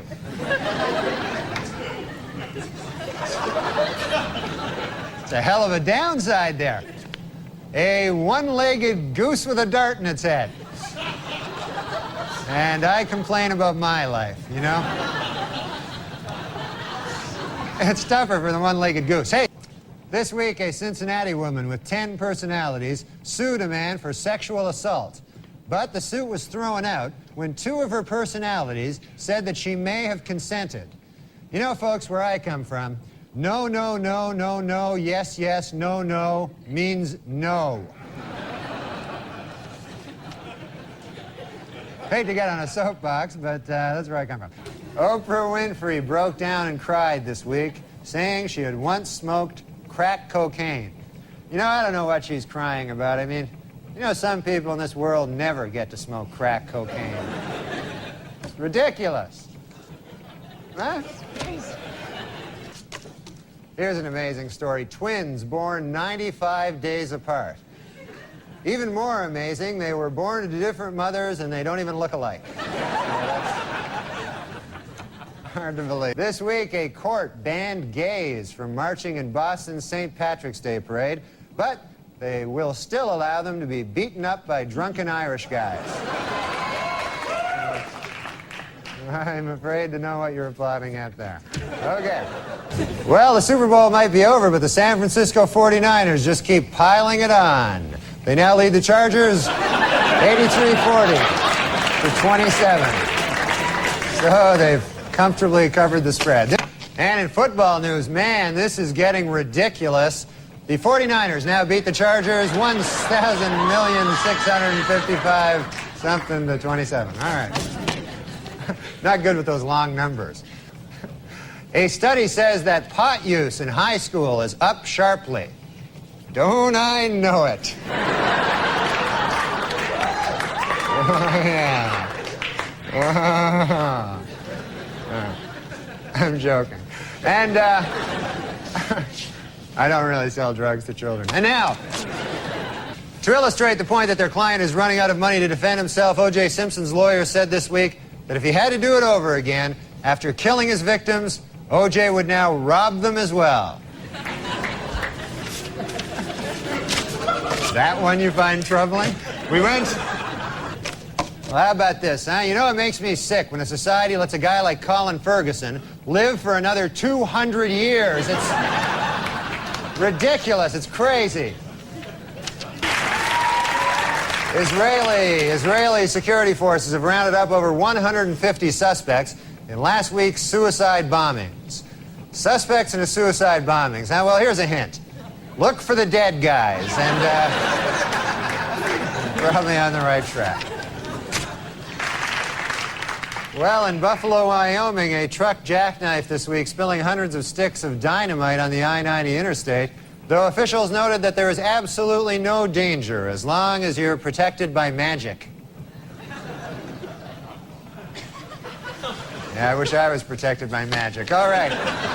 And with the Pope in New York City, some of the New York City's greediest and most heartless con men are getting rich selling fake tickets to the Mass in Central Park. Don't I know it? Look at all... Look here. Look at all this. Oh, yeah. Hoping to impress a girl, Kevin Hall, 18 years old, stuck a sawed-off shotgun in his pants and blasted off his genitals. You know, I don't know the girl, but I'm guessing that the stunt didn't work. I've learned that the hard way. In an attempt to reassure critics of the president's Bosnian policy, White House press spokesman Mike McCurry stressed that the administration does not intend that America be the world's policeman. He did acknowledge, however, that the Marines had just pulled over the country of Brazil for speeding.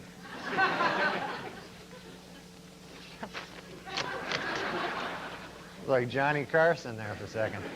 This week, Paula Barbieri admitted that she had broken up with O.J. Simpson the very night Nicole Brown Simpson was killed.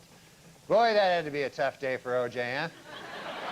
First he gets dumped by his girlfriend, then Colombian hitmen kill his wife. Man, that's...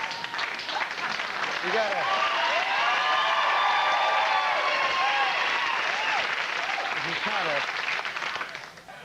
Recent studies indicate the number of people getting the AIDS virus appear to be declining sharply. But it is important for viewers to remember one thing. Sex without condoms feels better.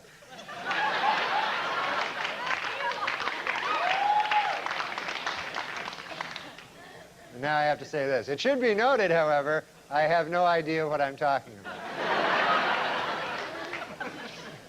Wrong Way Corrigan, the man who once flew all the way to Ireland by mistake, died this week at the age of 88. It was just like him, said his wife. He was trying to live. You got it all wrong. Across the nation this Monday, banks and government offices will be closed in observance of Martin Luther King's birthday. Meanwhile, at the Riverbend Maximum Security Prison in Nashville, Dr. King's assassin, James Earl Ray, will spend the day being raped continuously.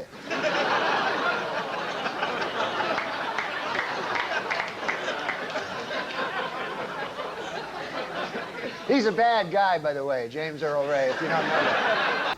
Meanwhile, Republican hopeful Phil Gramm says that Bob Dole should not get the nomination because he backed President Clinton's plan to send troops to Bosnia.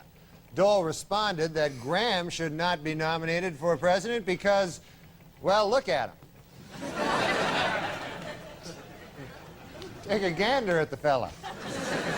Well, more bad news for ice cream moguls Ben and Jerry in their continuing battle with the Food and Drug Administration. This week, the FDA banned their newest flavor, stuff from Ben's beard.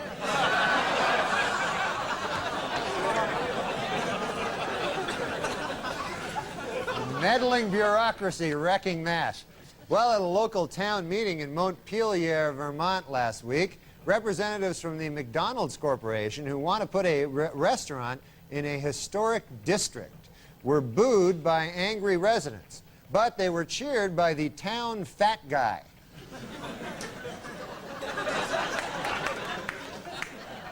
Every town has one, the town fat guy. With peanut consumption in the United States down 10%, the Peanut Advisory Board has decided to launch a $600,000 publicity campaign. Most of the funds will go towards spreading ugly rumors about almonds and cashews.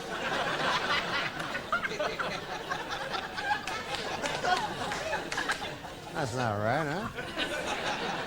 A celebrated fertility statue, which many believe has the power to make women pregnant, began a nationwide tour this week. The hundreds of women who claim it caused their pregnancies are of different ages, races, and religions. But they all have one thing in common. They are all dirty, dirty whores.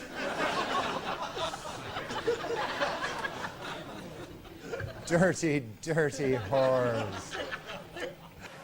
In Colorado this week, Bob Dole warned that if Pat Buchanan is the Republican nominee, the party might lose both the presidency and control of Congress. In response, Buchanan warned that if anyone other than himself becomes president, blacks will retain the right to vote.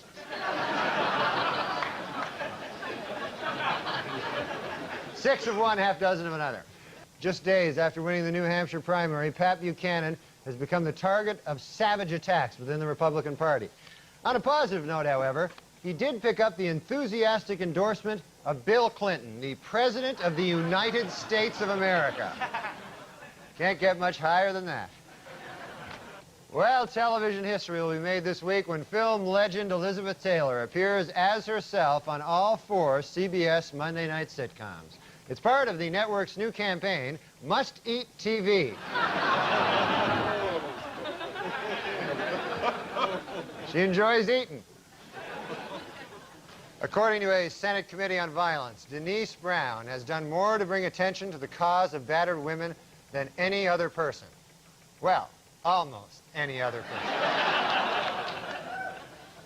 Once again, O.J. gets the short shrift. Well, Washington, D.C. Mayor Marion Barry says he has devised a money-saving plan that would close the district's Lorton prison and transfer its 7,000 inmates to private lockups. One hitch is that the financially strapped district doesn't have the startup money to implement the plan.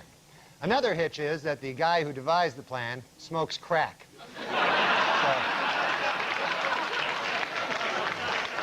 So, 2 hitches. 130 years after the Civil War, the state of Mississippi has finally voted to abolish slavery. Representatives say they would have liked to have done it sooner, but they were delayed due to some awfully big cotton crops. They had some kind of big cotton thing. All right.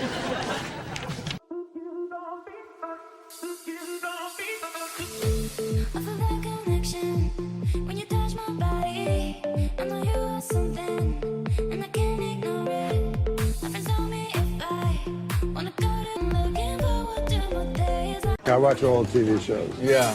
And it was the first Kojak. You remember Kojak? Telly Savalas. Telly Savalas. With the lollipop. Yeah, he had the lollipop going.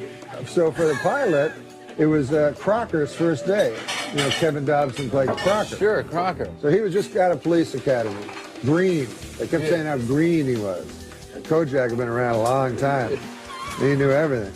So he's, you know, has this green kid, and he doesn't know if he wants to be working with him. So what was happening was prostitutes were being murdered. Oh, my. He goes, go down and try to get some information from the prostitute's mother. So a little while later, Crocker comes back. I talked to her mother. She wasn't a prostitute at all. She was a good girl. Yeah. So Kojak's seen it all, right? So he takes this lollipop, he goes, yep, she was a good girl. Mama's apple pie. The 4th of July. She was a hooker!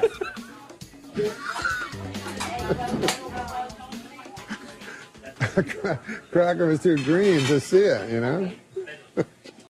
And on the American side, writer, critic, and broadcaster Joe Queenan, and from Saturday Night Live, Mr. Norm MacDonald is with us. So let's get on with the headlines here. We've met everybody. Lowry, let me bring this up to you. Definitely the biggest piece of news in the world this week is this headline right here. Take a look. Yes, she's Madonna now. It's about Madonna having a baby, yes. Which to me, with all the sex she's had, law of averages, I would think. So why do people care about this? The amazing thing, of course, is that she actually had the baby herself. Surely a woman with that degree of wealth would pay somebody else to look fat for 9 months. I mean, she's had to hide away, hasn't she, for her entire pregnancy, because, you know, most women, their ankles swell a little. This woman's neck swelled. I mean, you know, she looked horrendous. According to there's been much talk, obviously, about the naming of the baby, Lourdes, and the Vatican are not terribly happy about that. Did the Vatican actually have a response? Did the Pope come out and go, she did what? I think she should be congratulated on. Madonna should be congratulated on choosing this name, because here's a woman who's spent her entire life, basically, throwing open the door to her boudoir to any sexual pilgrim who happens to be passing. And so she calls her daughter. You know what? For all the talk of that, I don't know one guy who's done her. You know? For all the talk of, oh, Madonna has everybody, me and my friends are sitting around going, hey. But the sad fact is... Where's our turn at the deli counter? The sad fact is the one guy who has done her, as he so sublimely put it, he's been told that she's not interested in him anymore. So this guy has got to live with the fact that he's given birth to perhaps the most famous baby in the current times, you know, in the past few years. Our savior. Well, precisely. Everybody knows that. That's what happens to every man after his wife has a baby. This is no exception. I think we've taken a turn for the bitter. Well, I think most women, after they've had babies, are less interested in their husbands for a while because they're tired, you know, they're worn out. Well, plus they've had like a 6-pound thing go through the birth canal. All right, well, let's move on, shall we? Before this really degrades. Joe, this seems to make perfect sense. Here's the next headline. Handguns outlawed. Now, this is in Britain. They've outlawed handguns. Why can't we ban guns in this country? What's our problem? Guns are part of folklore, you know. Folklore? Yeah, I mean, people have always thought, you know, the founding of the West and everything, and all the lunatics in America really believe that if you have a gun, you can defend yourself against the government if the government comes. So I don't think... But hoop skirts are a part of folklore, and we don't wear those anymore. You make a good point. Norm, would you ban guns if you... No, not in a million years. I got a gun. I own a gun. All right. That's a bit worrying, don't you think? Well, guns, you This guy got to has a have gun. guns on account of, what if another character has a gun, you don't have a gun? Now, that's an interesting point. Guns really are horrible, and they should be banned in all countries. You shouldn't have one. Oh, I would love it if I was the only guy to have one, to tell you the truth. Looks like Norm would be getting a lot of free lunches with that one. You see, it's called the right to bear arms, isn't it? Isn't that supposedly We have a constitutional the right, yes. constitutional precept of the right to bear arms? But actually, it's the right to kill people. I mean, it's so simple. That's what a gun does. I think you're just bitter It because kills our right people. that we had got us our country. I mean, let's face facts. If we didn't have guns 220 years ago, you guys would still be taxing the tea. But we had a couple of, you know, we had a couple of rifles. We marched down. You guys wanted to walk in single file. I don't know why you did that, but you did. And if we hadn't taught you how to use the guns in the first place, then you wouldn't have been able to. Oh yeah, like Geronimo didn't teach us how to shoot straighter than Lord Cornwallis. All right. Felix, we got some more headlines going here. Have you had one of these in England? Million Man March in England. Are there a million black guys in England to have a march? Or do they have like 100,000? I think actually there's about 5 of us. Oh my God. Things are pretty depleted right now, what with me being over here.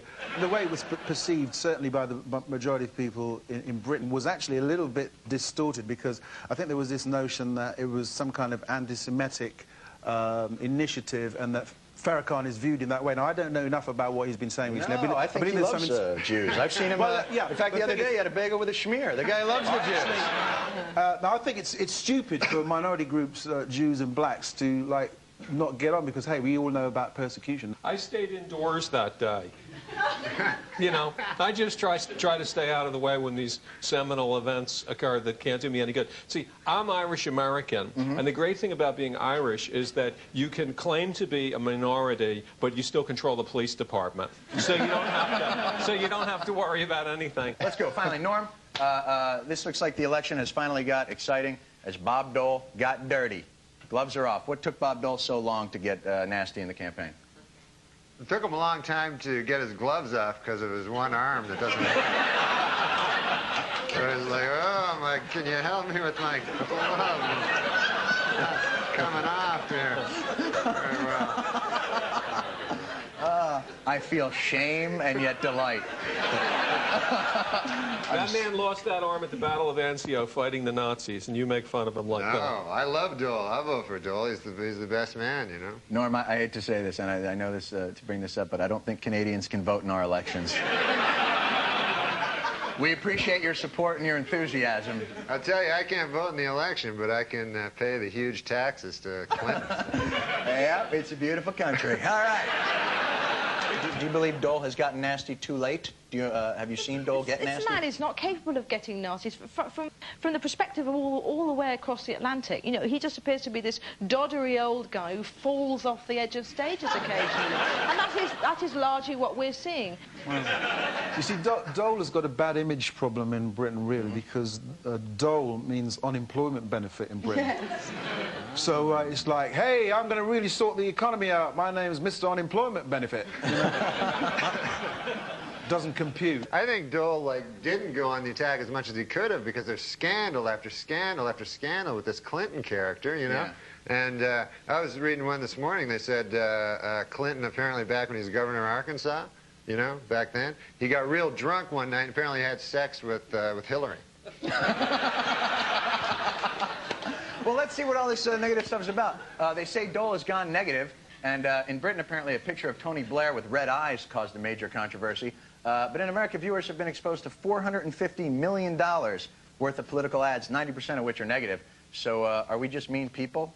You know, why are we being shown these things? Let's take a look at some. Dole voted to raise payroll taxes, Social Security taxes, the 90 income tax increase, $900 billion in higher taxes. And look closely at his risky tax scheme. He'd actually raised taxes on 9 million working families. Bob Dole, 35 years in Washington, 35 years of higher taxes. We send them off to school, and we worry. Teenage drug use has doubled since 1992. And Bill Clinton, he cut the White House drug office 83%. His own Surgeon General even considered legalizing drugs. And in front of our children on MTV, the president himself. If you had to do over again, would you inhale? Sure, if I could. I tried before. Bill Clinton, he just doesn't get it. But we do. They say American people hate negative advertising, but yet it's shown to work. So what's the...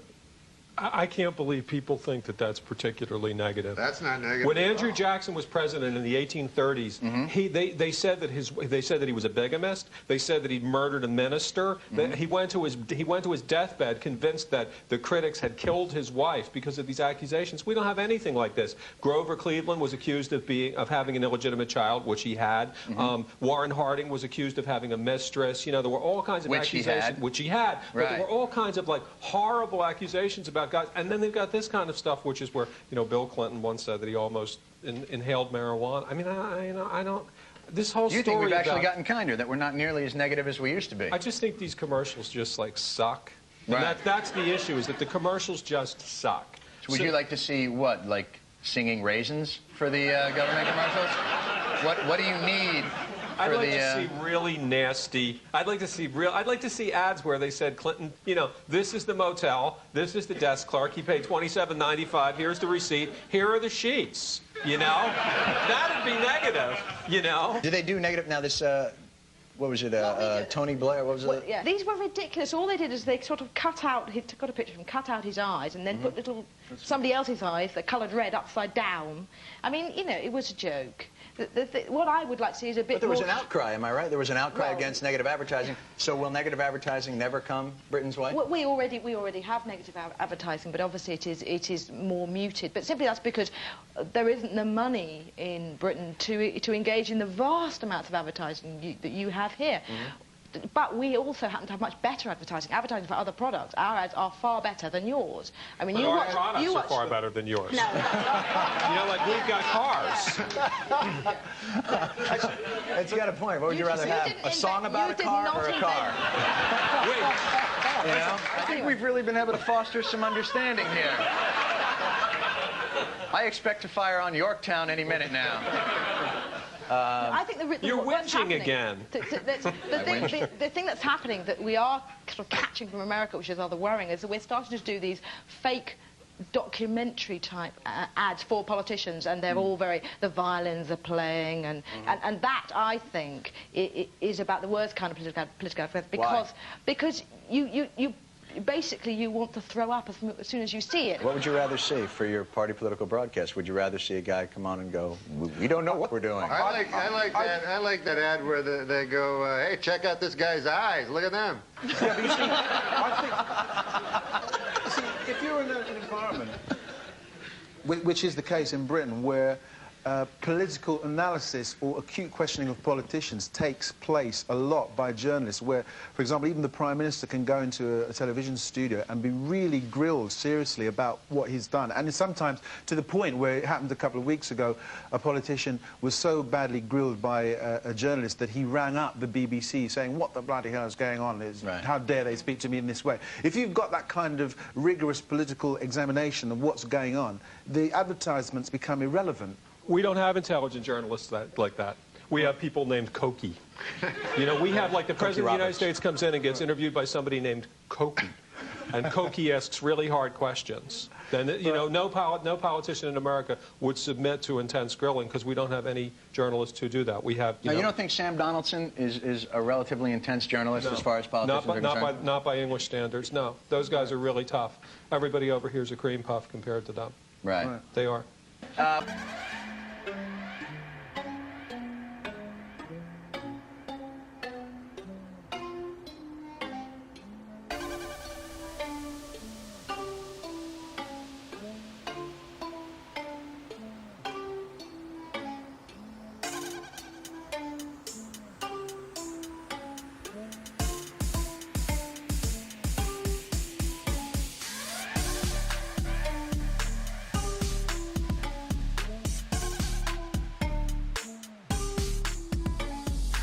While Americans are pessimistic about politicians improving their lives, they're very optimistic about books, audio tapes, and videos improving their lives. Yes, the self-help movement is alive and well, with many Americans believing, I could do anything if I only knew what it was. We asked Lori Pike to go and talk to some losers who buy this kind of thing. How do you create an extraordinary quality of life today? All right, let's see what we got here. Handbook of coping, that'll be useful. Panic no more. Nasty people, how to stop being hurt by them without becoming one of them. I'll try. Don't blame mother. Listen up, girlfriend. Lessons on life from the Queen of Advice. I am right, you are wrong. Definitely take that one. The Anger Workbook. I'll start with lesson 1. With all these books, are we really coping with our problems, though, or are we just thinking up new ones? Well, I have a collection at home myself, and that seems to be the only kind of reading I do these days. My feeling is so strongly that while you have oxygen in you, that the whole point of being on planet Earth, why we all really burn to get here and to incarnate into these families that are so troublesome, is to work things out. I bought the book because I feel like there's something in my life that has been holding me back success-wise in my career. I'm an actor, and it's helping a lot, actually. I just finished shooting a film, and I just booked a commercial just now. People collectively again are saying, you know what, I am entitled to a healthier, more fulfilling life. I am entitled to love. I want to have a career. I mean, look at this section here on ethical business and right livelihood. I am entitled to love my work. I am entitled to have friends that I adore. Did you think and grow rich after you read Think and Grow Rich? Absolutely. You did? Absolutely. I created my company 4 years ago, right after I read Think and Grow Rich. So I bought a self-help book to help myself. It works. Personally, when I see people reading self-help books, I'm always a bit suspicious of them, especially the ones that say get rich quick and how to, like, enter your inner self in 5 minutes. Earth is an anagram for heart, E-A-R-T-H, and heart being H-E-A-R-T. Everyone on Earth is working on their heart chakra center. What is the #1 killer? Heart disease. I'd like to see more of self-help. I'd like to see more security in the bookstores. That's what I'd like to say. I really think that 30% of the people in any society are jerks. And you just want to try to keep that potential down, that number down. 30% of the people... 30%. Obviously, Nazi Germany had a higher percentage. Right. But 30% of the people in any society are jerks. And as long as it doesn't go above 30%, that's okay. So people reading these books are jerks. So don't worry about it. If it gets up to like 50, 60%... So these books are not helpful. They're not making us So happy. they don't have any effect on really cool people like us who have our lives totally together. So that means like one of us is probably a jerk.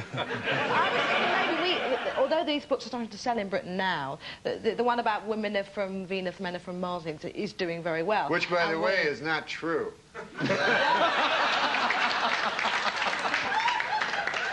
These self-help books are very, very American, because if you read our advice, most of our agony aunts, they're very sort of like, dump him, he was obviously no good for you, and go and find yourself another man. Whereas if you read these books, it's all like, well, what happened in your childhood, and what kind of personality you're on? You know, this is all useless information. Nobody wants to take responsibility, you know? It's always like, hey, my dad, you know, anally raped me or something, you know? And, I mean, who of us haven't been anally raped by their fathers? I mean, really. Yeah, you should get over it, shouldn't you? American self-help books are all about getting rich, and because English people have such lower expectations, like you don't have books like How to Get Rich in a Year, it's like How to Get 5 quid ahead by Thursday, you know, how to win 7 pounds in the lottery. It's actually how to save 40 pence on that next sandwich. You see, actually, in Britain, the notion of self-help, it's not like, hey, all this stuff about finding your inner self and all that. It's things like, hey, you know, I really want to learn to make really good mayonnaise or something, or it's pragmatic. You're saying you're pragmatic. Or grow nice turnips, or great big cucumbers. You know, something that's useful. You see, there's a whole notion that. Well, do you think it's the context of the society, in that we've had it so easy here in America that we've had a chance to become this self-involved? Whereas, let's say, for instance, Britain, or for instance, Japan, where they had an atomic bomb dropped on their heads. If you have an atomic bomb dropped on your head, it's hard after that to go, well, I'm afraid to love. You know. I was surprised to see on the film that there were men buying these books, because certainly in Britain you'd never get a guy buying any of those books. In England, you're encouraged to be emotional about very little, or to express emotions about very little. One of the things you can be emotional about is sport, occasionally, football particularly, or animals. You know, you can get excited or emotionally in touch with that. Right. Perhaps I said the wrong thing when I said excited with animals. I didn't mean that. But you can get emotional about them. I mean, like, you could be talking to yourself in the street and, like, going to the toilet in your trousers and, you know, kind of totally insane. And everyone goes, oh, well, yeah, High Court judge, you know, fine, you know. But if you're sort of even mildly thinking about going to therapy, oh, well, you're a nutter. You're a complete nutter. So there's a strange imbalance. There's almost like a prejudice against it. Because self-help, in essence, you wouldn't need a book, would you? I'll tell you a good self-help book. Yeah? Holy Bible. Worked for me. Norm, I know you. I know you've never seen the Bible. I've seen the Bible in those hotel rooms you can See, that's an interesting point, though. If you're not in therapy and you're not taking drugs, where are you going to go to ease your pain? Perhaps the church. Unlike in Britain, religion in America, big business and growing. So if you need a few tips, here's how the church is aggressively wooing new customers. World Reach. It's about preaching the gospel. It's about producing television specials. It's about providing hope through Operation Blessing. But mostly, World Reach is about Jesus. Father, in the precious holy name of Jesus, we pray right now that your power will come into the lives of people who are watching this program. All it takes is just 65 cents a day, $20 a month, because Jesus is the answer. Touch their bodies, heal them in Jesus' name. Restore that skin to normal. In the name of Jesus, receive an answer to your prayer. Terry, do you have something? You've suffered for a long time from a ringing in your ears that's very annoying, and God is releasing that for you right now.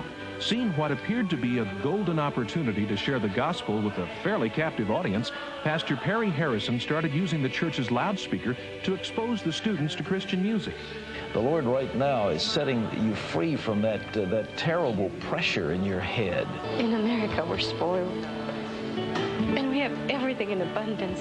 But here, they don't have anything. And the most we can give them is hope in Jesus. Now, if you prayed with me, it's the most important prayer you ever prayed. I want you to do something about it. I want you to call us, tell us you prayed. For those who contribute, we have something called Jesus is the Answer. And we also believe in the great pumpkin and the tooth fairy.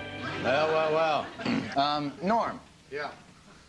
In the United States, religion, big boom in business now. Are we just a pure and moral people? Is that the situation here in America? I don't know. You know, like you always hear of people saying they're Christians, and then they don't read the Bible. It's insane. Well, they say 90% of people have a Bible. Have a Bible, but you figure you read it. You know, like, I mean, they get the Bible, and it's supposed to be the Word of God, and they go, yeah, I'm going to get to that. I'm reading this Grisham thing first, and then I'll get to the God thing after, you know. God, he wrote a book, too. Is religion in decline in Britain? Is it, because here it's obviously booming. I I can't tell you how stunned I am by the fact that you even have that on your TV. What do you mean? Jesus is a competitive business in this country. You got to have a band and a good choir or people don't show. It's not enough to, you know, cure pleurisy. You got to have good music in there. Is it just... Go on. Go on. You see, this is English, you see. No, go ahead. It's so polite, I'm moving on.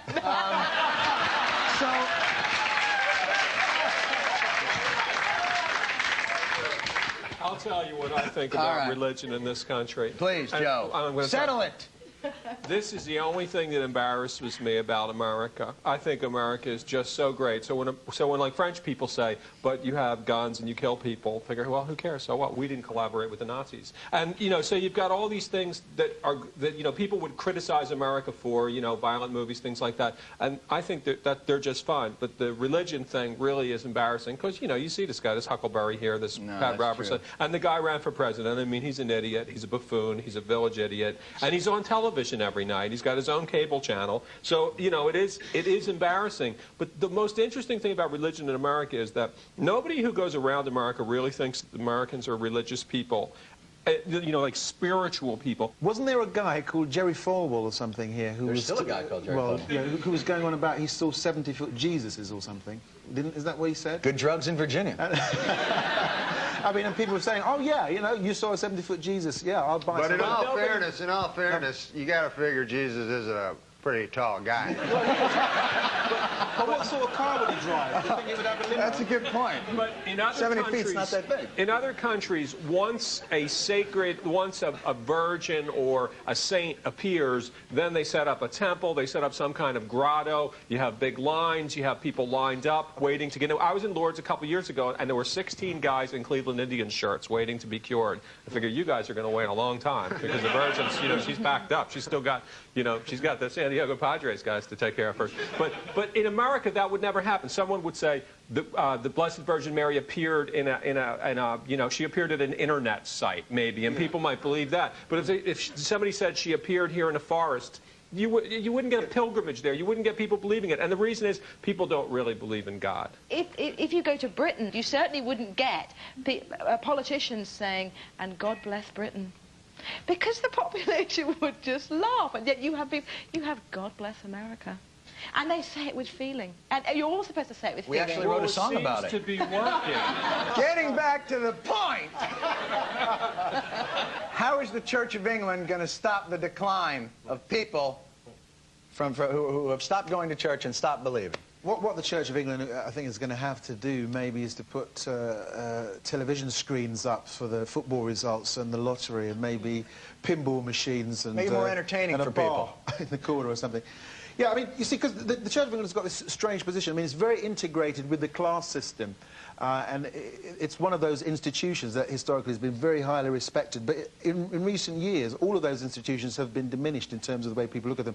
The judiciary, the monarchy, and the Church of England itself. So the Church of England is really on a downward slope, and I don't know how it's going to be corrected. Basically, because all of these institutions, they've been... Would it matter? Would it matter to the quality of life over there if it went away? They've lost the mythology. Let's say it went away. The only way that I think that it would increase in popularity is to take a leaf out of the book of all those sort of wacko, alternative, crystal, new age rubbish. You know, for a long time in the church, in most Christian churches, Catholic, Protestant, whatever, the principal influence was, of course, Jesus Christ, because he was crucified. If you go into a church today in America, the principal influence is the Carpenters. I mean, Karen Carpenter. Right. That all you hear is every single person who lost their job playing the piano at the bar at the Marriott last week now does the religious service in your church. And there's this real strong musical element in all of these churches. I mean, you go in there and they're playing like the average white band type songs, but with these like religious lyrics. And there's this whole early 70s feel to religious churches, which is why I feel that churches must be eliminated immediately. And I mean, overnight. You just got to get rid of the music. The first thing you do is you got to get rid of the music, and you got to do things like when they have these blessings of animals. So like bring traditional biblical animals like donkeys and dogs and stuff. People bring like Gila monsters. People bring Gila monsters and iguanas and ferrets. You can't. God wouldn't bless those things. You know, it's sacrilege or simony or something. I just have to say this: for Jews, it's just funny to watch the whole thing unfold because we just think we've been cold kicking making it for 4,000 years, and we don't give a shit what you guys do. I went to a bar mitzvah a couple of weeks ago. You know, and you don't I have to much say you're that enjoying like them. I went to a freak show at Coney Island once. You don't have to say it like that. You don't have to. I went to a bar mitzvah. You people are insane. Once again, that's all for tonight. Thanks to Lowry Turner, Felix Dexter, Joe Queenan, and Norm MacDonald. Please bow your heads and God bless America.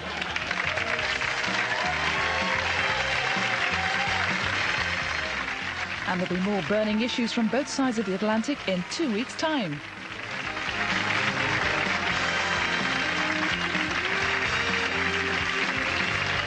These days with your comedy, do you feel like you're walking on eggshells at all?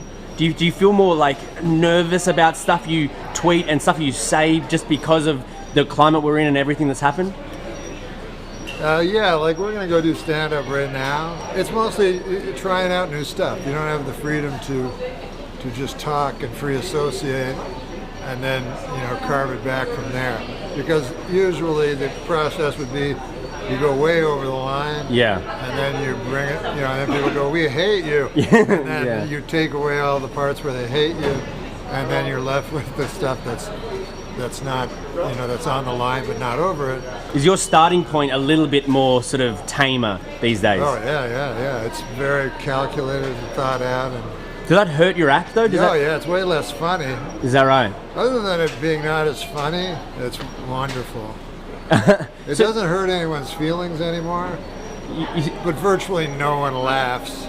So it's a trade-off. But so that's really hurt your career in terms of the fact that you're an eggshell comedian. And I don't think like... Is that a new term? I just made it up just now. Shouldn't comedy be some sort of sacred place where you're allowed to say whatever's kind of on your mind and like, if it's funny, then it's okay? It used to be, like Jerry Seinfeld always says, the audience will let you know. Yeah. When it's gone too far, because they're a cross, representation of the population. Yeah. But now it's not enough to get, 99%. You have to get 100%. Most of the audience wants to be funny. Doesn't care about anything but that. They just want to escape. Yeah. But a tiny a group of people ruin it for everyone. And that's who you cater your performance to these days? I cater my performance to a tiny group of people. That's sad. That hate me.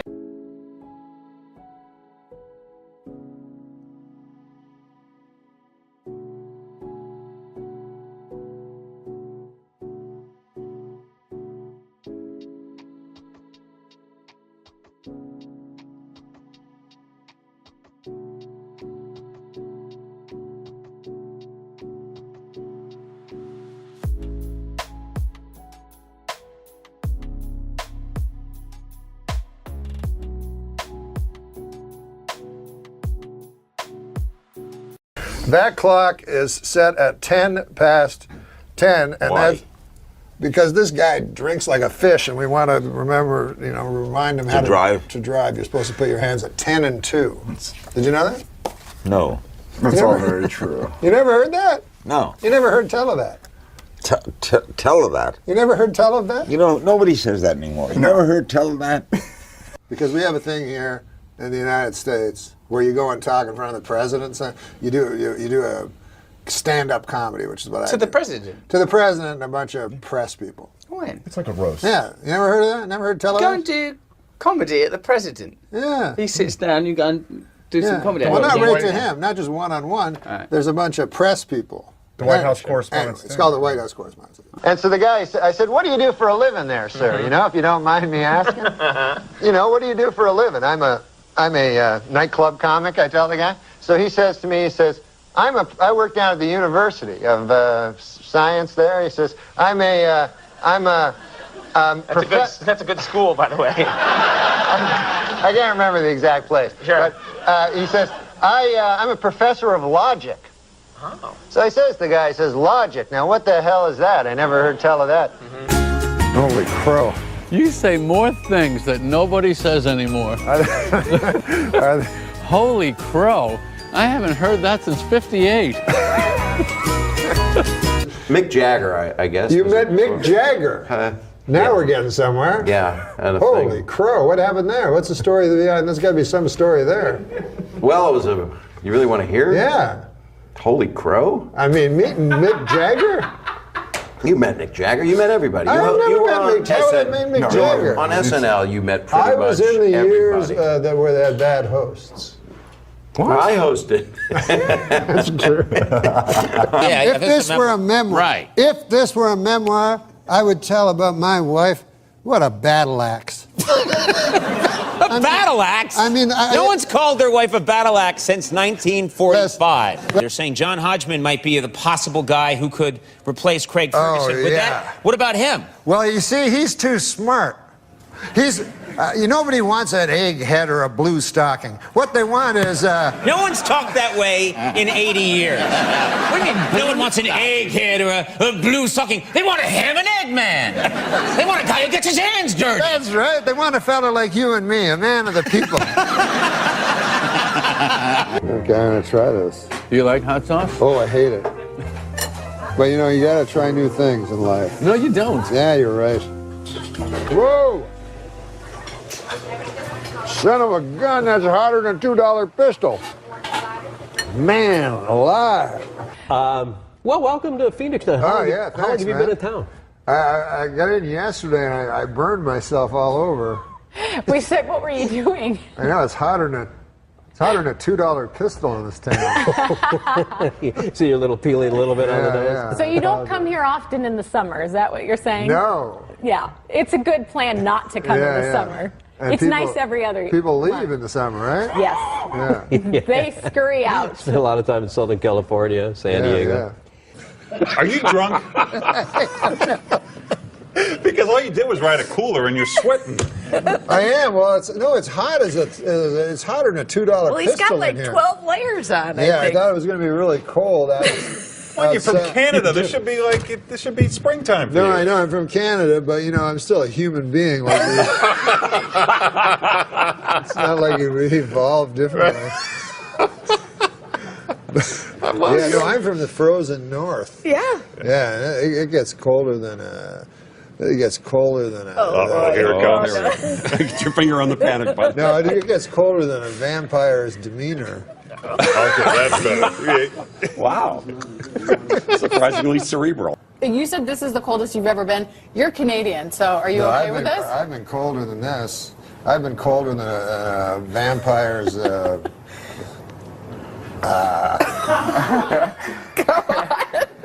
on. That's like We're an 8 waiting. a.m. joke. We can do it at 7:19. The stage is yours. Larry, can I borrow $25,000? That's a lot of money, Norm. What's it for? Well, you know, I think you probably know.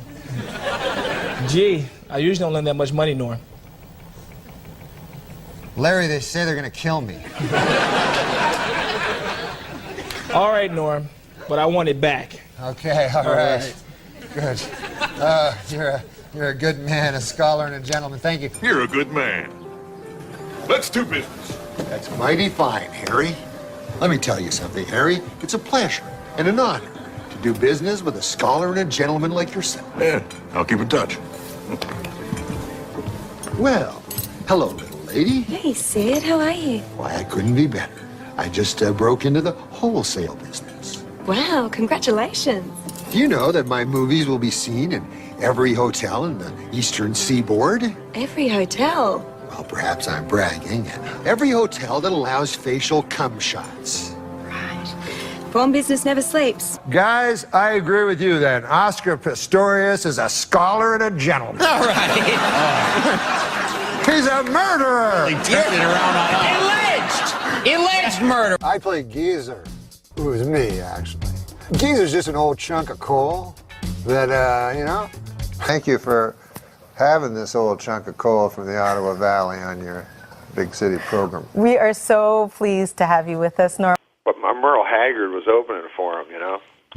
And I'm just an old chunk of coal. And I like Merle. Some of my strongest material comes from real life. Real life? Like, for instance, today I was driving in a car. You were kind enough to bring a car to bring this old chunk of coal here to the studio. We send cars for our guests, yes. Yeah, so I got in it, and that's, I get material that way. So my driver... What do you mean? How do you get material that way? You get in the car, and what happens? My driver tells me a joke. Scared now. No, firstly, Conan, I'm thankful for the fine ladies who live across this country and leave pies on their windowsills.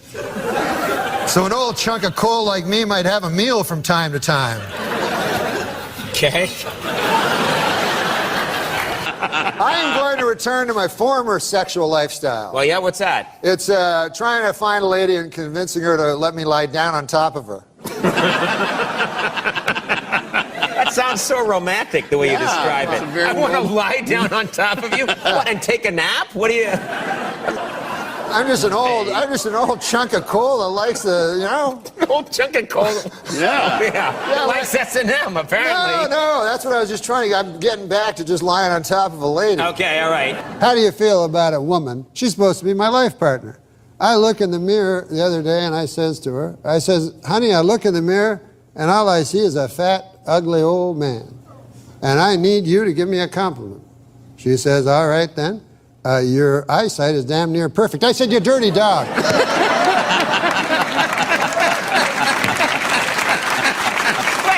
you called her a dirty dog? A dirty dog. A dirty dog. Call me to say goodnight. Kiss me once or twice. I'll never let go of you. Fold me into your arms. Stay with you. The thing I wanted to talk about is his diction, his word choice. I've always he spoke like someone from the 1920s. He would talk about hobos, and he would say, as my wife, a battle axe. Yeah. He talked in this way that was from a different time. I'm just an old lump of coal, and you thought, where is this coming from? And it didn't feel contrived. It was, and I don't know if it coming from this province in Canada. Yeah, I think it does. I think it does. Because his, people can make up that kind of language and use it. This really came from him, and he would make these choices. Like, I remember at one scene he was talking about a dog, a Doberman. And he kept calling it a Doberman. That's right. And you were like, why is he calling a Doberman a Doberman?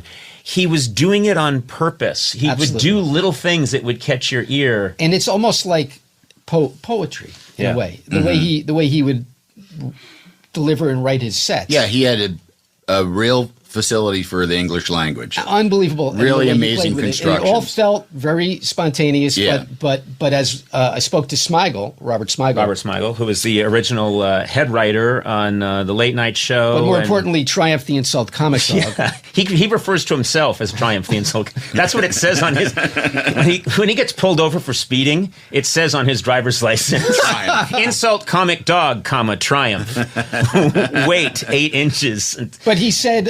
he saw him perform somewhere, and I don't know where. But he said Norm went on a run, and it was hilarious. And he went up to Norm and said, "That was amazing, that run you went on in the moment." And he said, "That wasn't in the moment. That was completely crafted. Every single word of it was written out." I'll tell you something else too, which he was a craftsman. Yeah, he was a craftsman.